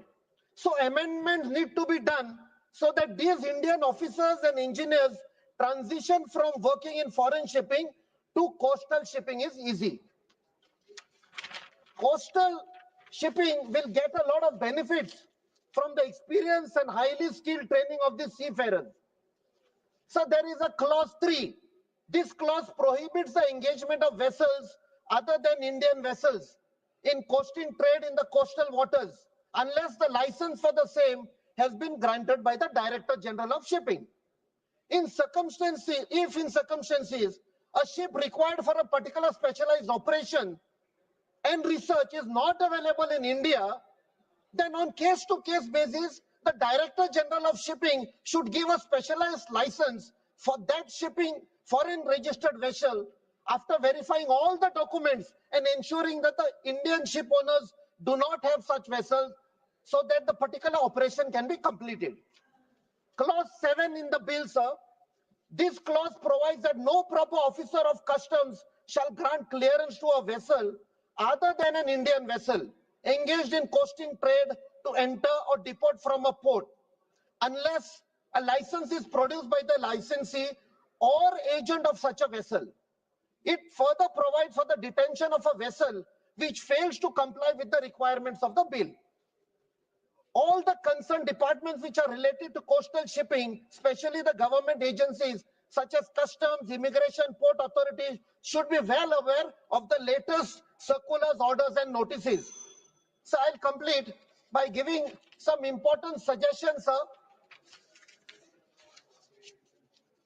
So Indian shipbuilders should be encouraged to install machinery and equipment on the board the coastal ship which are far as possible are made in India, and Indian MSCs should be involved in the ship design. Next, the authority to delegate the statutory certificate of the ship should be given to the ISCS Classification Society. Only 2 more points, sir. Fuel subsidy to be given for coastal vessels.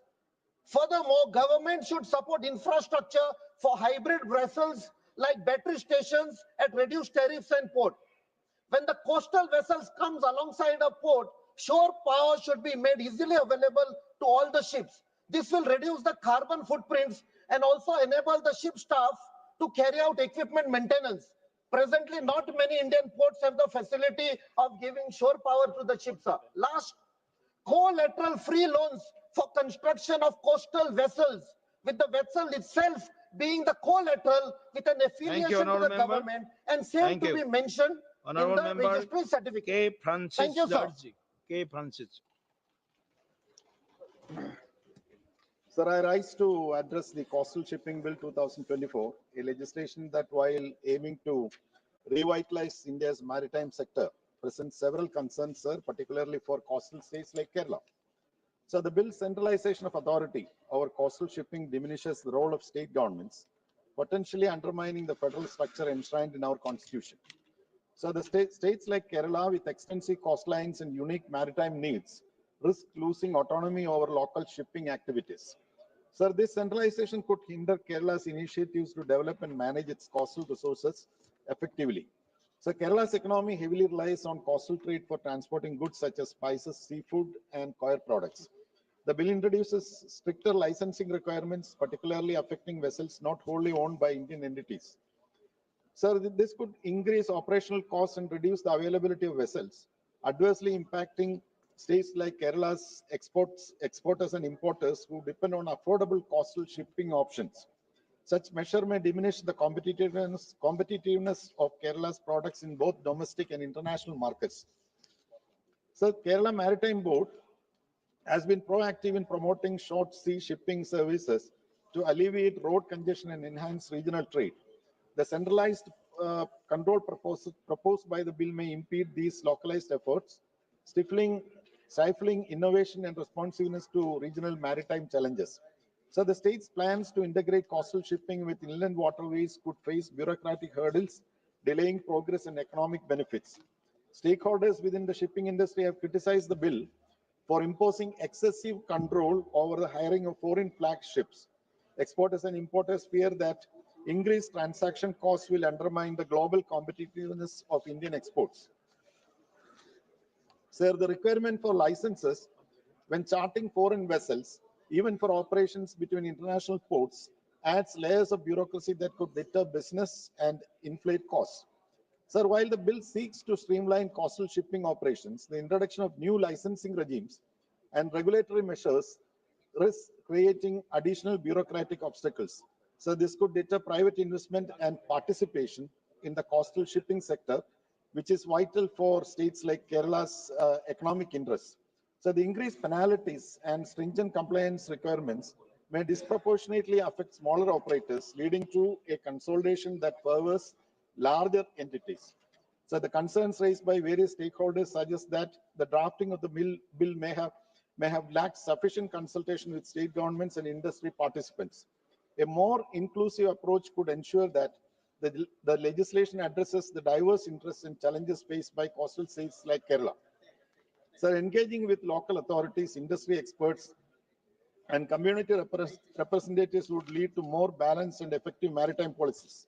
So the bill proposes to integrate coastal maritime transport with inland waterways. So if the aim is to, as suggested in the bill, to lower the transportation costs and promote competition within the sector, smaller ports like, Kottayam port in my constituency should be developed. I hope the minister will pay particular attention to this matter. Sir, one last point, sir, Vizhinjam International Seaport. So I would like to invite the attention of the Honorable Minister to this particular issue. So Vizhinjam is poised to be the deepwater container international transshipment hub of the country. So it is in the final stage of commissioning. It developed on a PPP basis, private-public partnership basis. This will bring home the Indian cargo Trans-Malaysia, Salalah and Dubai. Sir, the Maritime India Vision 2030, the Maritime Amritkal Vision 2047. Okay, Honourable Member. All these. Please 1 minute. I'll complete. Just 1 minute. Of the Ministry of Shipping, Ports and Waterways gives top priorities to this project. So why I'm raising this is, sir, this is the first project to get in principle approval for viability gap funding under the scheme for financial support to private-public partnership in infrastructure. Thank you, Honourable Member. Thank you. So the Ministry of सभा की कार्यवाही बुधवार दिनांक 2 अप्रैल 2025 की प्रातः 11 बजे तक के लिए स्थगित की जाती है।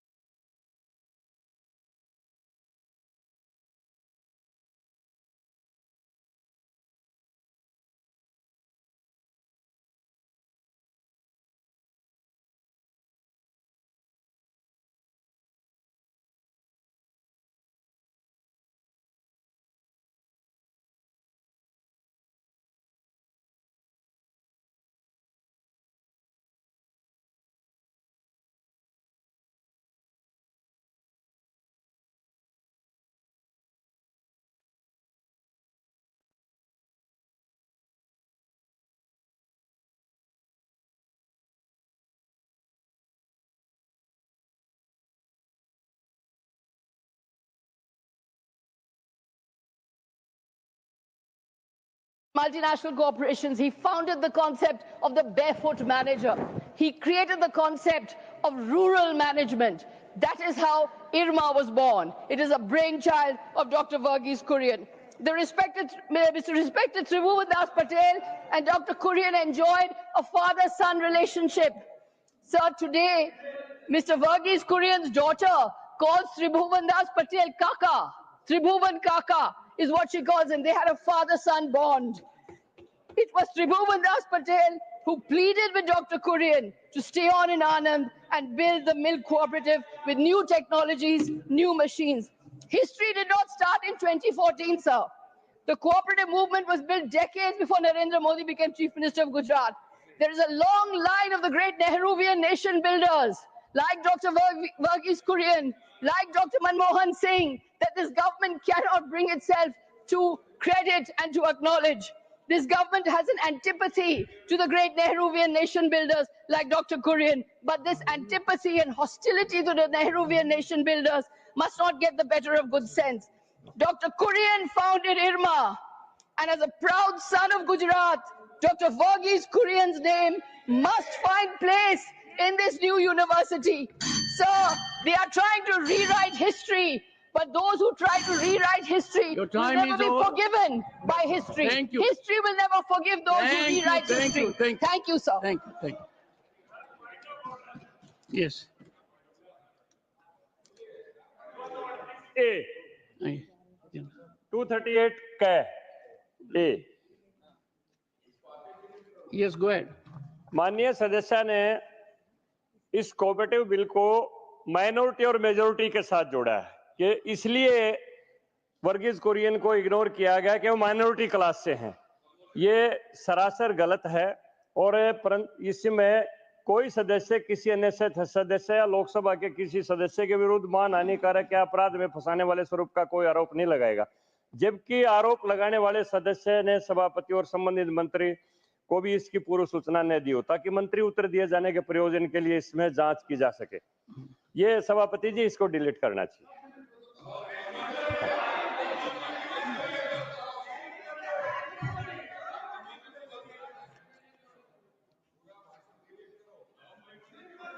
Honorable members,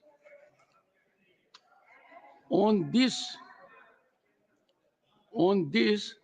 whether this house can reflect on the conduct of persons who are not members of this house, there is a detailed ruling given by the chair.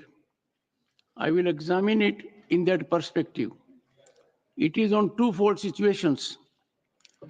If there is anything which is inculpating the person or incriminating the person, then the mechanism is different. If it is assertion of a fact situation, then it is different. The matter will be examined. Shri Praful Patel. सभापति महोदय,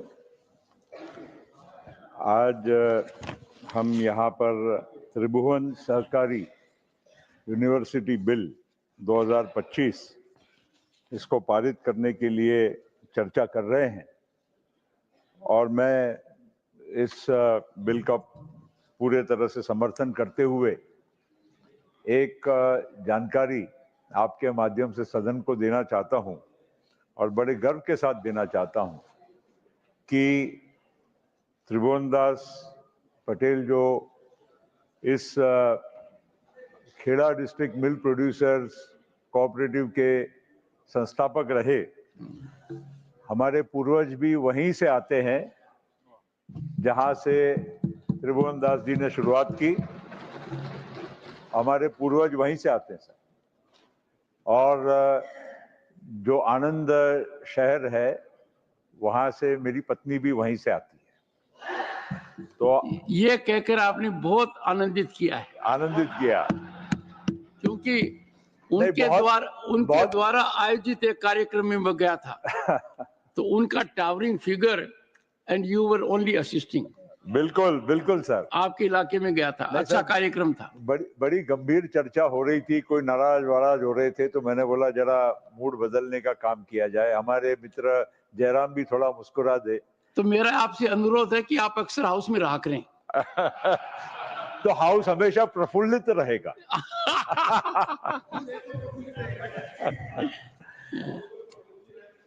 sir एक जानकारी और भी बता देता हूं, क्योंकि बहुत सारे सदस्यों ने इस बिल पे चर्चा की। अमूल नाम कैसे आया? आनंद मिल्क यूनियन लिमिटेड, इसलिए अमूल, उसका शॉर्ट फॉर्म है अमूल। हम लोग अमूल बटर, अमूल की बात करते हैं, बहुत सारे लोग जानते नहीं होंगे, और इसलिए मैंने सोचा कि पूर्वज वहां से आए तो इतनी जानकारी तो मेरे पास होनी चाहिए, और मैंने शेयर करने की भी यहाँ कोशिश करनी चाहिए। सर ये जो बिल है, इंडियन जो इंस्टीट्यूट ऑफ रूरल मैनेजमेंट आनंद की बात हो रही है, नो डाउट बहुत एक अच्छी संस्था है, लेकिन उस संस्था का एक स्वरूप आज के आधुनिक युग में कोऑपरेटिव सहकारिता का जो एक महत्व है उसको और बढ़ाने के लिए, और प्रधानमंत्री जी का जो लक्ष्य है सहकारिता से समृद्धि, ये बहुत ही एक नेक लक्ष्य है, और इसको आगे और भी हमको सशक्त बनाने की जरूरत है। और इस बिल उसी दिशा में एक महत्वपूर्ण कदम है। और ये जो हमारा कोऑपरेटिव क्षेत्र है, नो डाउट हम अमूल की बात करते हैं, वहां से जो लाखों परिवारों के जीवन में एक उन्नति और परिवर्तन आया, और खास करके महिलाओं के माध्यम से, क्योंकि जो दूध का उत्पादन करने वाले हैं वो 99% महिलाएं उसमें इस धंधे से जुड़ी रही, और उन्होंने अपने परिवार को एक अधिक आय का एक साधन इस कोऑपरेटिव मूवमेंट के माध्यम से उन्होंने प्रदान किया।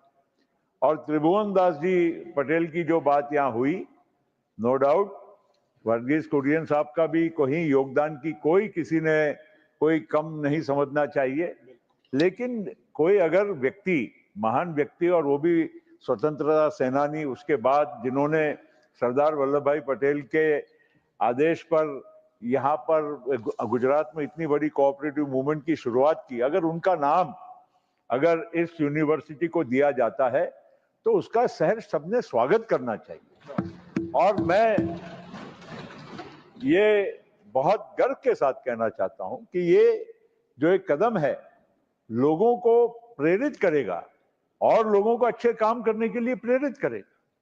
डॉक्टर वर्गीज कुरियन की बात जहां तक कुछ हमारे साथी कर रहे थे, नो डाउट उनके बारे में किसी के मन में भी कोई कति भर भी कोई प्रश्न चिन्ह होना नहीं चाहिए। उन्होंने बहुत इस देश के किसानों को और खास करके दूध उत्पादन के लिए बहुत बड़ा एक योगदान दिया, वो भी कहीं किसी को नजरअंदाज करने की जरूरत नहीं। मुझे लगता है कि हमारे राष्ट्र ने उनको कई बार सम्मानित किया है, और अवश्य ऐसा कहीं ना कहीं मौका आएगा कि उनका और भी सम्मान किसी न किसी माध्यम से जरूर होगा।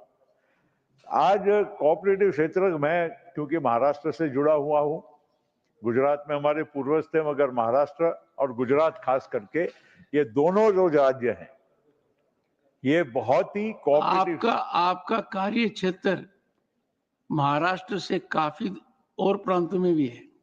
जी सर। तो महाराष्ट्र तक सीमित क्यों हो रहे हैं? नहीं सर, मैंने कोऑपरेटिव क्षेत्र के मामले में मैंने कहा कि महाराष्ट्र और गुजरात इसमें, और हमारे भाई दिग्विजय जी ने भी वही बात पहले अपने भाषण में दोहराई थी कि महाराष्ट्र और गुजरात ने इस क्षेत्र में काफी मतलब पहल की थी, और अब पूरे देश में निश्चित मध्य प्रदेश हो, छत्तीसगढ़ हो, चाहे अन्य राज्य हो, आपका प्रांत राजस्थान हो, सभी जगह पर आज कोऑपरेटिव का एक बहुत बड़ा जाल फैला हुआ है।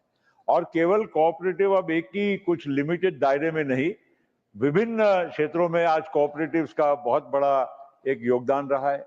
हमारे महाराष्ट्र में पहले एक जमाना था कि हम लोग कहते थे कि कोऑपरेटिव मतलब शुगर फैक्ट्री, शक्कर कारखाना, बस वही एक कोऑपरेटिव है। ऐसा नहीं है सर। दूध संघ है वही कोऑपरेटिव, ऐसा नहीं है सर। आज आपको मैं कहना चाहता हूं कि कॉटन ग्रोइंग हमारा स्टेट काफी बड़ा है। आज कोऑपरेटिव क्षेत्र में इतनी सारी टेक्सटाइल की स्पिनिंग और वीविंग मिल्स हमारे वहां पर निर्माण हो गई है। आज हमारे वहां पर फिशरीज में, इनलैंड फिशरीज में कोऑपरेटिव क्षेत्र में बहुत बड़ा मतलब वहां पर प्रगति का काम हुआ है। आज कृषि क्षेत्र में फार्मर प्रोड्यूसर ऑर्गेनाइजेशन कहो, अन्य जो भी कोऑपरेटिव हमारे जो संस्था है उसके माध्यम से लाखों लाखों करोड़ों लोगों को वहां पर अपना जीवन बदलने में उसका एक मौका मिला है। आज जंगल कामगारों के लिए भी जो वन में काम करते हैं, आपके उड़ीसा में जैसे काम करते हैं, छत्तीसगढ़ में, मध्य प्रदेश में, हमारे महाराष्ट्र में वन कामगारों की भी कोऑपरेटिव सोसाइटीज है और उनको भी वन उपज के माध्यम से, चाहे महुआ फ्लावर हो, तेंदुपत्ता हो, बाकी भी बहुत सारी उत्पादन को वो कोऑपरेटिव क्षेत्र के माध्यम से बढ़ा रहे हैं। आज बैंकिंग में एक बात निश्चित है सर, कुछ अपवाद इधर उधर कोई घटनाएं दुर्घटनाएं बैंकिंग क्षेत्र में कोऑपरेटिव में हुई होगी, लेकिन आज अगर आप मोटा मोटी देखें तो जो बैंकिंग की रीच है, आज हमको जरूर नेशनलाइज बैंक्स हो या प्राइवेट बैंक्स का पूरा जाल पूरे देश में नजर आता है, मगर आज भी ऐसा कोई गांव नहीं बचा होगा जहां पर बैंकिंग की जरूरत हो और बैंक पहुंची होगी तो केवल कोऑपरेटिव बैंक पहुंची, और ये बहुत जरूरी है। और इसी वजह से आज ये जो बिल है इसमें खाली यूनिवर्सिटी तो एक माध्यम है, यूनिवर्सिटी के माध्यम से लोगों को अच्छे ट्रेनिंग मिले, अच्छे वहां से मैनेजमेंट के ग्रेजुएट्स तैयार हों, अच्छी फैकल्टी वहां पर जाकर उनको सिखाए नई नई टेक्निक्स। आज कोऑपरेटिव देखिए सर, नाम के लिए कोऑपरेटिव है, लेकिन साथ साथ में आज आधुनिक युग में उनके लिए स्काई इज द लिमिट, और उस वजह से उनको अगर नई टेक्निक्स, नए चीजों के बारे में जानकारी मिलती है तो उसका हम लोगों ने सहर्ष स्वागत करना चाहिए। और इस वजह से ये जो बिल है कोऑपरेटिव क्षेत्र को एक सशक्त बनाने के लिए, हमारे देश में नई दिशा देने के लिए, नई पीढ़ी को, क्योंकि नई पीढ़ी साहब मैनेजमेंट में बाकी चीजों में चले जाते हैं, कोई फाइनेंस में जाएगा, कोई टेक्नोलॉजी के क्षेत्र में जाता है, लेकिन रूरल मैनेजमेंट के क्षेत्र में नए आज पीढ़ी को आकर्षित करने के लिए और इनका भी इसके माध्यम से अपने पैरों पर खड़े हो सकते हैं, अच्छी उनके भविष्य को बना सकते हैं, ये भी इस बिल का एक बहुत बड़ा माध्यम है। इस वजह से मैं इसको पूरी तरह से समर्थन करते हुए पुनश्च सरकार को भी बधाई दूंगा कि त्रिभुवन दास पटेल, त्रिभुवन काका जो उनको कहते हैं गुजरात में, हर व्यक्ति, हमारे नरहरि भाई भी, हम दोनों एक ही जिले के पूर्वज हमारे भी है, और नरहरि भाई को भी मालूम है कि पूरा गुजरात त्रिभुवन काका के नाम से त्रिभुवन दास पटेल के योगदान को बहुत महत्व देता है। इसलिए सरकार को बहुत बहुत बधाई देते हुए मैं इसका पुरजोर समर्थन करता हूं। Honorable members, I have to inform that the Business Advisory Committee, in its meeting held on the 1st of April 2025, has allotted time for government legislative business as follows: consideration and passing of the Immigration and Foreigners Bill 2025 as passed by Lok Sabha, 5 hours. Consideration and passing of the following bills after they are considered and passed by Lok Sabha: the Waqf Amendment Bill 2025 as reported by the Joint Committee, the Mussalman Waqf Repeal Bill 2024, 8 hours to be discussed together. The Indian Ports Bill 2025, 2 hours. The committee also recommended that the House may dispense with the lunch hour on 2nd and 3rd April 2025 and also sit late to complete the listed business on both days.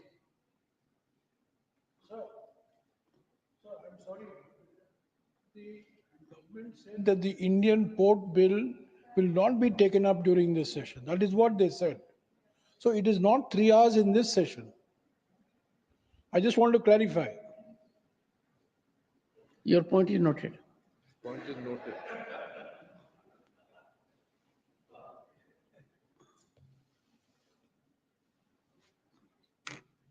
Shri P.P. Sunir. Thank you, Honorable Chairman, sir. I rise to speak on the Tribhuvandas Sahakari University Bill with a sense of concern. While the university is meant to serve the cooperative sector, its governance structure tells a different story. In true BJP fashion, decision-making is excessively centralized. The proposed governing board is packed with bureaucrats and not a single expert from the field of education has been included. What does this reveal? A government that is short-sighted, that does not recognize the importance of educational expertise in running a university, let alone one dedicated to the cooperative movement. The story of the man after whom this university is named, Tribhuvandas Kishibai Patel, is a story of grassroots empowerment. The foundations of Amul were laid by him, and it was the technological innovations and social entrepreneurship of Varghese Kurian and H.M. Dalaiya that transformed it into a globally recognized branch. The cooperative movement was strengthened with technology and innovation by Varghese Kurian and paved the way for India's self-sufficiency in the dairy sector. That same spirit is the need of our allying the cooperative movement with the technological innovations. Sir, while the government pats itself on the back for the rise in startups in recent years, how many of these startups follow a cooperative ownership model? What incentive has the government provided to promote cooperative-based startups? The answer remains unclear. How does the government plan to integrate technological advancements with the cooperative movement? That too remains unanswered. The government must address these concerns. Further, if the government is truly committed to honoring the cooperative movement, why has the IMRA not been named after Dr. Varghese Kurian, the architect of India's white revolution? His contributions transformed India into a self-sufficient dairy nation, and I demand that the Institute of Rural Management, Anand, be named after its founder, Dr. Varghese Kurian, as part of the bill itself. The cooperative sector cannot be strengthened through mere slogans and bureaucratic control. It needs real investment, real innovation, and real participation from those who understand both education and cooperatives. A university in name alone will not serve the movement unless it is structured to embody the true spirit of cooperation and democracy. Thank you, sir. Shri Mayank Kumar Nayak. साहब धन्यवाद इस महत्वपूर्ण bill के बारे में बोलने के लिए आज मुझे आपने मौका दिया। पहले तो मुझे कांग्रेस के मित्रों को खूब खूब धन्यवाद देना चाहता हूं कि जिन्होंने आज अन्य परिवारों के नाम लेने के बजाय माननीय सरदार पटेल जी को आज याद करके इस सहकारिता आंदोलन में जोड़ने की बात की है, तो मैं कांग्रेस के सभी मित्रों का आज आभार व्यक्त करता हूं। माननीय मोदी जी की सोच है कि अंत्योदय की योजना के माध्यम से गांव, गरीब, किसान, मजदूर सभी इस देश में मजबूत राष्ट्र बनाने के लिए उनके तक विकास पहुंचे। इसीलिए